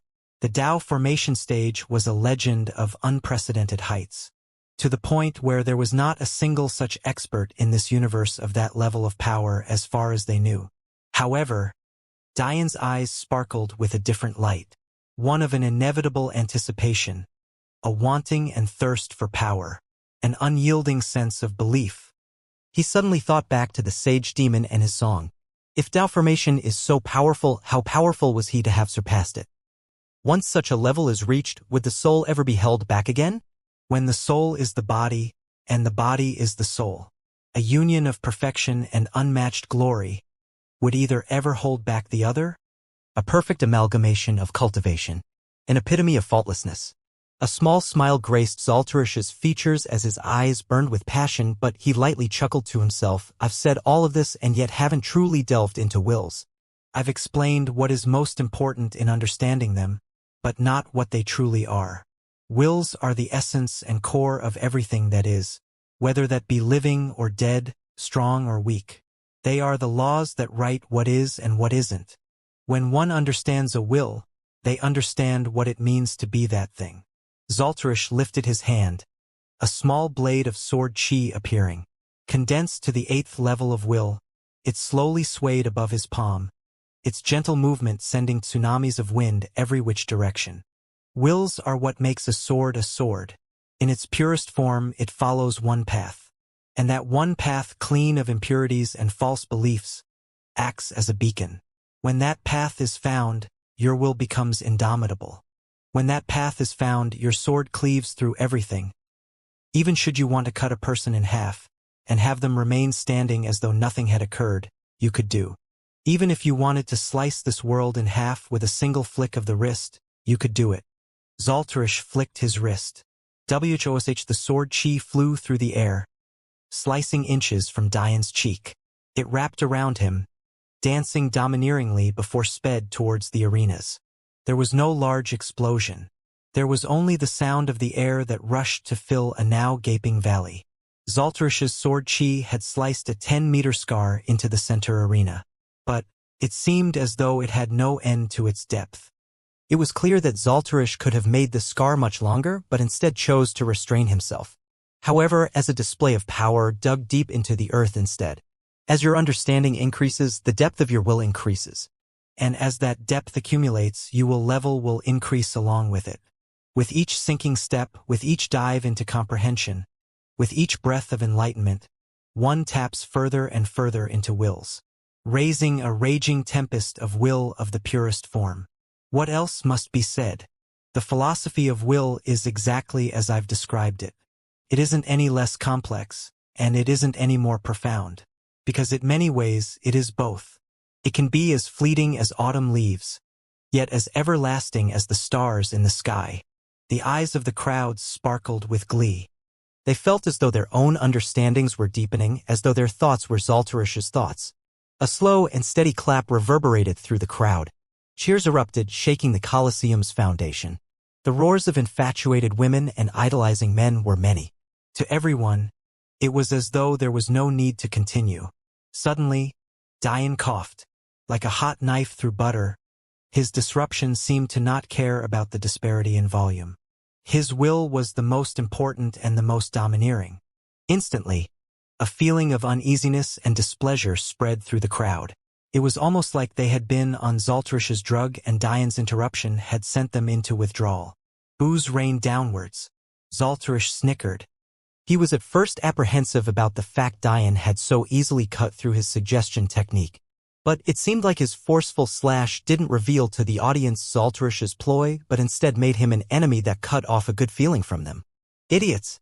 They don't even realize he saved them from essentially becoming my slaves in this life and the next. Kimmel lightly chuckled. You see, Jade? This is the shameless man you tried to protect.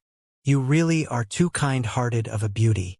Darkassin smiled in agreement, but Jade held a complicated look on her face. As a member of the Eostre family, suggestion techniques were useless against her. And although she didn't know how Diane escaped it, it was clear that even her friends were affected. Uncle Acacia looked down towards Diane with a worried expression. He didn't know whether he should use his authority as the Acacia Academy headmaster to force them to stay or if their leaving would prevent Diane from taking too much of a loss.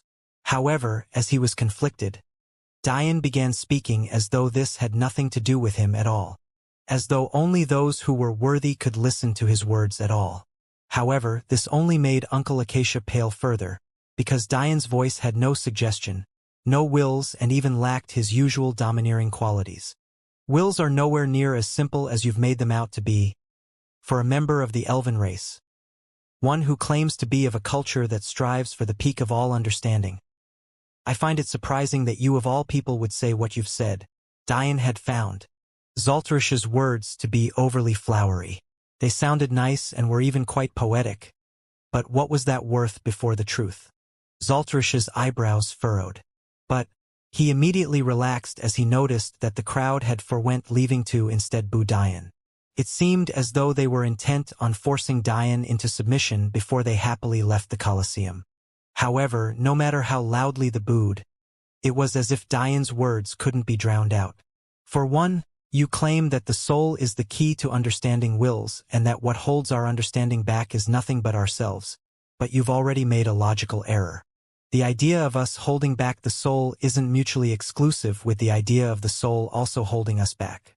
You then claim that Tao formation is the cultivation level we must reach for us to never have to hold the soul back. But you fail to even understand what being a Tao formation expert means, yet to claim to be able to deduce its benefits. Don't you find that to be ridiculous? Zaltarish's eyebrows frowned as the crowd suddenly felt something shifting in the air. But they weren't willing to calm down so easily, so although they quietened, their anger had yet to be satiated. Zaltarish's voice rang out. You speak as though you yourself understand Tao formation? If you claim that I know nothing about it, your knowledge has to at least surpass mine. Dian chuckled. Wrong again. My knowledge only need be equal to yours for me to understand that you know nothing. Because then if I'm aware of my own lack of understanding, wouldn't that mean that you also don't understand? Zaltarish grit his teeth. He didn't like this game Dian was playing. Although Dian was technically correct, to Zaltarish this was petty and unnecessary. Dian seemed to have read Zaltarish's thoughts and chuckled. You must think that was petty? The crowd roared in agreement, hating Dian's shamelessness. Dian didn't seem too bothered. Interesting. I think it's only about as petty as sending your sword Chi to dance for me before marking an Acacia Academy arena as though you owned it. Dian's words cut through the noise, immediately silencing the crowd. It seemed as though they were finally beginning to see flaws in Zaltarish. And yet Dian had still not used any suggestion techniques. To him, his logic and reasoning was more than enough to crush Zaltarish. Tao formation isn't the soul becoming one with the body. That concept in and of itself is absolutely ridiculous. Tao formation is the soul becoming a body, not your body. Zaltarish's eyebrows furrowed along with everyone else's. What Dian was saying was ridiculous. The way you speak, people would assume a no-name like you had a Tao formation expert for a master. Dian chuckled. In fact, he did. But with how his truth-telling had gone so far during this meeting, he didn't even think this was worth confirming. Would they believe him anyway?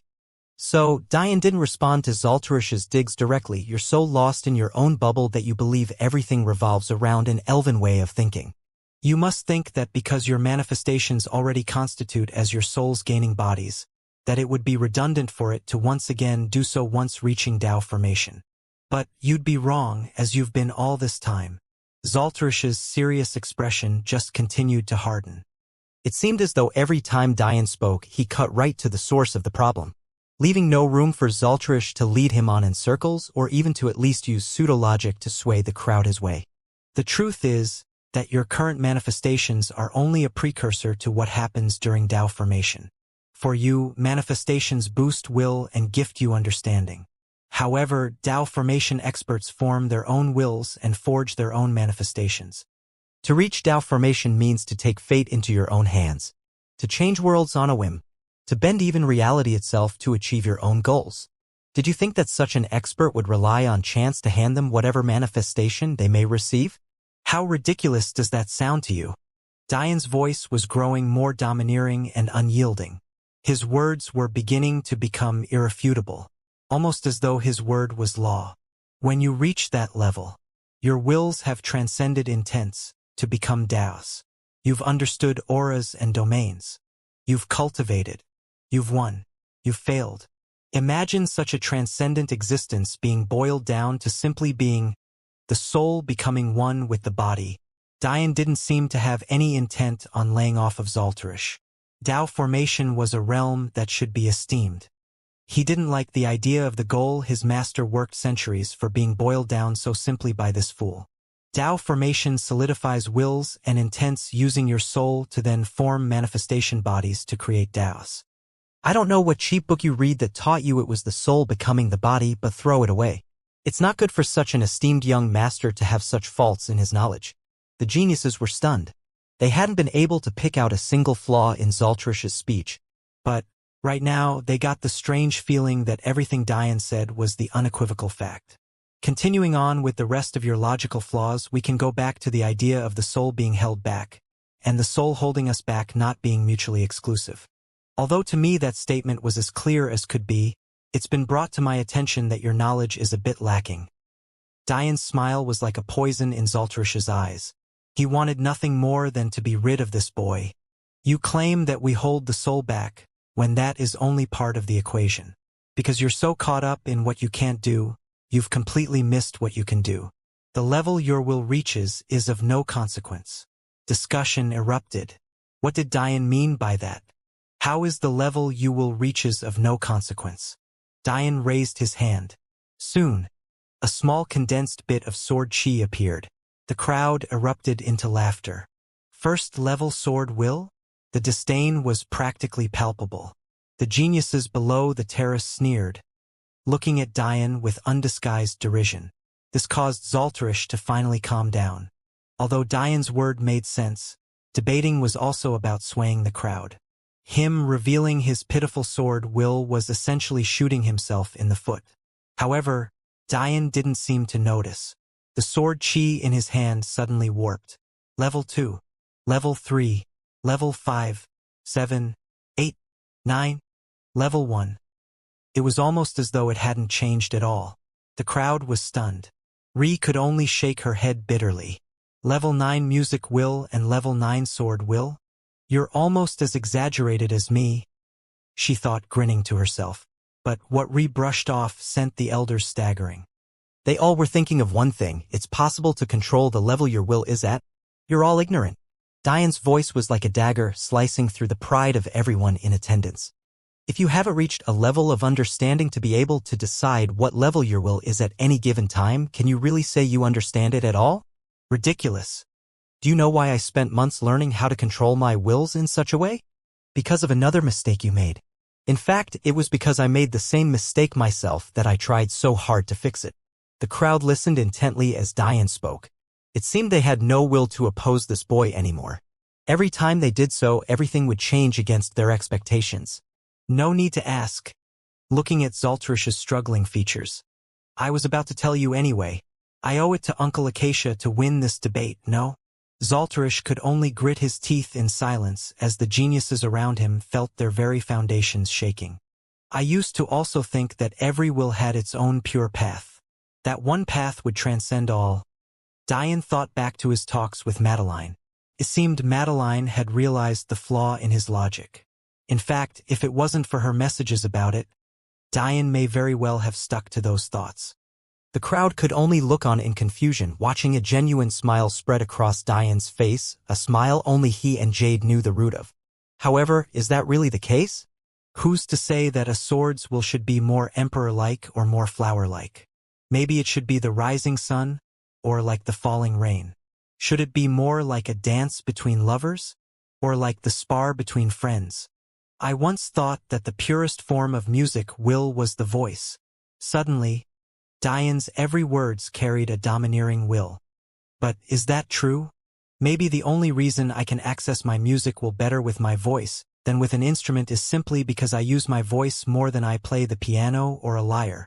A sudden realization hit the crowd. They shivered. It was almost like a door of endless possibilities was opening before them. You must all be wondering why I would bother reigning in the power of my wills. Wouldn't an attack from a 9th level will always be more powerful than one from that of a 1st level? Many nodded. But you'd be wrong again. For the very same reason that there is no single path for wills, because wills can be combined. An endless silence filled the Colosseum. The amount of secrets Diane was revealing were akin to books that only the highest levels of the Xianxia family would author. And yet, he spoke of them like it was nothing. Why? Because Diane knew that even if he told everyone in the world this, no more than a handful would be able to copy his path. Did you know? There's a very interesting human mortal realm concept. Diane's hands began swirling with 1st-level space and time wills, together, but separate. The sparkling black and grays coated his hands, causing a collective breath to escape the Colosseum. Space will was rare enough, but the will of time was so rare and elusive that had Diane's hands not been moving in a fashion much too slow for the speed of his actual body, it wouldn't have been recognized. Space is actually a fabric. A piece of paper layered again and again in every which way. Diane's words were confusing, but his voice made them oddly understandable. It gave the crowd and geniuses an odd feeling. The dimensions of the world, i.e. forwards and backwards, up and down, and left and right, actually have a 4th level to them, that being time. The wills in Diane's hands spun more vigorously, giving the geniuses near Diane a suffocating feeling. They felt as though their bodies were growing heavier as time went on. Meaning a movement forward in time is the equivalent of you taking a step in any direction. So why is this significant? Because mass causes dips in the fabrics of space, bending the paper inwards, if you will. However, curves are very interesting in their nature. They force straight lines to come together in response to their movement in the 4 dimensions. What does this mean? It means that the natural tendencies of objects in curved space is to come together. Don't believe me? Take a large round ball and 2 elastic strings. Tape the strings parallel to each other and draw lines at that starting point to prove that the strings never deviated from their straight path. Then spin the ball, slowly stretching the strings. What you'll notice is despite the string remaining straight at the taped end, the other ends of the string come together. The crowd had no idea what Diane was talking about. What does this have to do with wills and their combining? But, despite their wishes, an array appeared above Diane, manipulating the experiment as he described. And under the shocked gaze of everyone, the untaped ends of the strings came together, but the taped ends were still straight. Diane smiled. You must think that this is just an optical illusion. Even worse, you must think it has nothing to do with wills. But you'd be wrong. The ball spinning and stretching the strings was an example of movement in the original 3 dimensions.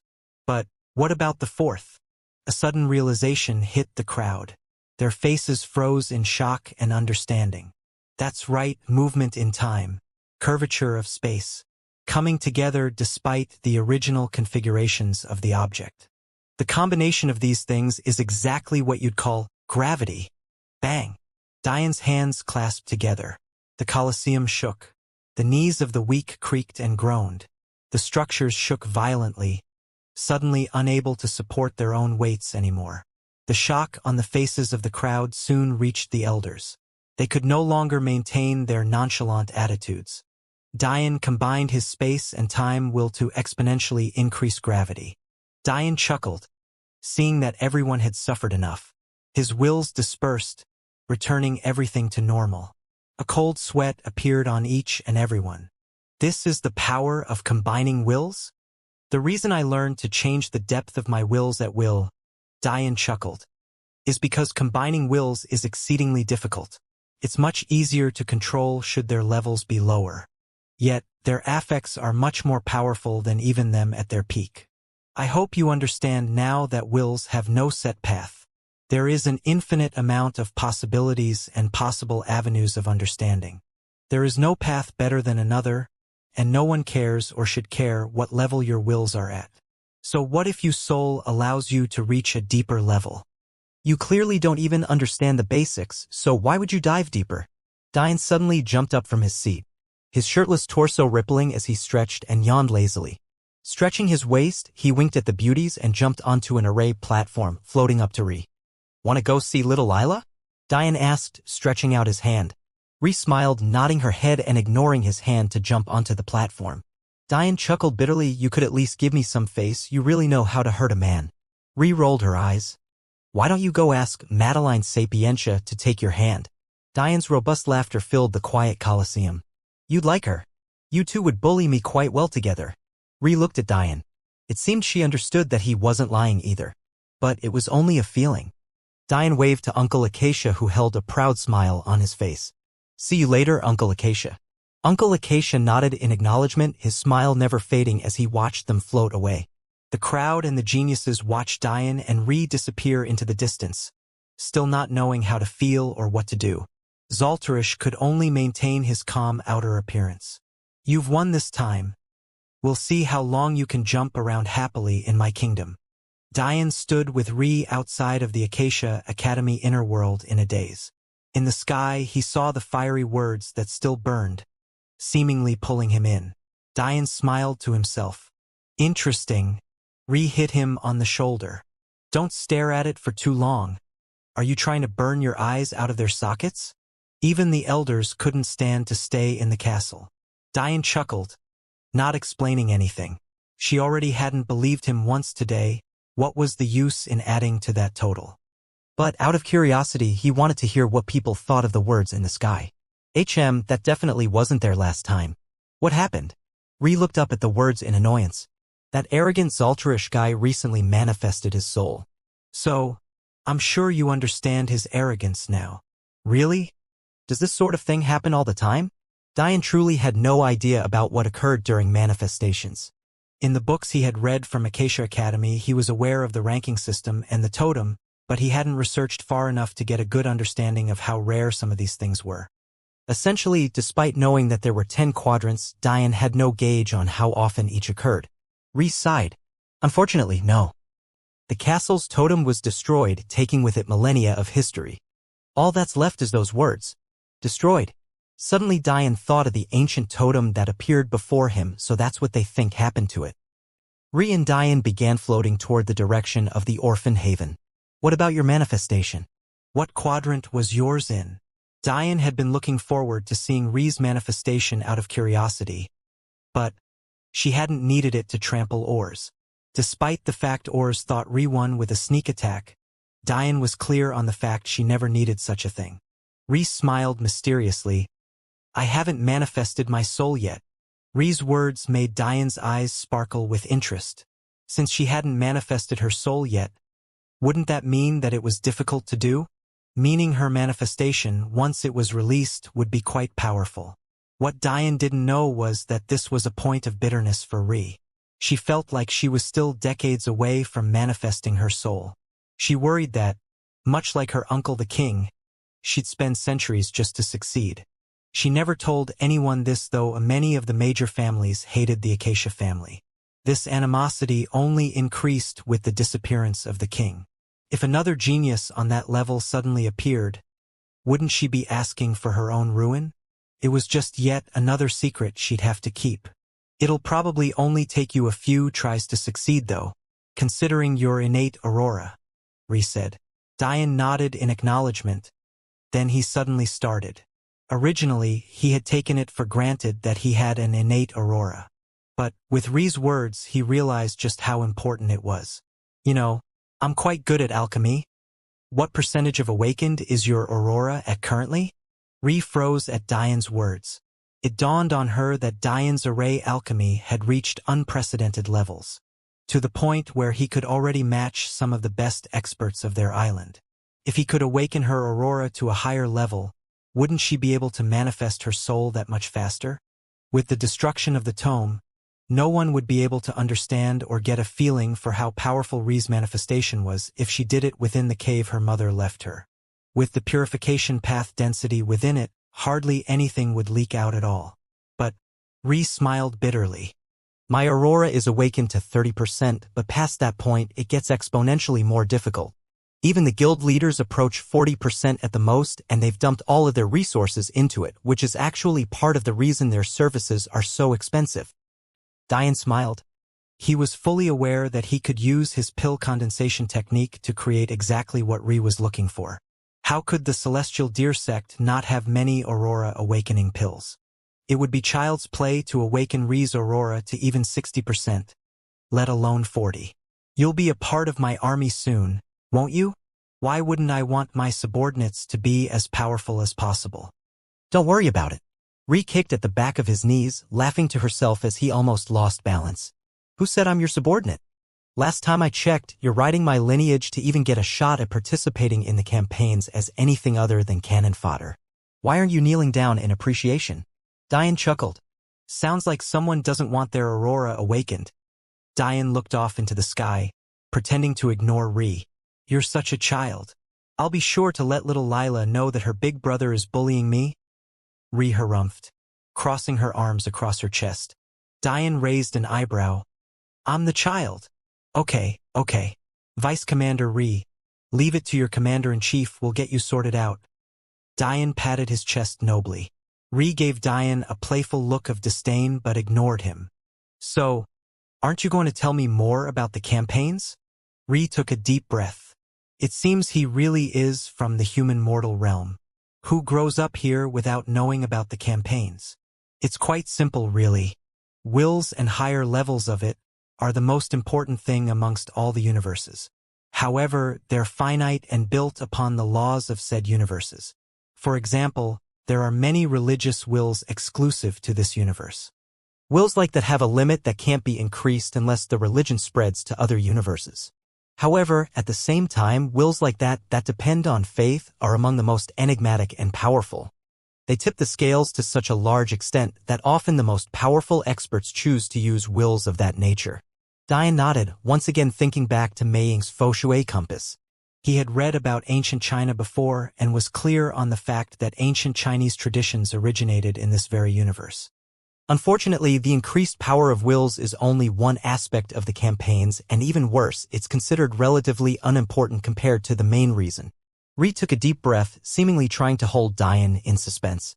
The energies of each universe are constantly headed towards an unusable state. The essence energy of essence gathering. The saint energy of the saint stage. The celestial energy of the celestial stage. As years pass, experts of this level become less and less prevalent, not because we've become less talented, but because the energies necessary to reach those heights are becoming scarcer. Diane's eyes flashed with a sudden realization. Isn't that identical to the human world concept of heat-death? In the human mortal realm, there were laws of physics that they believed dictated the universe. One such law was the idea that everything was constantly moving towards more chaos. On the surface, this seemed like a simple concept.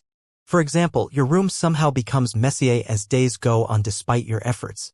Unfortunately, this theory also has much more important implications. Unless you use energy to clean your room, it will continue to get messier. However, that energy you use is constantly becoming less abundant. Eventually, there won't be any energy left to fix the chaos. This is known as heat death, the state where the universe no longer has any energy available to do work. But then Diane suddenly thought of something else. Is this related to the expansion of this planet and the drop in energy density? Or is that completely different? Because of this inevitable end, the powerful constantly want to oppress the weak to stop their cultivation. But, at the same time, they want to become more powerful to transcend this inevitable end. It's a constant battle of not wanting to fall behind your enemies by not cultivating, and the idea that cultivating is also leading to your death. Diane pondered for a bit. So, how does conquering universes help this? Honestly, this question had a very simple answer, but Diane just wanted to make sure he was right. Ri seemed to understand this and didn't tease him. The more universes you conquer, the more room you have to escape the inevitable end. There are true experts out there. Experts so powerful that they can outlive the universes themselves. Experts that have religions spread over thousands of universes. Experts who only care about ensuring that they remain alive as some of the most powerful beings in existence. Diane's blood boiled. Weren't these almighty beings the exact existences that people of the human mortal realm dreamt of? To rule thousands of universes, to have the lives of trillions upon trillions at your fingertips, and to still want more? How arrogant. How powerful. And Diane wanted nothing more than to be one of them. Big brother. Little Lila ran into Diane's arms adorably. She had long since lost her ragged clothing, instead dressing in her favorite color, light pink.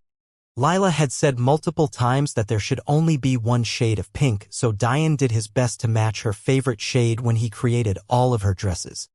He could have just bought some for her, but Lila liked to watch him use arrays, and he took the liberty of adding some extra protection for the little girl. Lila's large pink diamond eyes sparkled as she patted Diane's face with her tiny hands. Ri giggled, her eyes glistening as she watched their interaction. Why did it take you so long to come visit me? Lila pouted. Diane scratched his head awkwardly, a little pinch of guilt gnawing at his heart. Big brother's sorry. I'll visit you more. Okay? Okay. Lila seemed to not want to make Diane feel bad, so she agreed immediately, wrapping her arms around his neck. Ri pouted off to the side. So you see your elder brother, and forget about me? Little Lila immediately jumped down, jumping into Ri's arms. Diane could only watch bitterly as his little sister betrayed him for the enemy. Bending down, Diane patted Little Black's head, looking around at the spacious living room. At least you won't abandon me, right, buddy? Little Black licked Diane's hand almost as an affirmation. He was getting to be big. His horns even began to protrude a bit more, creating distinct bumps on either side of his head. And interestingly, the white scale on the center of his forehead was increasing in size faster than the rest of his body. Noticing an elderly lady with gray hair and eyes walk in, Diane stood to greet her. Ms. Everdeen, thank you for all your hard work. Diane's smile was gentle. He had seen all of the trouble Everdeen went through to provide for the kids. It was above and beyond what she had to do. The elderly lady blinked, but smiled a very motherly smile. "It's my pleasure, young Master Sicharo. What more could I want in my old age?" Diane chuckled. "Don't say that. People would actually start to think you were old. Such a young woman with so much life ahead of her shouldn't say such things. Although Ms. Everdeen knew Diane was just saying these things to please her. The purity in his eyes seemed to make everyone want to hang onto his every word. Even the experienced Ms. Everdeen couldn't help but to blush. Ree rolled her eyes watching this. "You won't even let the elderly go?" Ms. Everdeen bowed to Diane. "I'm sorry, young master. I still have many things to handle. I hope you enjoy your time with little Lila. Make sure to have her back for tomorrow's lessons," she said strictly, leaving no room for debate. Diane smiled at this, not minding at all. It made him think of his own mother, giving him a little warmth inside. He felt quite protective of this Ms. Everdeen. He had picked her out of many women and men who wanted the job because he could feel the kindness in her heart. He had always been good at reading the emotions and dispositions of people, so when he chose to trust, he did so with confidence. Seeing the care and affection Ms. Everdeen had for the children left a smile on his face he found difficult to wipe away. Walking back to Ree, Lila, and Little Black, Diane pondered on something. "You're the native here, Madam Ree. What should we do today? We could just go and find a nice place to eat. Then we could go to the cave with little Lila. I think she'd like to watch me make the pills for your Aurora. What do you think?" Ree harumphed. "If you're already making plans, why bother asking me?" Despite this, there seemed to be a tacit agreement between them that there would be no issues with Lila going to the cave. Diane grinned. "Well, I still need you to show us to a good restaurant, no?" "Oh, "And I'm broke, so you'll need to pay. You should be quite wealthy as the daughter of a school headmaster, right?" Ree pouted. "Is this how you wooed Madeline Sapientia?" Making her pay for everything." Little Lila blinked her large pink eyes intelligently. "Madeline Sapientia? Is that sister-in-law, big brother?" Diane pinched her cheeks. "Of course. One day I'll take you to see her." Little Lila clapped her hands together. "Yay! Big brother is amazing. Sister-in-law should be too." Ree narrowed her gaze towards Diane, using a free hand to pinch his waist. "You shouldn't lie to a little girl, you know." "Ow!" Diane rubbed his side with a bitter smile on his face. "Big brother isn't lying. He's telling the truth," Lila said confidently. "You believe him too, big sister. Why did you say he was lying?" She seemed a little confused, looking at Ree as though she wanted an explanation. It was maybe the most adorable thing Diane had ever seen. Ree raised an eyebrow but kissed little Lila on the forehead, causing the little girl to giggle, seemingly already forgetting her question. Diane smiled, patting Little Black on the head. They headed out back towards the city. Within the city, they walked on the jade and marble roads. Little Lila sat on Little Black's back, patting his head and looking around excitedly. It was the first time she had been within the city. Although the elven city had no walls and was continuous with the villages on its outskirts, social standing had placed its own individual pressure on the poor, especially an orphan like little Lila. When Diane asked Lila about her past, she teared up a bit but braved through the story. Her parents weren't very powerful, so they acted as foot soldiers for campaigns. Because of the poor wages, Lila's mother had no choice but to join the recruitments as well. Usually, Lila would get to see her parents maybe once a year. Despite this, because of her age, she could only remember a single interaction with each of them. During a recent campaign, due to what Ree called the incompetence of a young master, the name of whom even Ree didn't know since mistakes like this happened so often, Lila's parents died. In the end, all Lila had was her first name. Not even able to remember her family name. Diane could only sigh. He was so excited to lead and make a name for himself, but he hadn't even put it into perspective that he was a kid with no experience. Would he use the lives of parents who had children just like Lila just to further himself? What if he made a mistake, costing his army their lives? Diane suddenly became painfully aware that he didn't have enough knowledge. He knew nothing about the environments of the gates, and even worse, had no knowledge of military tactics. To add to an already compiling problem, Ree told him a shocking piece of information. The laws of the gates were unpredictable and constantly changing. How was he supposed to plan properly and be prepared if a desert could become a land of ice in the blink of an eye? What about if the land beneath their feet collapsed into an endless abyss of space energy? What if the weak spatial fabric of the gates caused a legacy world to flicker into existence? Suddenly, you'd have to deal with trouble not just from the other universe, but whatever trials the legacy world involved too. Diane's face displayed absolute focus as he thought through all of these things. In the 6 months between now and my first campaign, I'll learn everything there is to learn about campaigns. What the Celestial Deer Sect has on them. What the Elven Kingdom has on them. Whatever I can find. I can't give up on wanting to make my name known. But I can sure as hell make sure that the least amount of allies die as possible. Ree watched Diane's serious expression from his side profile, sighing inwardly. At least he knows to take this seriously. Campaigns are not a game. The fate of an entire universe is essentially in the hands of kids. And why? Because we happen to be geniuses? How selfish is that? Can't an older and more experienced veteran who may be a bit slower at cultivation lead armies better than we can? A light laughter took Ree out of her train of thought. She looked over to find Diane smiling to himself. She suddenly felt the urge to hit him. What's so funny? I was just thinking about how funny it is that they really put everything in the hands of teenagers and young adults. Don't they know we're moody? What if the leader of the opposing army is a beauty? Won't I get distracted? Ree finally couldn't take it anymore and punched Diane in the shoulder. You! And here I thought you were finally going to take something seriously for once. Diane chuckled, rubbing his shoulder. His playful appearance turned into a thoughtful one. Don't worry, Ree. I'll lead the best campaign in the history of the martial world. It isn't realistic for me to save everyone. Some will die, but I can promise they won't be forgotten. Ree, realizing that Diane wasn't joking around anymore, lowered her hand and smiled.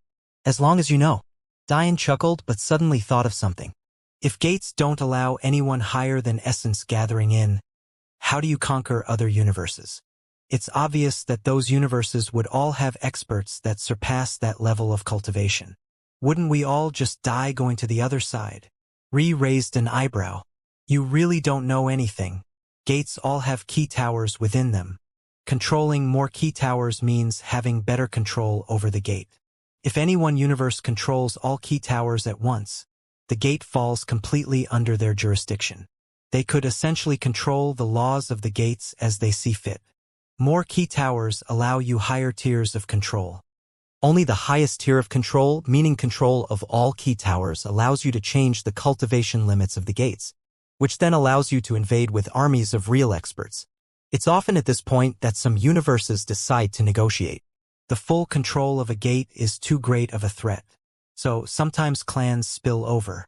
An example of this would be the Xianxia God clan and even us elves. Neither of us originate from this universe. It's just that at some point, some of our ancestors controlled a gate, which allowed us a foothold here. Diane had a confused look on his face. Is this real life or a video game? This is obviously a man-made construct. The universe couldn't have just spontaneously decided all of this, right? Although Diane said this, it made sense to him. The Xianxia God clan had multiple main branches, yet weren't a cohesive whole. If they were, wouldn't they rule this universe instead of the royal god clans? Diane had learned recently that royal god clan wasn't the name of a clan, but rather a ranking for the ruler of a planet. As such, if the Xianxia God clan really originated from this universe, it wouldn't make sense for any clan but there's to be the royal god clan of this planet and every other planet in this universe. Although, if they controlled every planet in a given universe, they'd be known as a king god clan. Ree could only laugh at Diane's words. I guess at some point, however millions of years ago, someone thought this would be a fun game to watch. Whatever. I have time to figure all of this out slowly. For now, how about you tell me where you disappeared to for all those days? I was missing you. Diane pouted as though he was truly hurt by her absence. Ree rolled her eyes. Don't worry about what I do during my free time. That being said, I did promise to take you around the guilds. I'm not familiar with the blacksmithing or alchemy guilds, but the formation guild, I can help with that. Diane nodded. He had already made the conscious choice to contribute as much as he could to those guilds so that his army would be the best equipped. He was taking their lives very seriously already. Suddenly, little Lila's voice came from atop little Black. Big brother, big sister, I want to go there. Her little chubby hands pointed towards a tower in the distance. When Diane realized what he was looking at, he chuckled lightly. "It looks like I'll be treating you today after all," he said, looking at Ree mysteriously. Ree raised an eyebrow, looking towards the restaurant in the distance. "Heaven's Wine? You're broke, how could you afford to treat me there? That very well might be the most expensive restaurant on the island. Even your original 1,000,000 profound stones wouldn't be enough. Also, aside from little Lila, we're not dressed nearly formally enough." Diane smiled. "Don't worry about all that, let's go." Ree looked at Diane oddly but still followed. "What would you like to wear?" Diane asked Ree. "Where?" "What do you mean?" "Well, since you said we weren't dressed appropriately, couldn't I just make it so that we were?" A mischievous glint flashed in Diane's eyes. "Oh, we don't really have anywhere to change though, and I don't have any formal clothes." Ree knew she wasn't exactly telling the truth. But she disliked girly wear as much as Diane disdained to wear anything but sweatpants and a t-shirt. It reminded her of something she'd rather not think about. Diane watched Ree's expression with interest. He could see that something was troubling her, but he had no idea how his question could elicit such complex feelings. Diane smiled. "If you don't want to, let's just go in like this." Diane took out a white shirt and covered his torso. Rolling up his sweatpants to his calves and leaving on his usual casual flip-flops, he put his hands behind his head and strolled ahead without a care in the world. Ree sighed. "We could just go somewhere else, you know. Do you enjoy being looked down upon that much?" Diane chuckled. "I'd like to see how they'd look down on us when they realize the reason I can treat you today." Diane's smile was bright, seemingly eroding all of Ree's doubts. Little Lila remained oblivious to all of this. She used Little Black like her own personal pony, riding him from stall to stall whenever she found something interesting on the roadside markets. Diane chuckled as he shamelessly made Ree pay for everything Lila asked for. Even still, Ree couldn't seem to say no to the little girl, instead happily obliging. Soon, they had reached the front entrance of the Elven Kingdom's Heaven's Wine. Completely out of place with their surroundings, a beast, 2 elves, and a human walked in. Much like the establishment in Wine City, this Heaven's Wine was tiered into cultivation levels as well, although it had more floors. Instead of the 4 sets of 10 floors, this Heaven's Wine had a 5th set, corresponding with the Saint Stage and even more delicacies. The 5 sets of 10 floors was actually standard in most Heaven's Wines. It was just that Wine City had no need for that last set since experts of that level so rarely went so close to the edge of the continent. Little Lila looked around wide-eyed. The grandeur of Heaven's Wine definitely lived up to its name. The somber atmosphere, the lavender and reds, even the elegant chandeliers that filled the relatively quiet space with soft twinkles, all culminated to a truly graceful display. Seeing the entrance of the group of 4, many frowned, but since the true disturbance was just a little girl oh-ohing and ahhing, many felt it would be too cold to react poorly.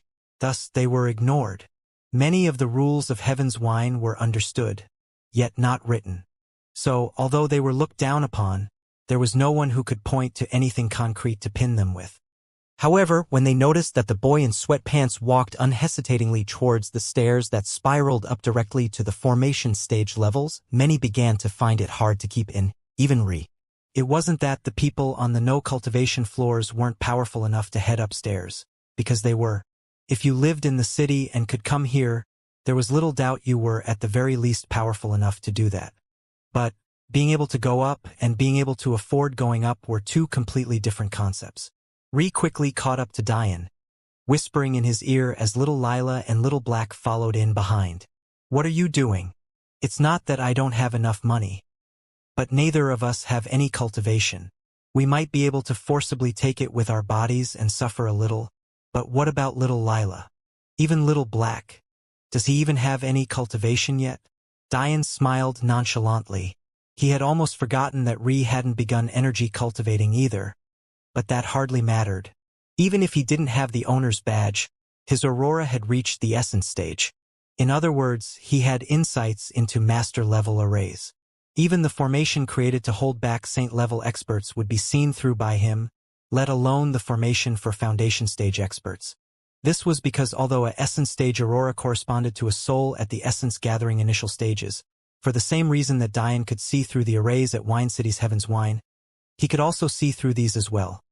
They only simulated high-level arrays, while not actually being high-level. If that wasn't the case, why would the badge that gave Diane access to all of this only be at the half-step Grandmaster level? But he understood Ree's worry. It wasn't that she had forgotten how powerful Diane's array alchemy was. It was just that she was very clear on the fact that what he saw through would be for his eyes only. Could he really instruct a little girl on where to step? And would that little girl be able to follow with no mistakes? Just as Diane was about to explain himself, the doors of Heaven's Wine were opened. I don't know why you want to bet me on this, Leuven. I've long since passed the 3rd common level formation tests. I'm more than ready to take the next steps. Do you really think I can't cross to the 2nd tier with my cultivation suppressed?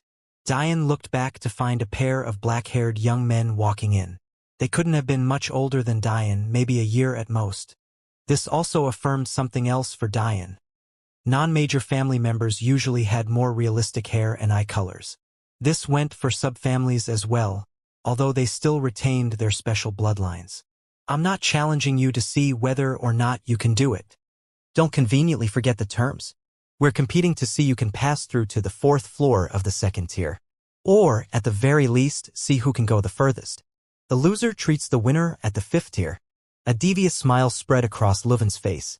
The young man who had spoken first looked exasperated with his friend. Why are you so ridiculous? Not all of us have endless funds. Do you want my father to kill me for using his credit again? Leuven sighed. You're as cheap as your old man, Erlen. Is it fun to pretend like you're poor? Stop being such a spoil sport. Erlen rolled his eyes. It seemed that he'd have no choice but to acquiesce to Leuven's demands today. As long as he won, it wouldn't matter too much. But he refused to face his father's wrath. Soon, the boys reached Diane's group as they were about to head up the stairs. Looks of surprise surfaced on their faces, before it quickly switched to disdain. There's an unspoken dress code here, you know, Leuven spoke with his brows furrowed. Also, a word of advice, you can't just head upstairs because you want to. Formations are a very complex thing, they can't be overridden by just anyone. Diane turned towards Ree with a questioning look. But, she shrugged, seemingly understanding his question. I keep a low profile. All my interactions with the Formation Guild are through Grand Elder Croak. A look of realization flashed through Diane's eyes. So, Ree didn't know these guys, although she was familiar with the Formation Guild because she kept that contact to a minimum. Ree was becoming more and more of a mystery to Diane. Diane smiled, nodding his head. Thanks for the advice. Turning towards little Lila and patting her head, he said, Let's go. Big brother will give you something good to eat. Little Lila nodded her adorable head, rubbing her tummy. Diane and Ree laughed at this, but Ree couldn't help but still worry about how Diane was planning on dealing with all of this. Leuven's frustration was growing, but he felt a tap on his shoulder. Ignore them. They'll figure it out eventually. Let's go on with our competition, Erlen said, no longer bothering with Diane and his group.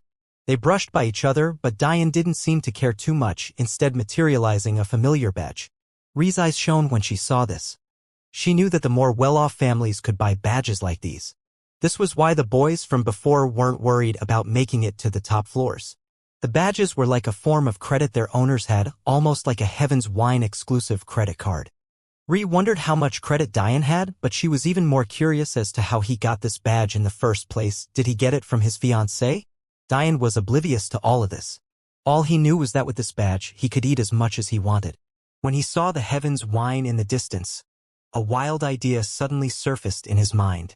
When he was thinking back to how he so quickly raised his soul cultivation back then from the lower blossoming stage to the peak, he found something puzzling. Although he was aware that cultivation became more difficult as you progressed, the drastic difference in speed before he reached the higher blossoming stage and after was weighing on him. But something clicked when little Lila pointed out the tower in the distance. Didn't he eat his fill at Heaven's Wine right before he progressed his soul? And that was only at the 4th tier level of the restaurant. How beneficial would the 5th tier be? Diane smirked, who needs to earn money for cultivation materials when I have everything for free here? Won't it be child's play to find something good enough to help me integrate more of my blood essences and speed up my soul cultivation? Also, Diane realized if he let little Lila eat here often, it would be greatly beneficial for her future cultivation. He looked at Ri and smiled, thinking to himself how he'd help Ri out too if she behaved. Ri gave Diane a weird look when he smiled at her. "What are you smiling about? You're about to treat another woman with something you got from your fiancé? What's there to be proud of?" Diane was in shock for a second before bitterly shaking his head. "I won this through a bet with the disciple of the owner." Ri blinked her eyes. Really? The disciple of Heaven's Wine should be at the level of an unparalleled genius considering how powerful his master is. How could you beat him in anything? Diane feigned being hurt. How could you say such a thing? Honestly, Diane hadn't put Iacus Vinum on his level as a martial artist. Maybe because he was angry with him for disregarding him in front of his fiancée, or maybe because Iacus was so respectful to the God Clan young masters, but either way, Ri did have a point. If he gained acceptance of the owner of Heaven's Wine, he couldn't be weak. What Diane didn't know was that Iacus had no choice but to be so respectful to the God Clan young masters. Although he was a disciple of the owner, he was by no stretch the only disciple. And with the constant absence of his master, many had forgotten how powerful the owner really was. For example, Madeline told Diane that the owner was an expert of the saint stage, but no one was sure of this.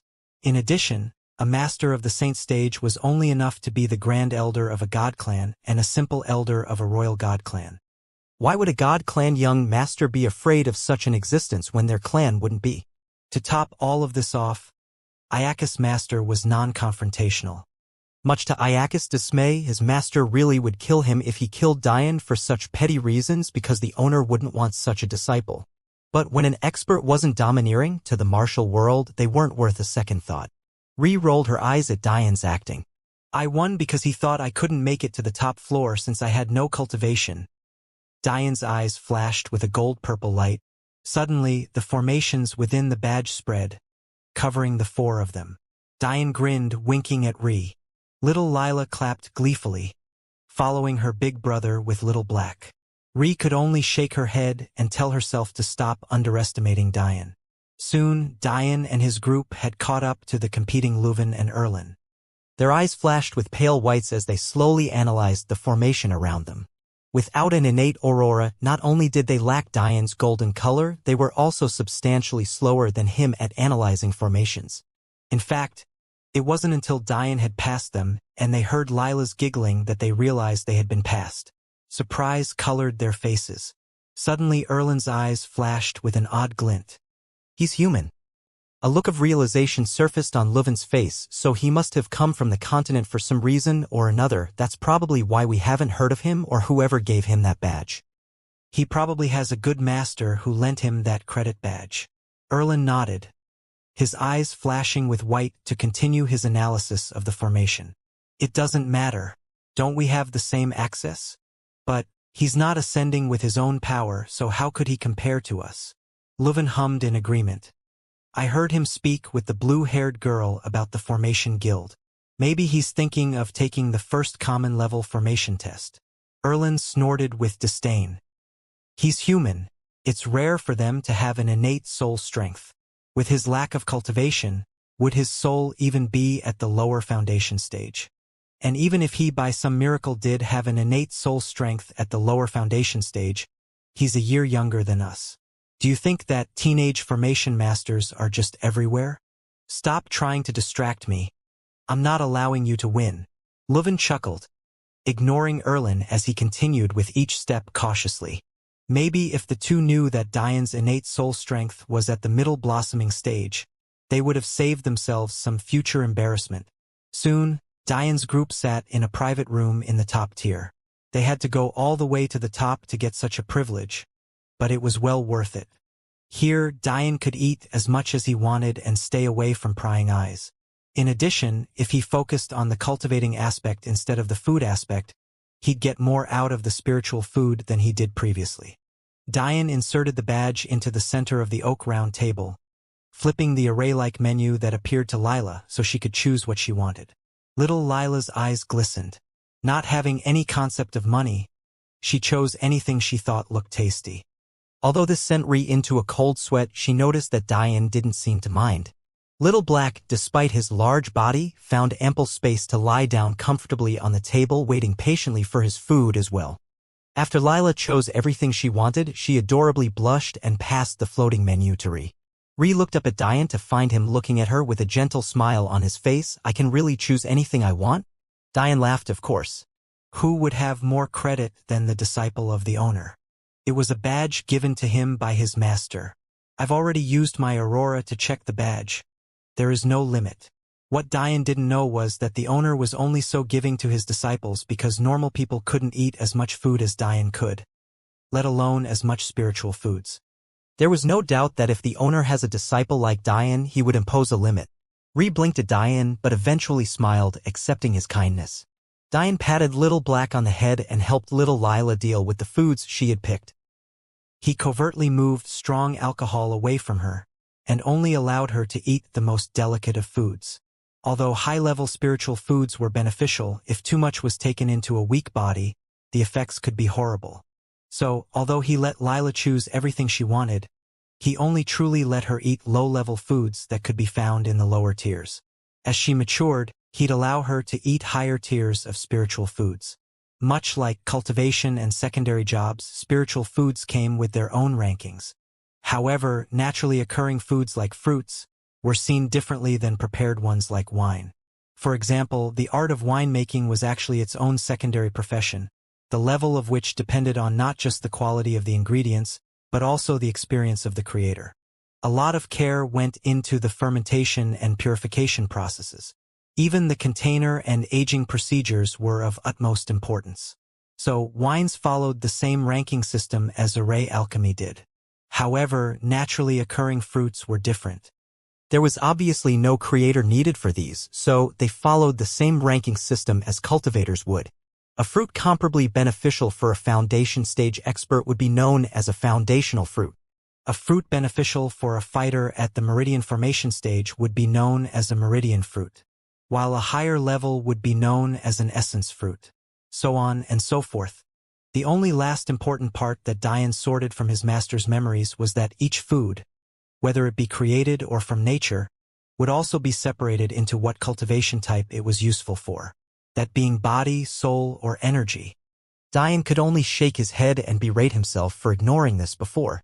Luckily, because of his essence blood and Madeline's body constitution, they didn't suffer from eating high-level spiritual foods. But he didn't want to make the same mistake with little Lila. As Diane was silently thinking to himself, he suddenly realized that Ri was being a little too quiet. When he looked up, he felt as though his heart was being pulled out of his chest. Sitting across from him, silently looking at the menu, Ri seemed to be frozen in time. The only sign that she was in fact still here was the trembling of her fingers. She stared at the menu with her lips quivering. Her eyes reddened as she grit her teeth, trying to hold something back. Suddenly a soft voice came from her side. "Big sister!" Little Lila was standing on the cushioned couches that surrounded the round table, looking at Ri sadly. "Ah!" Ri seemed to snap out of it, looking over at the worried Lila. Ri trembled as little Lila wrapped her arms adorably around her head. "It's okay, big sister." Diane watched this scene with a sadness still in his heart. He slowly stood, walking over to Ri and plopping down beside her. He smiled at Ri, who was holding Lila in her arms silently, still unwilling to cry. Diane looked at the menu to see what had sent Ri into such a state. There, the image of a beautiful flower-shaped fruit appeared. It was a cold ice blue, and its petals were not unlike the aloe fruit from the human words, although their shape was much more delicate and fragile. The flower spread out from its center beautiful, layering petal after petal in an elegant design. Diane didn't know why, but he didn't ask Ri whether or not she wanted it. He simply tapped the screen, causing the fruit to slowly manifest onto the round oak table. After waiting in silence for a few moments, Ri pulled little Lila into her lap. Patting the little girl's head, Ri took a deep breath, feeling a little bit better. She wiped the tears from little Lila's eyes, unwilling to the cheerful little girl cry. "This is a fruit my mom used to cut for me when I was younger. It's called Ice Petals Dance. My mother loved the fruit so much that she created a sword technique named after it. I haven't had it for a long time, partially because I miss her, but also because it's almost impossible to eat properly," she said softly. Diane looked at the fruit, a pondering look in his eye. Why is it impossible to eat? Ree sighed. Each petal contains the actual fruit within it, which makes peeling the fruits a near impossible task. There are hundreds of petals. Few people are even willing to go through the hassle.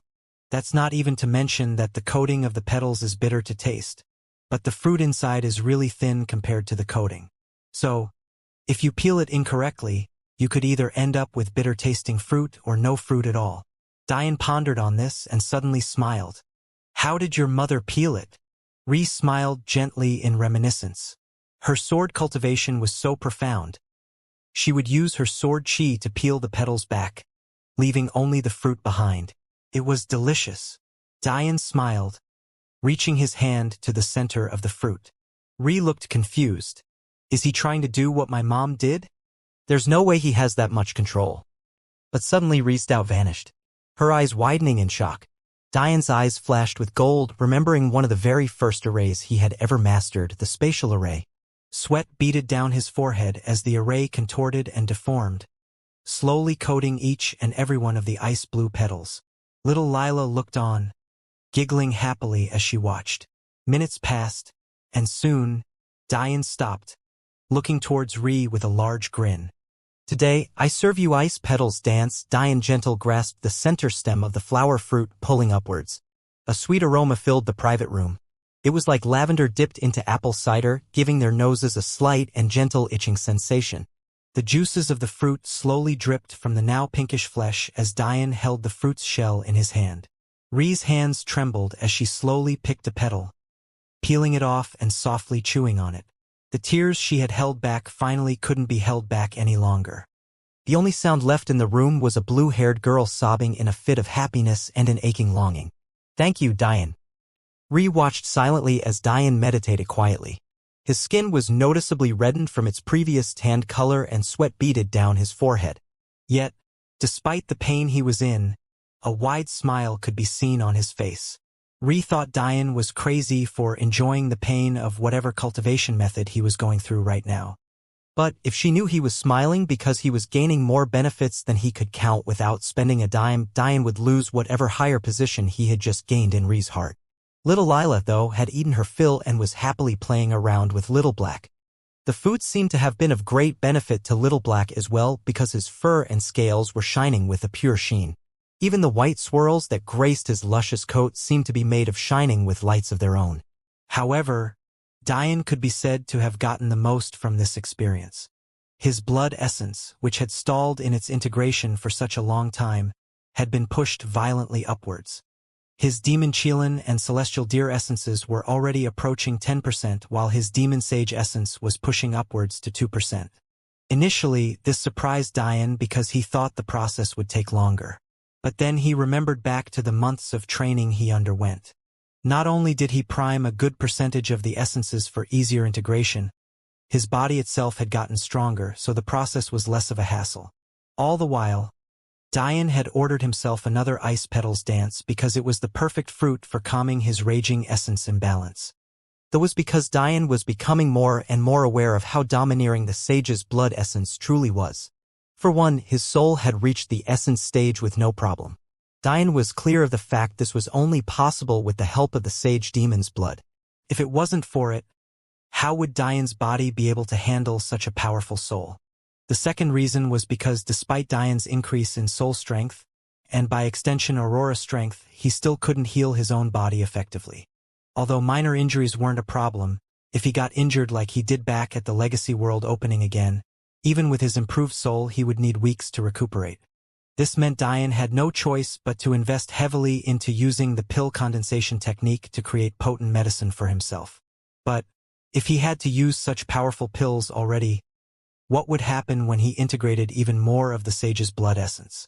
In the end, Diane decided to cast all of this from his mind. He easily chose strength over those worries. Maybe one day he'd be strong enough that he wouldn't even need to heal at all because he'd never be injured.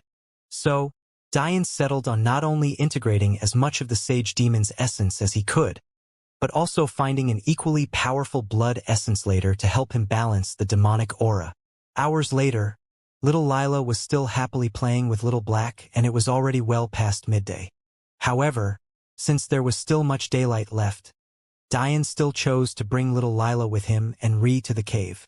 Diane stretched as they walked out of Heaven's Wine. His muscles and bones cracked and groaned. Or at least that what people guessed should be happening. Because it sounded nothing like that. Diane's simple stretch sounded like muffled thunder to those near him. Even Ree couldn't help but look at him weirdly. When he noticed Ree's glance, all Diane did was grin, pretending as though a wink explained everything. Ree rolled her eyes as she stepped onto Diane's array platform. She had secrets of her own, so she naturally didn't think Diane had to tell her anything. Soon, they reached a familiar cave in the depths of the forest. Leisurely walking in, Diane took a good long look at the pool of ethereal water. But his mind became distracted when he thought about how Ree had bathed in it, so he decided to focus his mind on the task at hand. Little Lila, you have to make sure not to touch the water, okay? It's dangerous. Ree kneeled lovingly in front of Lila and told her what she could and couldn't do. Little Lila obediently nodded her head before jumping to Diane's side. Big brother, are you going to use the pretty flashing light again? Diane chuckled, rubbing the little girl's head. Yes, it'll be a big help to your big sister. You should tell her to thank me. Lila's head bobbed up and down adorably. She's very thankful, big brother. Diane laughed, sitting Lila beside him looking up eagerly. Little Black seemed to have taken a liking to the little girl, so he curled up beside her as she clapped happily. The ground of the cave was surprisingly comfortable, but Diane still made cushions for them to sit on, not wanting little Lila to ever feel any discomfort. Ree, sitting across from Diane, looked at him intently. What exactly are you planning on doing? I did tell you how hard it is to open an aurora past 30%, right? You innate aurora folk are too much, she said bitterly. Diane looked up with interest. Oh? Is there more than just me? How many people with innate auroras do you know? Ree shook her head. Like I said, an innate aurora hasn't appeared in this universe for millennia, but the same can't be said of other universes. There have been 2 that I know of who appeared during campaigns. There may be more, I don't know. Diane's eyebrows arched up. What are they like? Ree rolled her eyes. You sound like a gossipy teenage girl asking me about my crush. Oh, do you have a crush? Little Lila giggled when she saw Diane teasing Ree. Ree, being unwilling to punish little Lila, instead settled for flicking Diane's forehead. Stop talking such nonsense. Who has time for something so ridiculous? Little Lila looked up at Diane with her large watery eyes. Big brother, can you believe that big sister has never liked a boy? She told me when she came to visit. She giggled adorably. Diane smirked. Didn't you say you shouldn't lie to a little girl? Look at you now. Hypocrite. Ree furrowed her eyebrows. Who's lying? Diane gave Ree a devious smile but stopped teasing her. Ree could only take a deep breath, trying to forget how annoying Diane was. Campaign leaders with innate auroras are on a whole other level, she said softly. They see so much of the battlefield because of their sixth sense. They lend the best support imaginable with their speed at creating arrays, and their intelligence can normally scale vastly higher than the average leader. Diane's gaze turned serious. So the other universe, our most immediate enemy, has at least 2, maybe more leaders on that level while we have none? Ree smiled bitterly. You see why my father was willing to pair you up with me now? It isn't just about the Elven Kingdom, it's about the whole universe. Diane contemplated this quietly. It wasn't that he didn't have the utmost confidence in himself, but he was also a realistic person. He knew when it was appropriate to back off and when it was necessary to step forward. He could be arrogant and even disdainful here because he was very clear on the fact that the amount of people his age who could rival him could be counted on a single hand. But even if he had an utmost confidence in defeating 1 innate aurora holder alone, what about 2? What if the 2 that had appeared weren't even all the rival universe had access to? Ree, noticing Diane's deep contemplation, let a playful smile spread across her face. So the arrogant Diane is finally doubting himself, Looking up, Diane chuckled at Ree's words. Quite the opposite. Diane's devilish aura started seeping out from within him. I was just thinking that I finally found some worthy rivals. Ree looked at Diane, shaking her head. This guy. Suddenly a clap awakened her from her thoughts. Diane had reverted back to his normal pure appearance and was preparing to help Ree. All right, Let's open up your aurora a bit more. Shall we? Ree looked on in interest and tens of medicinal pills flew out of Diane's spatial ring. A look of confusion cropped up onto her features. These pills, they're not potent enough to do anything. Diane chuckled, just watch, beautiful.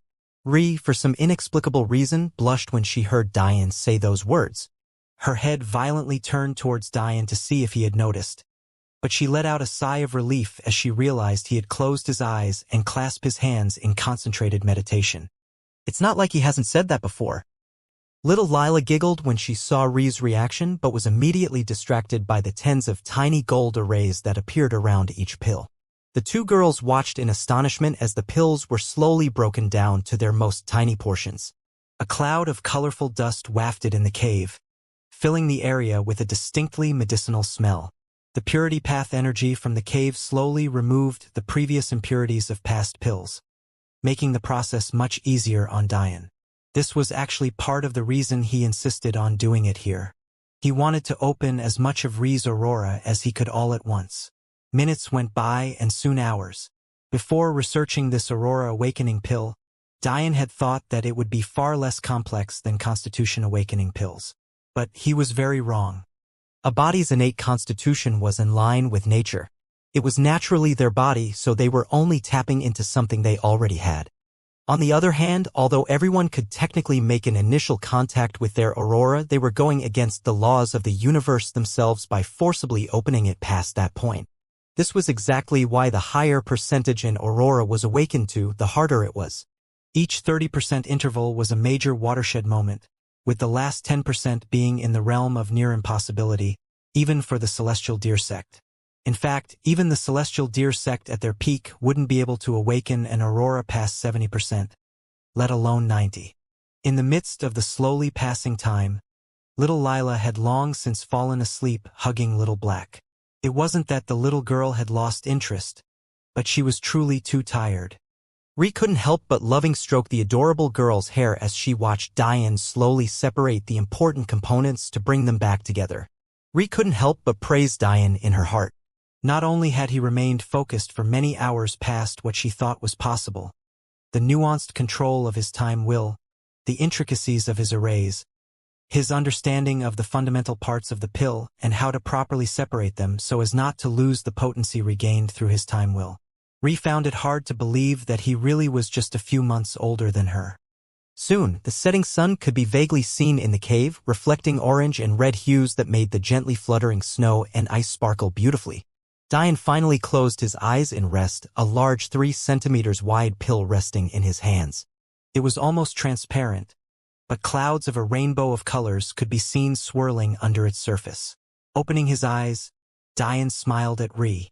Here you go. Ree took the pill delicately, as though she was holding something of untold value. And truthfully, she was. Within the Elven Kingdom, the guild leaders and elders would pay whatever they had to for this pill. To Diane, it meant nothing more than a few hours to practice his alchemy. But to others, this pill was life-changing. Watching Ree with interesting, Diane's smile didn't fade. Go on, swallow it. Diane waved his hand in the air as though this was nothing much. He seemed to take too much pleasure in his word choice. Luckily, Ree didn't seem to notice. Diane thought back to the endless gardens within the spatial world in his ring. He had never touched the plants and had no real need to. If they could be sustained thousands of years after the destruction of the Celestial Deer Sect, then a few months with Diane would hardly change anything. But this experience made him realize how important the pills he could make were to everyone else. Haha, can't I twirl the Alchemy Guild around my finger like this? Diane watched on in amusement as Ree swallowed the pill, crossing her legs to meditate seriously. Her forehead glowed with a white light, but then something odd happened. As Ree felt her aurora astonishingly breaking past the 30% barrier, the light within her forehead changed to a cold blue flame. Diane started. Her aurora flame is blue? Not white. Not gold? What does that mean? Diane searched in his master's memories, but couldn't find such an occurrence anywhere. That only meant one of two things. Either the 25th White Mother had no idea, or it was within her sealed memories. Pondering on the second option, Diane suddenly thought of a possibility. His eyes widened in realization, but he buried the thought. There wasn't enough evidence, and he wasn't a fan of jumping to conclusions. All he knew was that since the aurora was a reflection of the soul, literally being a main link to it, Ri's soul had to be special. About half an hour passed by before Ri's aurora flame finally settled down. The feeling coming from her was such a bone-chilling cold that Diane had to layer little Lila with array after array, just to make sure she felt no discomfort. Just as she finally relaxed, the butterflies of the cave began to float around her. But Diane couldn't help but gulp. Ri's hair stuck to her face ever so slightly, evidence of how much pressure she had just been under. Her chest still heaved as she caught her breath, but the sight was much too enticing for Diane's demon essence to handle. Despite this, he couldn't look away from the sweat slowly dripping down her subtle, but very present ravine. By the time Diane's eyes reached down to her exposed and toned belly, he could only shake himself awake. Luckily Ri hadn't noticed, or else he'd probably be a dead man by now. Trying to calm himself, Diane stretched his hand out to one of the fluttering butterflies. Meanwhile, Ri had finally taken her last deep breath and was shocked beyond belief. 65%? She turned a complicated gaze towards Diane. Just who are you really?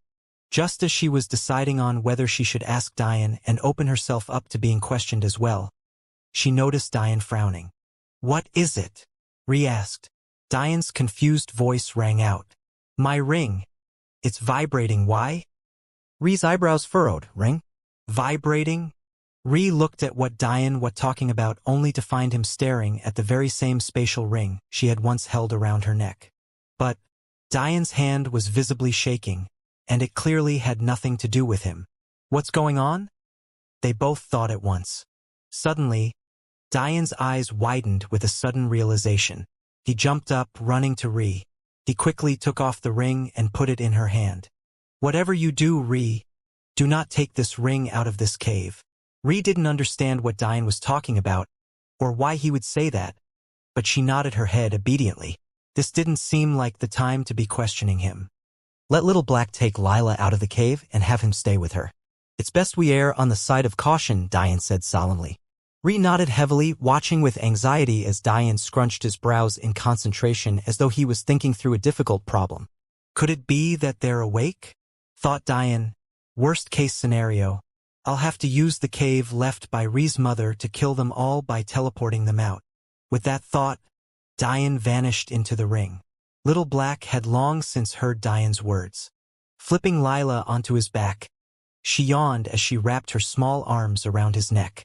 Ri looked on worriedly, staring at the ring in her hand, hoping Diane was safe. Diane flashed into the ring, looking around with a serious look on his face. Sounds of fierce banging and raging roars resounded through the large world, and Diane knew exactly where it was coming from. He sprinted towards the arrays he had put up around them.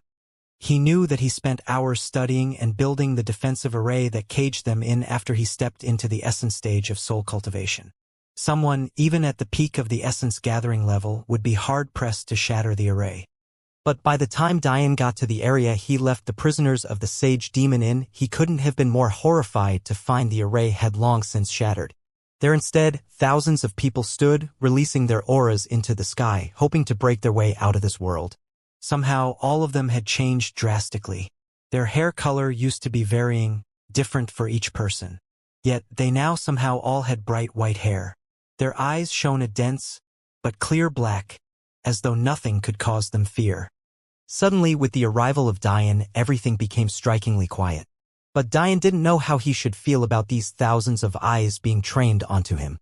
Was he meant to be happy that it was clear they maintained rational thought? Or be apprehensive about the fact he was no match for so many warriors, especially with how much stronger their bodies were as compared to the norm? Should I send them out now? Can Ri's mother's cave handle this many at once? How much time would pass? Would we still be in danger even if I did that? Diane's mind was in chaos, but he maintained a calm outer appearance as he scanned each pair of eyes one by one. Suddenly and silently, a handsome young man stepped forward. He was about Diane's height, 1.9 meters tall, and was only a few years older. From the looks of it, he couldn't have been more than 20 now. His long white hair flowed, as his shirtless torso and raggedy, Hole-filled brown pants swayed in the wind. Suddenly, he crouched downwards. His muscles rippled and flexed as his eye trained on Diane. To him, there was nothing else in the world but the boy in front of him. Diane's eyes narrowed as he felt the dense killing and demonic aura dripping from the young man and the thousands around him. However, none of the others seemed intent on moving. A test? For what? Diane knew he had no time to think, and he couldn't see through the young man in front of him, so he jumped to his most serious mode immediately. Diane could risk it and try to kill them all, but then he would learn nothing. He would either end up dead or he would kill them all with no one left to explain things. Bang! Diane's body immediately expanded to 2.5 meters tall, blasting his shirt into ashes. He had no time to call for his sword. But something told him that didn't matter. The eyes of the young man narrowed at the sight of Diane. A blood-red aura rolled off of the both of them. Diane stood tall, not an ounce of fear in his eyes. Bang! The young man sprinted forward, leaving a deep crater behind him. Demonic will condensed in his hand, hardening his skin and amplifying his strength. Diane leaped forward, his massive body shaking the world with his every step. Celestial and wind will condensed at his arm, intent on slicing through the aura of the young man in front of him. To Diane, there was nothing other than murder in his thoughts. To destroy the young man in front of him with no remorse, no human kindness, no regret. ROARR the thousands behind them roared into the skies, stomping their feet and banging their chests. Battle, victory, blood, carnage. These were the things you would think of seeing this scene. Bang! Their fists collided. A raging tempest of wind blasted between them. Two young men with one goal, neither willing to lose, neither willing to give up. Silence. Diane stood tall, his fists clenched against the young man's. His fist ached, his arm was partially fractured, and yet he felt the best he had in a while. The thrill of battle filled him with a feeling he found hard to describe, making his demonic battle path thrum with excitement. But just as Diane was about to retract his arm to punch once again, his eyes widened in shock. There, in front of him, the young man kneeled. His arm crossed his chest in a respectful manner, and his head was lowered in reverence. You are indeed the proper successor of Demon Sage Sargeras. The sounds of kneeling filled the once quiet atmosphere. Figure after figure bowed their heads to Diane. The sea of white and black gave off a will that would make anyone's blood boil. Suddenly, the next words of the young man made Diane tremble with even more shock than before. His thoughts unconsciously jumped to a sassy red-haired girl covered in short, tight red leather. Your servant, Arios Sicarius, at your service. Diane stared at the young man kneeling before him, confusion coloring his features. He had obviously not heard the conversation between Ava and her father, so he had no way of knowing that Arios was presumed to be alive. But even if he had known, that would do little to reduce his confusion and surprise. However, that was the least of the issues here. How the hell did Ava's brother end up in a legacy world that should have existed for thousands of years? Suddenly, Diane noticed something and snapped out of it. He walked forward immediately and almost forcefully helping Arios up. Get up, I don't need you all to kneel for me.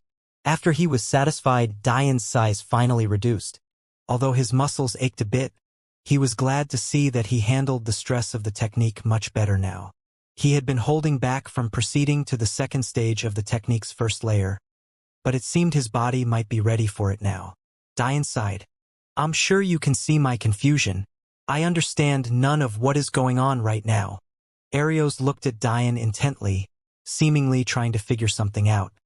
We are the demon generals of Demon Sage Sageras. Arios spoke plainly, as though it should have been obvious. Diane raised an eyebrow. Demon generals? What scale of army has so many? Arios' eyes blinked, finally realizing that Diane really didn't understand a thing. The army of the Demon Sage is vast and widespread. With how many universes the Demon Sage has bent to his will, it would be odd if he only had a few generals. But even still, we are but a fraction of the original number. Diane's eyebrows furrowed in deep thought. The Demon Sage controlled multiple universes? Well, I assume the truth would be that he used to. Not only is he dead, but with all of his generals here, they're clearly not defending his territory. But there's too much I don't understand. If you're demon generals of such a powerful being, Why was I able to beat you all into submission a year ago? And why are you suddenly strong enough to match me after the year of training I've undergone? Ario's serious eyes showed a bit of humor which was getting to Diane's pride. I don't mean to be rude, successor, but you aren't my match now. I simply lowered my level to what I thought a successor of the demon sage should be at in consideration of your age. As for why you were able to beat and cleanse us, it was due to a special technique the demon sage used. In exchange for our strength, he extended our lives by thousands of years. Of course, the other trade-offs were the loss of our minds and physical deformity. A complicated look flashed through Ario's features. The fact you were able to cleanse a technique of the demon sage was already enough for us to acknowledge you. Arios bowed once again. I'm sorry for testing you, successor.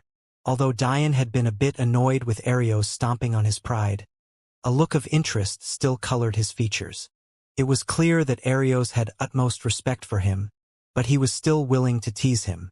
This could only mean that the demon sage was a leader who allowed such things, which made Diane think of a question. It's clear the demon sage was a good leader to you all.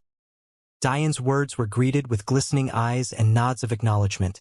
It was clear they agreed. But if he was such a person, why would he try and forcibly seize my body? Since you all revere him, I won't lie to you all. It was me who killed the last bits of his soul. Arios sighed. The story behind this is long and complex. Diane listened intently, inwardly relieved that it seemed these demon generals had long since known it was his doing. This meant that his last bit of worry could be cast away. He wouldn't have to kill them all. Noticing that Diane was willing to listen and wasn't angry, Arios continued, in the prime of his life, the demon sage was a single conquered universe away from a watershed. Seeing Diane's confused look, Arios quickly explained. This watershed is a complex concept that even I don't fully understand. It would be impossible for me to explain it to you. I hope you can forgive me. Diane nodded. There was no need to understand everything all at once. He was more interested in understanding the sage's story. Arios sighed in deep contemplation. The problem with his rampant success obviously came with his enemies. The sage was young, so young that his power made no sense in proportion to his age. On top of all of this, he was arrogant beyond belief. The combination of jealousy and his attitude made it all too easy for him to make enemies. Arios looked at Diane with a knowing look, as though he could already see through him. Diane bitterly smiled. You know well how the martial world works. Whether you're arrogant or you bow your head, as long as you succeed, you will be hated. So, why bother lowering your head? Arios sighed. It seems like you are very much like the sage. Although I can't disagree with you, there does come a time where you need to be a lion in sheep's clothing. You don't have to bow your head, but you could at least pretend to be weaker than you are. A serious look appeared on Diane's face. He truly wondered if he should do that, but then he shook his head violently. It just wasn't in his character. Arios could only smile bitterly as he watched Diane's reaction. Well, I tried. He chuckled to himself. Although he couldn't say that he liked Diane's and the sage's attitudes, he couldn't ignore the fact that without their personalities being as they were, they might not be successful at all. Diane worked hard, lost days of sleep, and constantly pondered over things every minute of every day. His brain was never off. People may look at his achievements and roll their eyes because he was lucky enough to have an innate aurora, but where were those people when a 5-year-old Diane's eyes shone looking at a computer screen filled with code? Where were those people when an 8-year-old Diane played his piano and plucked his guitar strings until his fingers bled, needing to vent his feelings about his lost mother without bothering his hard-working father? Where were those people when Diane sat alone at 10 years old, when his parents were gone, and the only thing left was a room filled with inventions and computers? Diane's arrogance wasn't born of thin air. It was his hard work. It was his shield, and he wasn't willing to give it up. Arios continued. With the accumulation of his enemies, a plan was hatched to deal with the sage. Many years ago, the opening of the Timeless Library was becoming more and more of a possibility, with the leading runner being the sage. Because of his vast resources and untold success, there were very few who would be able to rival the sage in this special legacy world opening. Special legacy world? Diane raised a brow, listening intently. AI. Legacy worlds come with various rankings of their own. Most of the time it's simply by the cultivation of the expert who left it behind, but the timeless library is a special case. Remember the watershed I spoke of before? The timeless library is a legacy suspended in space where all time had stopped. It is the culmination of all the legacies and knowledge of past experts who surpassed this watershed. Diane's eyes shone. A culmination of experts who all surpassed the sage? What kind of ridiculous concept was that? Arios sighed. The sage was intent of opening this world not because he wanted to follow and learn from others, but because he felt that something was off with the world. I'm sure by now you at least know about campaigns and the reason they're fought, right? Diane nodded. Well, the sage was intent on finding a solution to this, and he had a feeling that the answer was within the timeless library. With him being one of the only few with the qualifications to even enter such a legacy world, many of his enemies inexplicably stopped competing for it. The sage was intelligent, so he was fully aware that this only happened because they were intent on destroying his hard work in his absence. Diane's arched an eyebrow. Didn't you say this world was suspended in time? Wouldn't it technically be but an instant from when he went in to when he came out? Arios shook his head. Suspended in time, yes. But suspended in which time is the key here. Diane's eyes widened with a sudden realization. Because of the legacy world's abnormality, the sage could reappear in the same instance he entered, or he could be transported millions of years into the past, or millions of years into the future. It was impossible to tell. The only thing that was certain was that you couldn't be transported to a time before the first expert who experienced a watershed began the timeless library, and that there was an equal chance of being transported to any time other than that. Which means there's a vastly higher chance of being sent into the future as opposed to the past. Arios inwardly praised Diane's intelligence. He grasped the crux of the matter almost immediately. Whereas the moment the timeless library was created is finite, the future was obviously infinite. Well, as infinite as heat death would allow. This meant that if those who entered had an equal chance of being transported to any given time according to those rules, there was a vastly higher likelihood of being sent into the future simply because there was more time in the future. Diane spoke again. So the sage risked it anyway because he knew the solution was much more important. Arios nodded solemnly. You know, the demon sage didn't always have such a name. He only insisted on being called as such, even creating that horrible song because he was laughing at his own uselessness. Diane looked up from his thoughts, suddenly remembering when he asked himself how you could be a demon and a sage at the same time. Before he entered the world, he laughed a sad laugh. He knew he was leaving us to what would probably be our deaths, but he had no choice. And we supported him. Arios' voice had grown hoarse. Arios clenched his fists. But he tried his best to fight fate. He poured all of his resources and even created the energy-accumulating blood sacrifice technique, all to barricade and constrain the timeless library to a finite window. After years of planning and struggle, he finally managed to not only find the entrance, but to also time-lock the special legacy world into a 2,000-year span. Hoping with everything in him that he would be teleported 1,000 years into the past instead of 1,000 years into the future. But as fate would have it, he didn't have his way. Arios paused, taking a deep breath. The sage was teleported hundreds of years into the future. His kingdoms were destroyed, his people were enslaved, and the worst part was, he didn't find the answer he was looking for. Diane's jaw hardened. What a story! A bet that should have been 50-50 was lost, and with it went one of the greatest dynasties ever. Once the sage came back, he was enraged beyond belief, and the loss of his wives and children sent him into a crazed-like state. Demonic will is a double-edged sword. It gives you power beyond almost anything, but should you lose control, the consequences are drastic. By the time the sage finally gained his sanity, he was a depleted man. He was no longer young, and his enemies had only multiplied. He began to travel using his inner world as a haven, fleeting in and out of gates and in and out of time. Soon he realized that he had long since lost his moment to surpass the watershed. So that's what it was. That world wasn't his legacy world, but it was instead his inner world. No wonder there was no time distortion. What does that mean? Diane thought. In his last moments, he finally told us remaining generals what happened in the timeless library. I still remember his words. What a joke my life has been. My arrogance reached the skies and I disdained everything.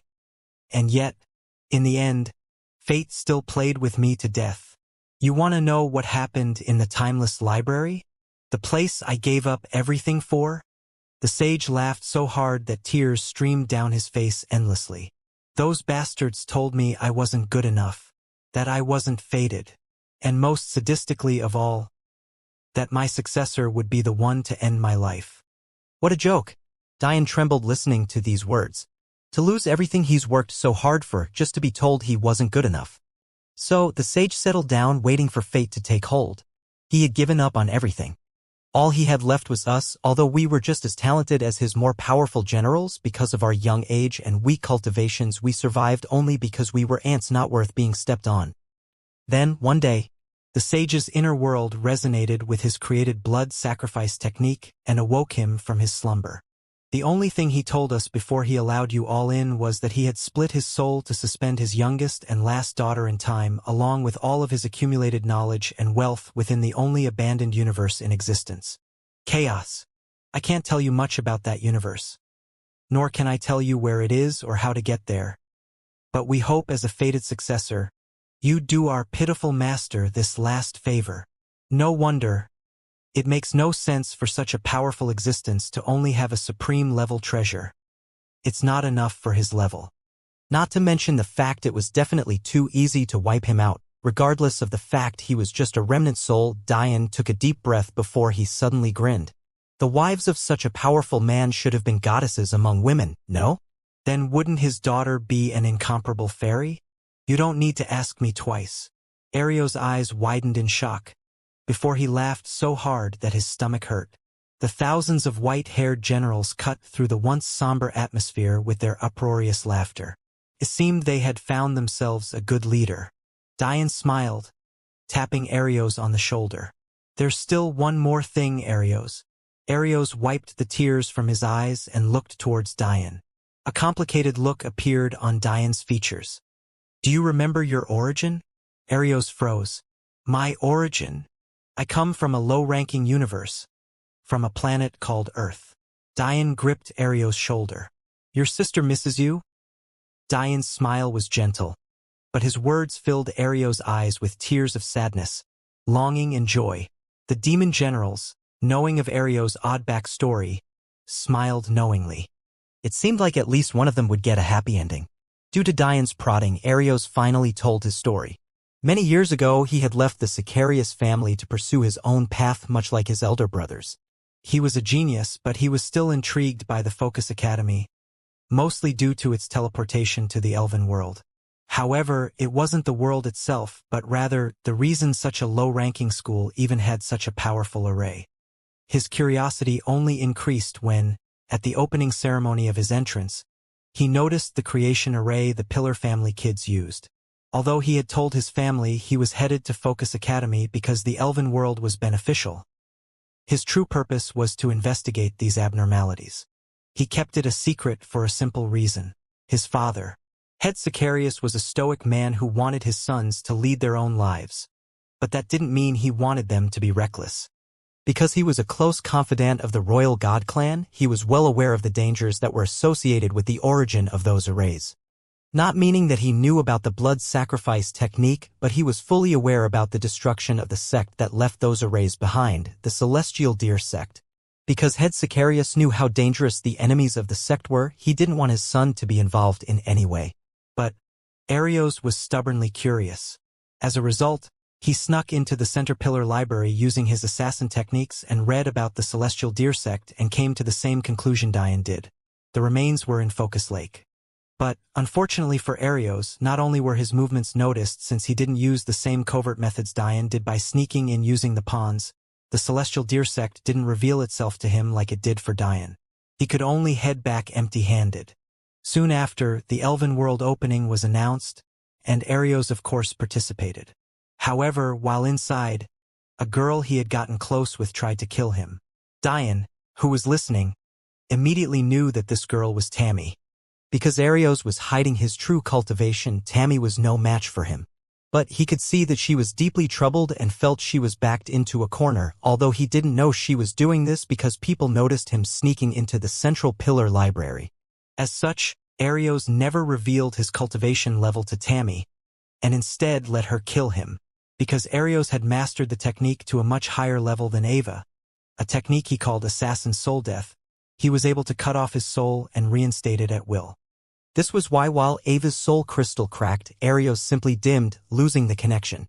Because he was playing dead, the teleportation array obviously didn't take Arios at the end of the month. The worst part was, all this time, the Storm family thought Arios was sneaking around because he knew something, when really, he was curious about something completely different. But Arios decided to make the best of the situation. He stayed in the Elven Kingdom, tempering himself in the forest. He even joined Florence Academy eventually. But he wasn't as lucky as Diane yet again and was regulated to a foot soldier role for the campaigns. That being said, he didn't mind too much because he could always go to the main continent to lead his own armies. It was just that he wanted the experience of being a foot soldier so that he could better lead in the future. However, Arios' string of bad luck wasn't yet over. Because of the anomalies of the gates and their unpredictability, coupled with the stupid decisions of the leading young master at the time, Arios fell into a warp in time. By all rights, he should have died, but the demon sage saved him, bringing him along his own campaigns. Arios thought it would always be impossible to come back. Even the demon sage couldn't control time perfectly, let alone him. But it seemed like he had finally come back home. Diane smiled as Arios wiped the last of his tears. "We'll go see your family in no less than a year. In fact, if you'd like to go now, I won't blame you." Arios blinked. "How long has it been since I've been gone?" Diane thought for a bit.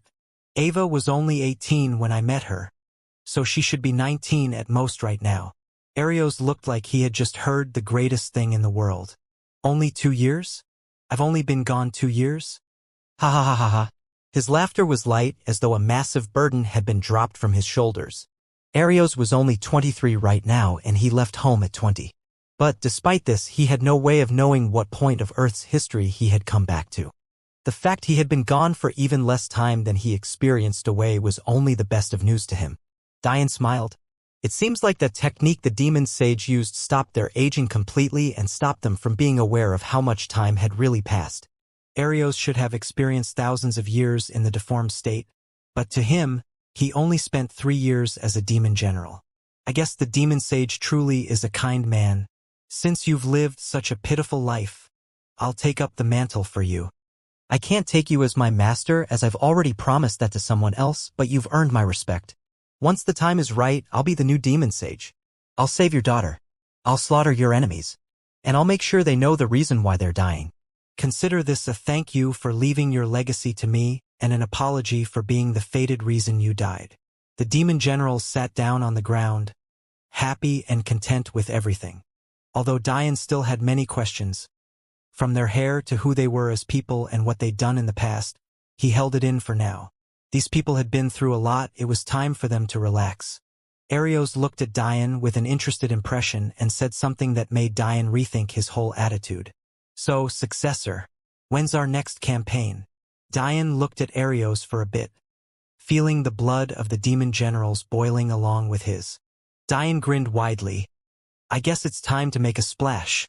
Diane was immediately immersed in his planning, and even planning his planning. He wanted to know everything there was to know about the army he had just gained, and how to make the best use of their abilities. What he ended up finding out was surprising. Even the weakest among the generals were of the essence gathering level, including Arios. At first, Diane wondered why a sage would need such relatively weak generals, but then he realized his thought was stupid. Since some gates cap at the essence gathering level, you obviously needed talented young generals to lead campaigns at those gates. There was a total of 3,000 generals. 1,000 at the lower essence gathering level, another 1,000 at the higher essence gathering level, and the last 1,000 at the lower saint level. This realization made Diane widen his eyes in shock. 1,000 saint-level experts. Ridiculous. However, Diane was also aware that this was but a drop in the ocean compared to the experts even in this universe.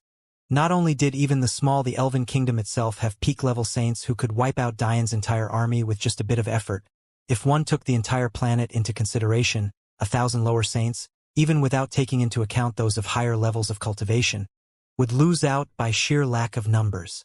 What was 1,000 to millions? Thus, Dian made a decision. He wouldn't use the demon generals in his first campaign unless he uncovered the mystery of the Elven Kingdom and the Celestial Deer Sect. Only by knowing who and where his enemies were would he feel comfortable revealing some of his hand. The second decision he made was to cap the amount of demon generals he would use. Because of the talent of the demon generals, their combat prowess far surpassed those of the same level. As such, Dian decided that he would only take out 100 lower essence gathering demon generals if he uncovered the mysteries of the Elven Kingdom. Dian smiled to himself. Sure, leading a massive army is great. Although I guess 2,000 isn't that large, he thought. Remembering that the gate his first campaign would take place in had a cap of peak essence gathering, Dian knew the saint-level experts weren't a possibility.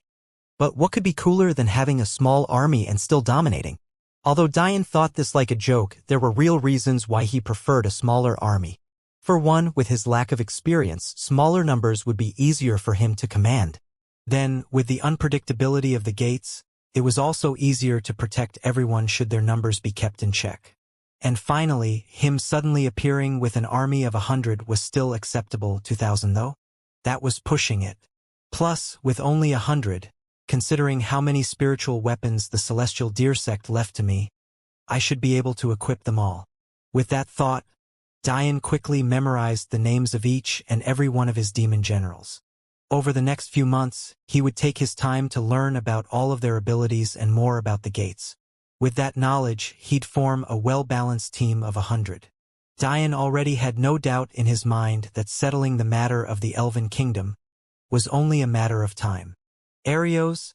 Dian called out to the handsome young man. Yes, successor? Dian waved his hand. Don't call me that. It'll only make me feel bad. Just call me Dian. Dian smiled bitterly. Arios smiled in acknowledgement. Since you were part of the Elven Kingdom for a while, what do you know about its troubles? Arios was surprised by Dian's question, but quickly continued to answer.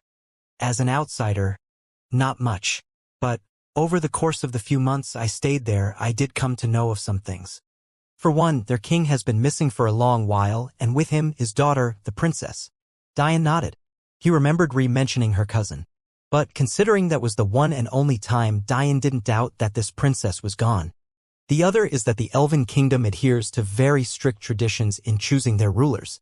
Oddly enough, said rulers aren't picked from their most prestigious families. Instead, anyone can become king or queen as long as they are a true empath. Dian's face furrowed in thought. True empath. Dian suddenly thought of Jade. Jade could see right through him and could clearly tell when he lied and when he didn't.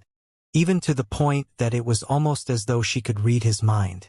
Also, now that he thought about it some more, she was especially sensitive to his demonic will as well. Though he didn't know what a true empath was, that seemed to fit the description of the words themselves. But something was off. When I mentioned Madeline to everyone, they reacted as though Jade's reaction was law. But it wasn't that it was because it was Jade, but because she was part of the Eostre family. If a whole major family has the ability to see through people like that and yet they aren't the set rulers despite this, that can only mean that true empaths aren't as simple as that. Arios seemed to realize exactly what Dian was thinking. If you're thinking of the Eostre family, I used to have thoughts on them too. Their abilities are so close to what anyone would intuitively think a true empath would be, so why weren't they the ruling family if elven kings and queens were always said true empaths? Arios sighed. But I don't have an answer to give you regarding that. The true empath seems to be a very important being for the elves, but at the same time, from what I've pieced together, it has also brought them untold tragedy. I don't know why, but from what I've deduced, the Elven Kingdom can't afford to have a true empath on the throne without the help of the Celestial Deer Sect, but the problem is that that sect was destroyed long ago. The reason they needed the sect isn't common knowledge, and what they stand to lose without them is also unknown. The last thing is that the hate for the Acacia family is deeper than just the fact the king disappeared. I read an ancient book once, not here, but when I was campaigning with the demon sage, that spoke about the three ancient families of the elven race. One was the Florence family. The other was the Matilde family, and the last, as you've probably guessed, was the Acacia family. The fact the Acacia family is known as an ancient one and yet isn't given their due respect here must have a deeper story behind it. That's all I know. Diane nodded, 4-1. It wouldn't make sense for a kingdom to let their citizens know how reliant they were on an ally, so it's clear why no one knows the true reason behind the alliance except for a select few. Aside from this, the hate of the Acacia family sounds interesting. It may very well be the reason behind some of these odd occurrences. But Ario's information did give Diane a new train of thought. Why would a kingdom who knew they needed an ally like the Celestial Deer Sect not help in stopping their destruction? Did that mean that even with the help of the Elven Kingdom, the fate of the Celestial Deer Sect was set? Or did that mean that they simply decided not to help for some unknown reason? And maybe that unknown reason was exactly the reason the major families hated the Acacia ancient family. Diane sighed. There was no use pondering on this now with no real information. It was best that he went out for now. Ree and little Lila were probably worrying. Outside the spatial world, Ree was sitting nervously, staring at the ring in her hand. The vibrations had long since quietened down, but she had no way of knowing what happened. Since the ring was owned by Diane, she had no way of entering without his permission, so she could only sit and wait while ensuring the ring never left the cave. Time passed and soon she was started awake by the pitter-patter of small feet running into the cave.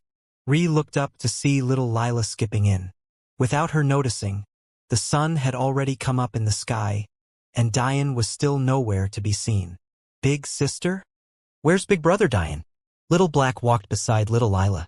Although the little guy was aware of the dangers, he too was worried about Diane. But he couldn't very well leave Lila outside. Ree looked into the little girl's sparkling pink eyes and stroked her long hair. Big sister's not sure. We can only wait. Ree's eyes glistened with worry. Little Lila patted Ree's face in her usual adorable fashion. Big sister, you're too beautiful to be sad. Okay? I'm sure Big Brother will be fine. Ree smiled, chuckling to herself. I should be comforting you, little girl. Don't look down on your big sister. Little Lila giggled as Ree pinched her soft cheeks. Almost as if on cue, Ree's hand was suddenly invaded by a comforting warmth. Looking up in confusion, she found pure hazel-green eyes looking into hers with a playful look in them. You're beautiful and your hand feels so good in mine. You're quite good, aren't you? Ree's eyes flashed with happiness as she finally realized it was Diane. But his words made her roll her eyes. Taking her hand away, she gave Diane a stern look. You think you can just leave us for an entire night and pretend like nothing happened? Diane raised an eyebrow but soon noticed that the cave was much better lit than it had been when he left. He could only scratch his head awkwardly in acknowledgement. I guess learning 3,000 names and partial backstories took more time than I thought, but I can only imagine how powerful an army of generals would be. It's well worth it. Picking up little Lila into his arms, Diane smiled. We should get you back. HM? We wouldn't want Ms. Everdeen to get mad at me for you missing your lessons, right? Little Lila smiled and wrapped her arms around Diane's neck. But much to the surprise of both Ree and Diane, she fell asleep almost immediately in that position. A tinge of guilt invaded Diane's heart. It looked like the little girl hadn't slept that night either. Diane sighed. It looks like Ms. Everdeen is going to be quite angry with me. But I can't send her to lessons like this. She's too tired. Diane rubbed the little girl's back. Lila had found a strong hold on Diane's heart, and he wasn't willing to see her suffer at all. He berated himself for not at least coming back to let them know he was okay. But it was too late now. Ree flicked his forehead. You seem to forget that you have people who care for you now. Don't be so reckless next time. With that line, she walked out of the cave, expecting Diane to follow her. Watching Ree's alluring back and swaying curves walk away, Diane smiled to himself. I guess I do, HM? Along the way, Ree asked Diane about what had happened. Diane, wanting to be honest, told her it wasn't something he could tell her the full story behind just yet. But he reassured her that it wouldn't be a recurring problem. The demon generals had only been trying to grab Diane's attention. They had been awake for days, but he still hadn't checked in. Since they were vaguely aware of the fact they had been out of it for more than a year, they didn't want to wait too long for when Diane next checked on them. So they stirred a little trouble. The only thing really on Diane's mind now was feeding them all. He had no choice but to keep them within his ring so as not to alert the Elven Kingdom. At most, he could bring out Arios since he had once been here, so his existence wouldn't be questioned too much. In the end, he decided that he might as well feed them like kings. He once again inwardly thanked the Heaven's Wine founder for unwittingly being his benefactor. As Diane was lost in thought, he suddenly felt a strong grip on his arm. Diane looked over at Ree confusedly, not understanding her actions. But, seeing the horrified look on her face, he immediately followed her line of sight. Still holding on to little Lila, Diane trembled violently. There in front of them, the fences of the orphanage he had built were destroyed. Half of the house was charred black from an obvious fire, and there was layer after layer of feces piled onto the front lawns, peeking through the windows and even filling the doorways. Huddled outside, hundreds of shivering children sat together, looking at the scene with tears in their eyes. Diane quickly scanned the crowd. He had memorized the faces and names of every child he had taken in, so the first thing he wanted to make sure was that none of them were missing. Taking a deep breath, Diane did his best to calm himself. He didn't want his anger to awaken Lila or frighten the already scared children. They were lucky enough that none of the children seemed to be missing. He didn't want to make a bad situation worse. But the next sight Diane saw nearly made him lose nearly all control. Ms. Everdeen, the sweet old lady he felt like he had just spoken to. The same old lady he had watched through Little Black take such good care of the children. The same old lady that reminded Diane so much of his own mother, hung by her neck from a tree. Her face was in ruins, nearly unrecognizable. Her clothes had been stripped from her. Deep cuts littered her once fair and fragile wrinkled skin. Tears of anger streamed down Diane's face as he felt Ree turn her gaze away, burying her head into his shoulder. Diane silently and gently held the back of little Lila's head, making sure that even should she wake up, that she would never see this sight. The kids noticed Diane's arrival but were too distraught to move. None of the other caretakers were in sight. It was as though they had never existed. Minutes passed by as Diane burned this scene into his mind. Taking a deep breath and ignoring the consequences, he sent Ree into his spatial ring along with little Lila. With Little Black by his side, he slowly walked to the group of children. Taking a look at the children, Diane's heart ached. Their faces were covered in soot and tears. It was a heart-rending sight. Kneeling down, Diane patted the head of a boy sitting near the edge of the huddled group. The poor boy's face had snot running down it as he quietly sniffled, but Diane's touch seemed to be the light of his day. Looking up with his big black eyes, the boy cried, "Big brother, are you going to leave us too?" The words of the boy nearly made the tears Diane had only just managed to stop resurface again. "Of course not, Nopos. I wouldn't leave any of you." "Big brother, why you remember my name?"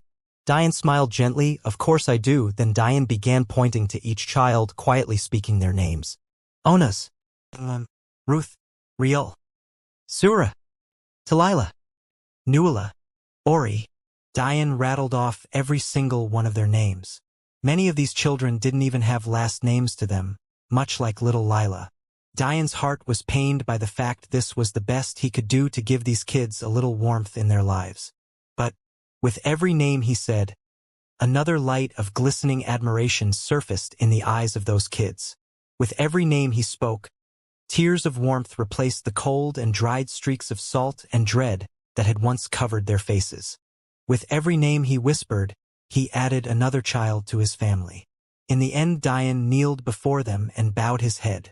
He had promised to never do this for anyone other than his master.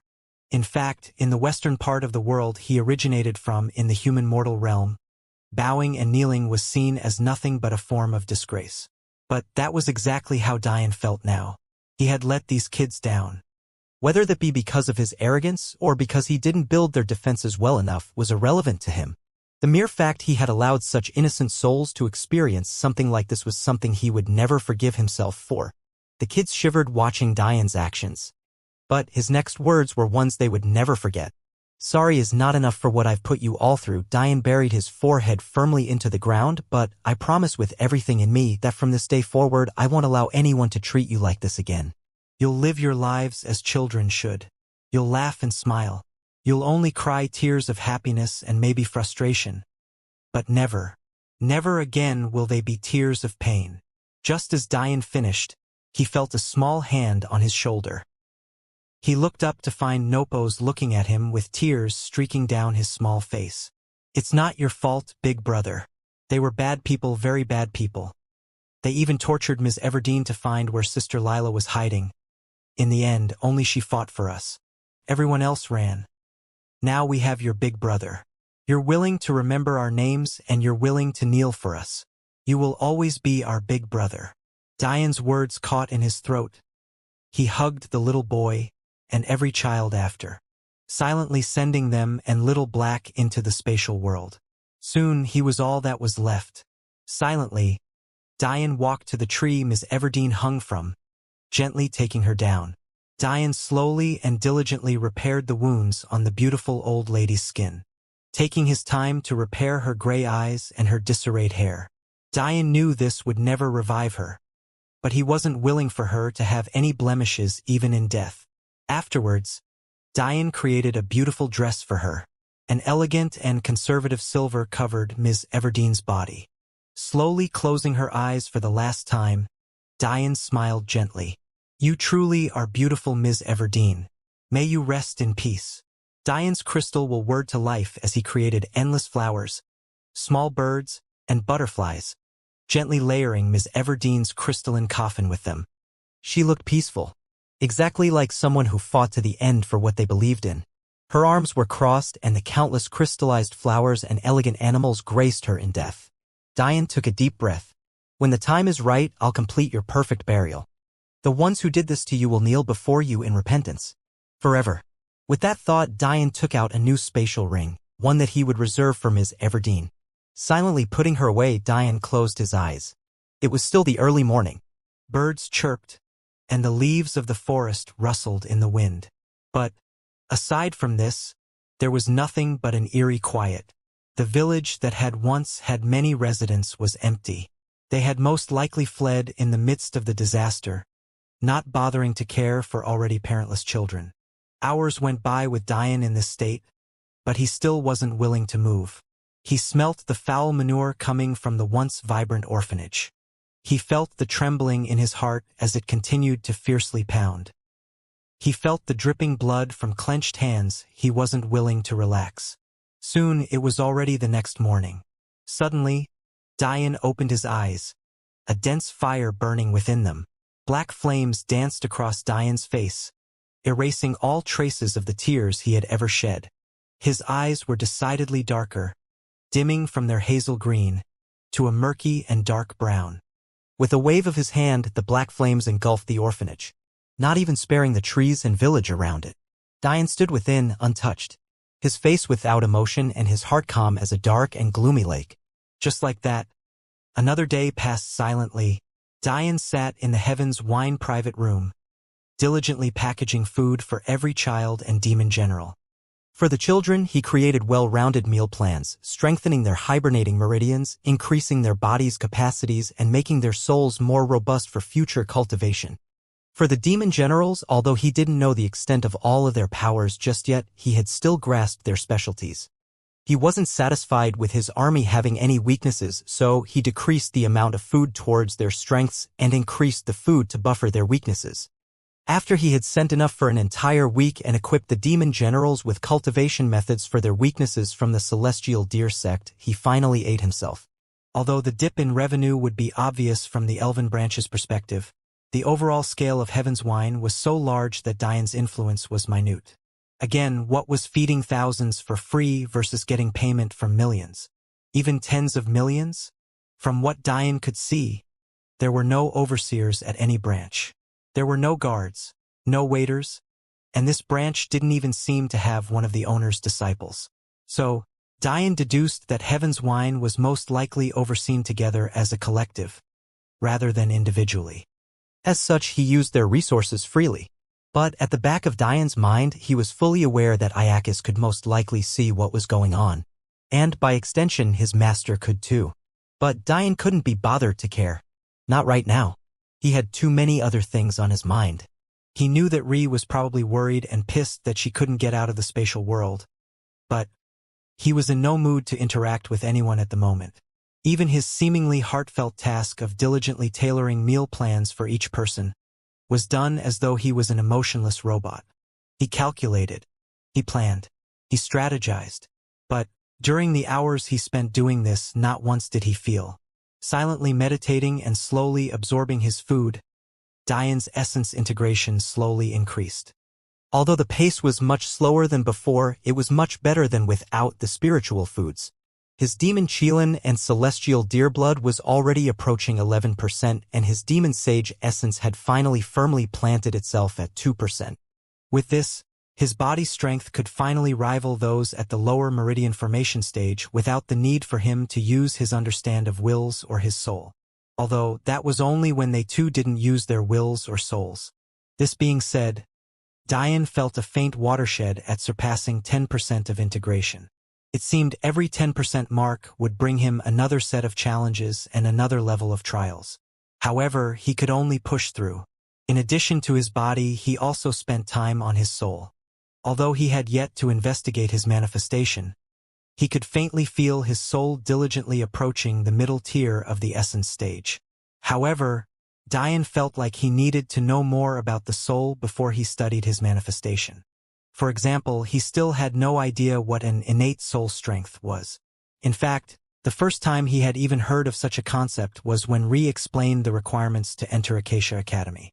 How could Diane study the manifestation of a soul without understanding the soul itself? He knew it was time to pore through his master's memories. He had hoped he wouldn't meet any mental blocks on the information, but he could only grit his teeth when he realized that there were.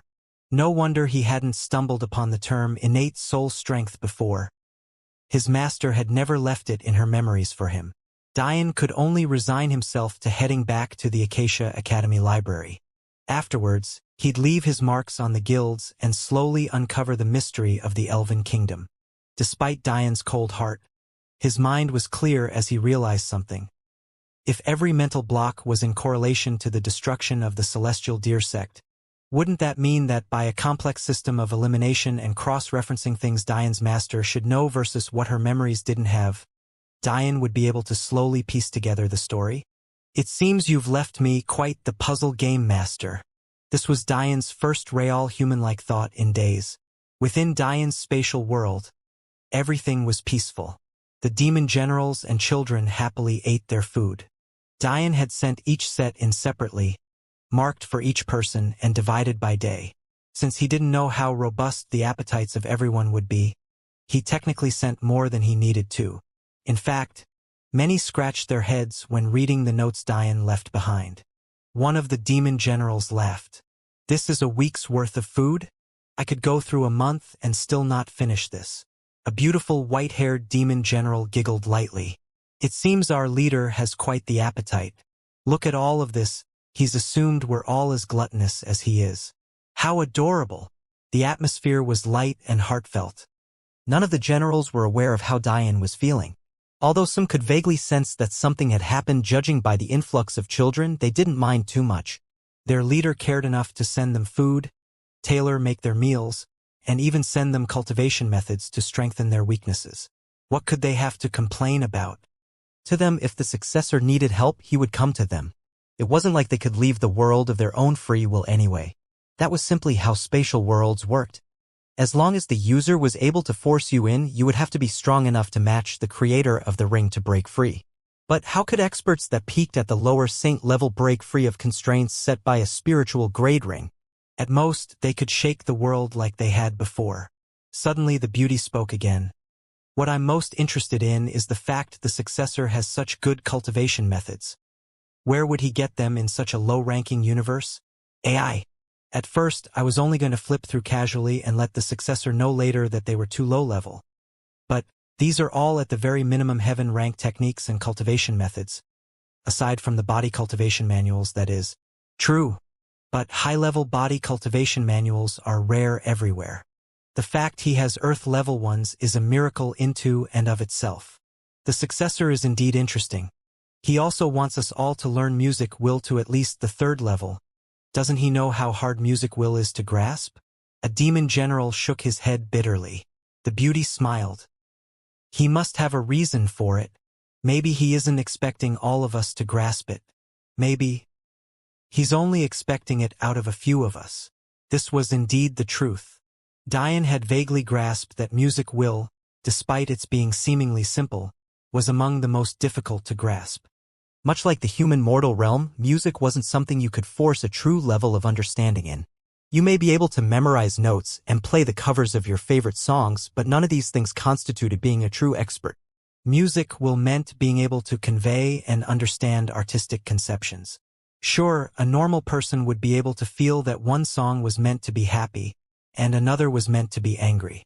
But would they have the talent to understand why such emotions were being conveyed? Would they be able to distinguish sadness brought by the loss of a lover versus the loss of a parent? Would they be able to distinguish anger from not feeling that you were good enough versus feeling that the world was against you? These weren't easy things to grasp, especially without the use of lyrics seen in the human mortal realm. As such, music will was more about talent than almost any other will. There was such a high level of emotional intelligence needed that often it was simply too much for the vast majority of people. This was why Diane was so surprised when he realized Jade couldn't use music will. How could someone who could literally see through everything not have high emotional intelligence? This was when he realized the sheer difficulty of understanding music will, and when Madeline jumped another level in his respect for her. Near a clear lake of the spatial world, Rhys sat next to a handsome boy on a rock as they watched the kids play. The kids had long since cleaned themselves, and Diane had even sent each of them a new set of clothes to the point where he even included swimming suits. It had already been a week since Diane had sent them in here. In fact, he sent another week's worth set of food they wouldn't be able to finish for months. Rhys could only sigh. She knew Diane thought this was his fault. She remembered very clearly how he had said little Lila's name at the Coliseum. And when she asked the kids what had happened, they told her that bad men had come looking for their sister Lila. And now Diane was cutting himself off from them as his way of protecting them all. If Rhys knew that Diane was also an orphan, she'd understand that his pain right now was even deeper than what she assumed. "Dummy," she muttered. Arios, who was sitting beside Rhys, smiled. "You're worried about him. I am too, honestly." Although Arios didn't voice it to Rhys, he was well aware that Diane had absorbed the demon sage's blood. If he lost control of his emotions, no one would know how long it would take for him to return to himself. Diane himself might not even be aware he was slipping. To the point where he hadn't even read any of Madeline's messages for the past week. Rhys sent a glance towards Arios. "You sure you can't tell me about all of you?" Arios shook his head. "If Diane hasn't told you yet, he must have a reason for it." Rhys nodded. She understood and wasn't too bothered. In fact, although she was worried for Diane, she often disappeared for weeks if not months at a time without seeing her father, so she wasn't worried about Headmaster Acacia worrying. Rhys sighed. "I hope he's all right." Outside of the spatial world, Diane was immersed in his reading. It was an odd sight. He had hundreds of books stacked around him as he closed his eyes in meditation. Jade was nearby, using her delicate and fair hands to pluck the strings of her guqin. She had spent the past week with Diane, coming here every day. But he had completely ignored her. He was almost like a completely different person.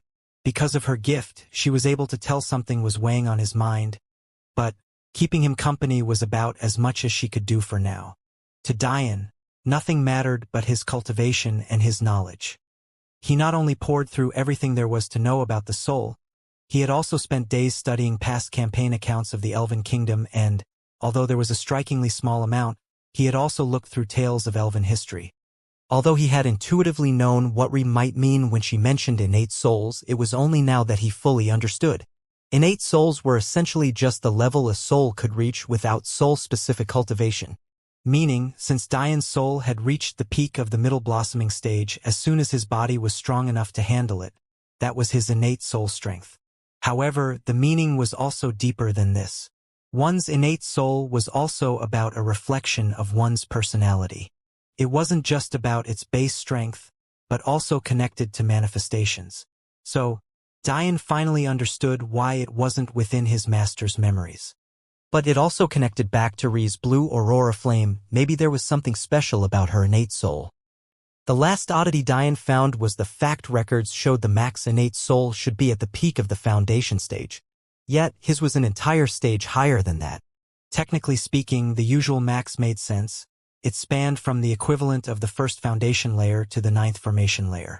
But Diane's was inexplicably equal to around the lower end of the 5th meridian formation layer. It seemed off and somehow not complete, but he didn't have an answer for it. Having completed his research, Diane decided that it was about time he found a secluded place to study his manifestation. He assumed that Ri's mother's cave was the best place. But something was telling him it wouldn't be a haven for him there. Definitely not in this state. Remembering that Ri had told him the elders couldn't handle the flaming words he had left in the sky, he suddenly had the crazy idea to sneak into the empty castle. Why would his own flames affect him? Although Diane didn't have an exact understanding of why his manifestation left those flames, he did have a good guess. A tome flashed into his hands. Flipping to the first page, he stared intently at the shifting array, but still gained nothing from it. But he wasn't willing to give up on it. He was sure that the flames in the sky were not only the residue of his manifestation but also whatever was sealing this tome. For peak saint-level experts to not be able to handle it could only go to prove the power needed to seal this seemingly normal book. He also had come to understand the awakening time of the generals had been drastically cut down by this tome. How? He hadn't fully grasped. But how could a technique of the demon sage be cleansed by Diane's power alone in a little over a year? It didn't add up. So, he eliminated all options until he was left with just this one. The awakening of the generals coincided with the time this tome wrote in its first technique. There were no such coincidences, it could only be correlated in some way. The tome flashed and re-entered Diane's ring. He decided that he would bide his time in entering the castle. He couldn't afford to be caught, and he also at least needed a better idea of what he was looking for. So he decided that he should probably finally head to the Formation Guild. He needed the subfamilies in his back pocket, and this was the best way to do it. He didn't even see them as people anymore. They were just pawns to him. Stretching, Diane stood to leave, when suddenly, a faint and gentle voice resounded from behind him. So, you're finally moving. Someone watching might have thought you were a statue. You know it isn't normal to not move for an entire week, right? Although I wasn't here the whole time, it's no coincidence I found you in the exact same position day after day. Diane froze on his way out. It wasn't the first time Jade had tried to speak with him this past week. But there was something broken in her voice right now. Almost as though she was pained by something. Seeing Diane finally stop at something she said, Jade felt a small happiness in her heart. You know, you are different from everyone else. Your eyes were always pure and your determination always focused. Your determination is still focused, almost obsessively so. But your eyes are murky now. I can't read you now, because you aren't thinking about anything else other than gaining more knowledge and more power. I had even started to like you. What do you expect me to do when a man I've fallen for won't even speak a word to me? Diane was silent. He didn't move. He didn't think of words to say. In fact, his heart hadn't even changed from its steady beat even at Jade's words. Words that would have sent any other man to heaven. Diane suddenly felt delicate arms wrap around his waist, two supply and soft mounds of flesh pressing lightly onto his back. Although Diane's heart remained unmoved, his essence blood roared within him. His blood boiled, his skin reddening under the agitation, causing a breath of hot steam to escape his lips. You must think I'm crazy, no? But do you have any idea how it feels to constantly know what everyone is thinking? To know that flowery words from suitors are empty? To know that your parents do have a favorite child? To know your worth in everyone's eyes doesn't surpass your skin-deep beauty? Diane felt Jade's grip on his tighten. A faint wetness dripped down his back as she cried silent tears. You're the first person to look at me with curiosity. I want to understand who I was. Despite the words you speak, your thoughts are filled with such a radiant purity that I've never found another man who duplicates them. Even now, with that purity clearly clouded, I find peace in not being able to read you, even if you've reverted from that perfect you I fell for. I want to help you get back to that. Can you let me earn a place in your heart? Diane said nothing for a long time, but Jade never let go. His blood continued to roar. It was like thunder raging in his ears. Suddenly, Diane grabbed Jade's arms, lightly prying them apart and flipping her in front of him. Jade was stunned for a second. In a panic, she rested her two hands on the wall by the door, looking up at Diane with her glittering purple-blue eyes. She was indeed a beauty beyond words. Her silver hair shifted ever so slightly to the wind on the rooftop, her white gown loosely to her curves and ample chest. The fact she wasn't wearing a bra didn't escape Diane's notice. It was as though she came here for the express purpose of seducing him. Diane's murky brown eyes looked into Jade's, a faint demonic will bearing down on her. "I'm not in the best of mood right now, Jade. Do you know why I haven't spoken to you all this time?" Diane's voice was raspy and deep as his fingers lightly traced Jade's bouncing breasts. Jade's lips trembled at the sudden stimulation. Diane hadn't even circulated his dual cultivation techniques. Yet, she already felt like she was at his mercy. "It's because I knew that should your speech hold even the slightest hint of seduction, I wouldn't be able to control myself. Do you know what you've done?" Jade bit her lip, and almost as though she did it to gather courage, she placed her soft hand on Diane's chest, looking him directly into the eyes. "You can take me if you want, but know you must take responsibility. I'm not a match for your strength, and I won't pretend to be. You can force me to do whatever you like, but I'm willing to give myself to you to gain your favor, not as a toy for you to vent." Jade's eyes were resolute, but somehow also seductive. Diane's eyes never wavered, staring directly into Jade's. "Did you think I was a good guy? Take off your clothes." Jade said nothing. Taking Diane's hand, she dragged him into the library's corridor. In the darkened hallway, Jade's back had somehow once again ended up against a wall. Diane's hand was placed firmly by her head as his eyes scanned her. Suddenly, Diane's hand flashed gold, covering them in a concealment and silencing array. Jade smiled gently. "It seems you still remember that I'm a lady." But she said nothing more. Her dress slowly fell from her shoulders, filling Diane's eyes with what was nothing short of the body of a goddess. Her breasts had a natural and alluring dip to them. Her nipples were such a delicate and gentle shade of pink that it was almost an offense to touch them. Her chest didn't disappoint, bouncing lightly as Jade blushed furiously under Diane's gaze. As Jade was about to reach down and take her white-laced panties off, Diane suddenly spun her around. Jade moaned as her face was lightly pressed against the wall and her breasts were gently fondled. Jade blushed as she felt something drop to her ankles. She didn't need to look to see what they were. Diane lightly kissed Jade's pointed ears, causing her to shiver in pleasure. Gently grinding against her plump ass, Diane felt that he was losing control with every second that passed. Suddenly, a raging tempest of Diane's celestial will and aurora flame blazed, as his hand invaded Jade's delicate regions. Cries of pleasure rang out from Jade for what seemed like hours. She lost count of how many times she climaxed that day. If it wasn't for Diane pinning her two wrists above her head with a hand, she would have long since collapsed to the ground. Her legs were weak, fragile, and trembling. Her fair skin was flushed a deep shade of red that glistened under the faint light of the corridor and her sweat. Finally, Diane let her go. She fell softly to the floor, trying to catch her breath. By the time she looked up, Diane was gone. Jade stared at the light of the array Diane had left behind. One hand between her legs and another on her breast, she shivered under her own oppressive sensitivity. Her back arched violently for the last time that day. Diane! By the time Jade came to her senses, another hour had already passed. Jade could only laugh bitterly to herself. "You say you aren't a good guy, yet you did nothing but pleasure me for hours. You didn't take my virginity. You didn't ask me to please you. You just gave me what you thought I wanted and left." Touching her delicate regions again, Jade sighed. "It just doesn't feel as good when I do it myself." Jade's gaze was filled with a murkiness that was difficult to find the center of. The rush of excitement that colored her mind didn't seem to want to fade.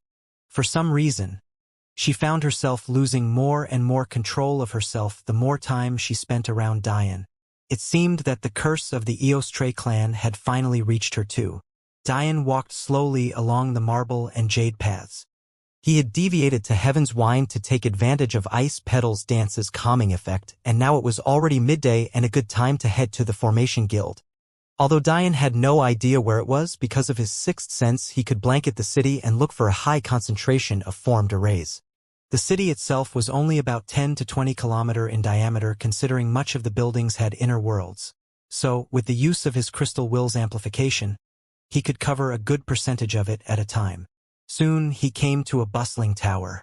People constantly moved in and out, shouting could be heard as orders were sent in and received, and there were even some nervous examinees flipping rapidly through the thick books in their hands. Because of the noise, Diane didn't attract too much attention walking in. His black sweatpants were still pulled up to his calves, and his clean and crisp white t-shirt clung to his lean torso. His hands were in his pockets and seemingly matching his lazy appearance. His eyes were dull, lifeless, and uninterested in everything around him. Noticing there was a line to the information desk, Diane stood at the back, patiently waiting. Looking around, he diligently took everything in. He stood within a large circular lobby with dozens of doors around the edges. He could faintly feel some space-type wills behind them, so he was sure that each led to its own inner world. At the center of it was a large and hollow-centered information desk. There, at least 10 beautiful employees took the questions of each customer, respectfully sending them to the proper inner world. Yet still, at the center of the desk, a large glass tube shot upwards before branching out into hundreds of smaller tubes. Cylinders that seemed to contain scrolls flew in every which way in the web of glass. Diane immediately understood that this was how they communicated here. He watched with interest as the flow of messages never seemed to stop. Whether going up or coming down, they never ran into each other. Finally, it was Diane's turn. One of the beautiful employees looked up at him with interest. They all wore stock uniforms that made them look almost like human world flight attendants. A low-cut white blouse matched with a gray miniskirt and black stockings, all wrapped up with an elegant white bow around their necks. Even their hats were adorable. But even knowing how good she looked, the beauty's brown eyes couldn't help but sparkle when she looked up at Diane's handsome face. Despite something telling her that he was dangerous, she couldn't help it. In spite of seeing the elegantly pointed ears of the Formation Guild's attendant turn a furious shade of red, Diane paid no mind. "I'd like information of taking Formation Guild tests, please." Diane's deep voice made the attendant shiver, but she immediately shook her head and focused on her task. Common level tests begin at 1 common intent fruit or 1,000 profound stones. The price is multiplied for each successive level, corresponding with the stage you'd like to enter. So, a 9th common level test costs 9 times more than that of the base price. If you'd like to skip levels and save time, there is a penalty of 10 times the original price. Basically, if you didn't have an 8th common level badge, but wanted to take the 9th common level test, you'd need to pay 90 common intent fruits, or 90,000 profound stones. Diane immediately realized it would be cheaper to follow the set protocols, especially when he took note of the fact that these were only common level prices. What of practitioner level tests? And what about the master level test he wanted to take after that? It wasn't that he lacked intent fruits. How could he lack them with Heaven's Wine as his unwitting backer? He had access to even saint-level intent fruits, let alone common-level ones.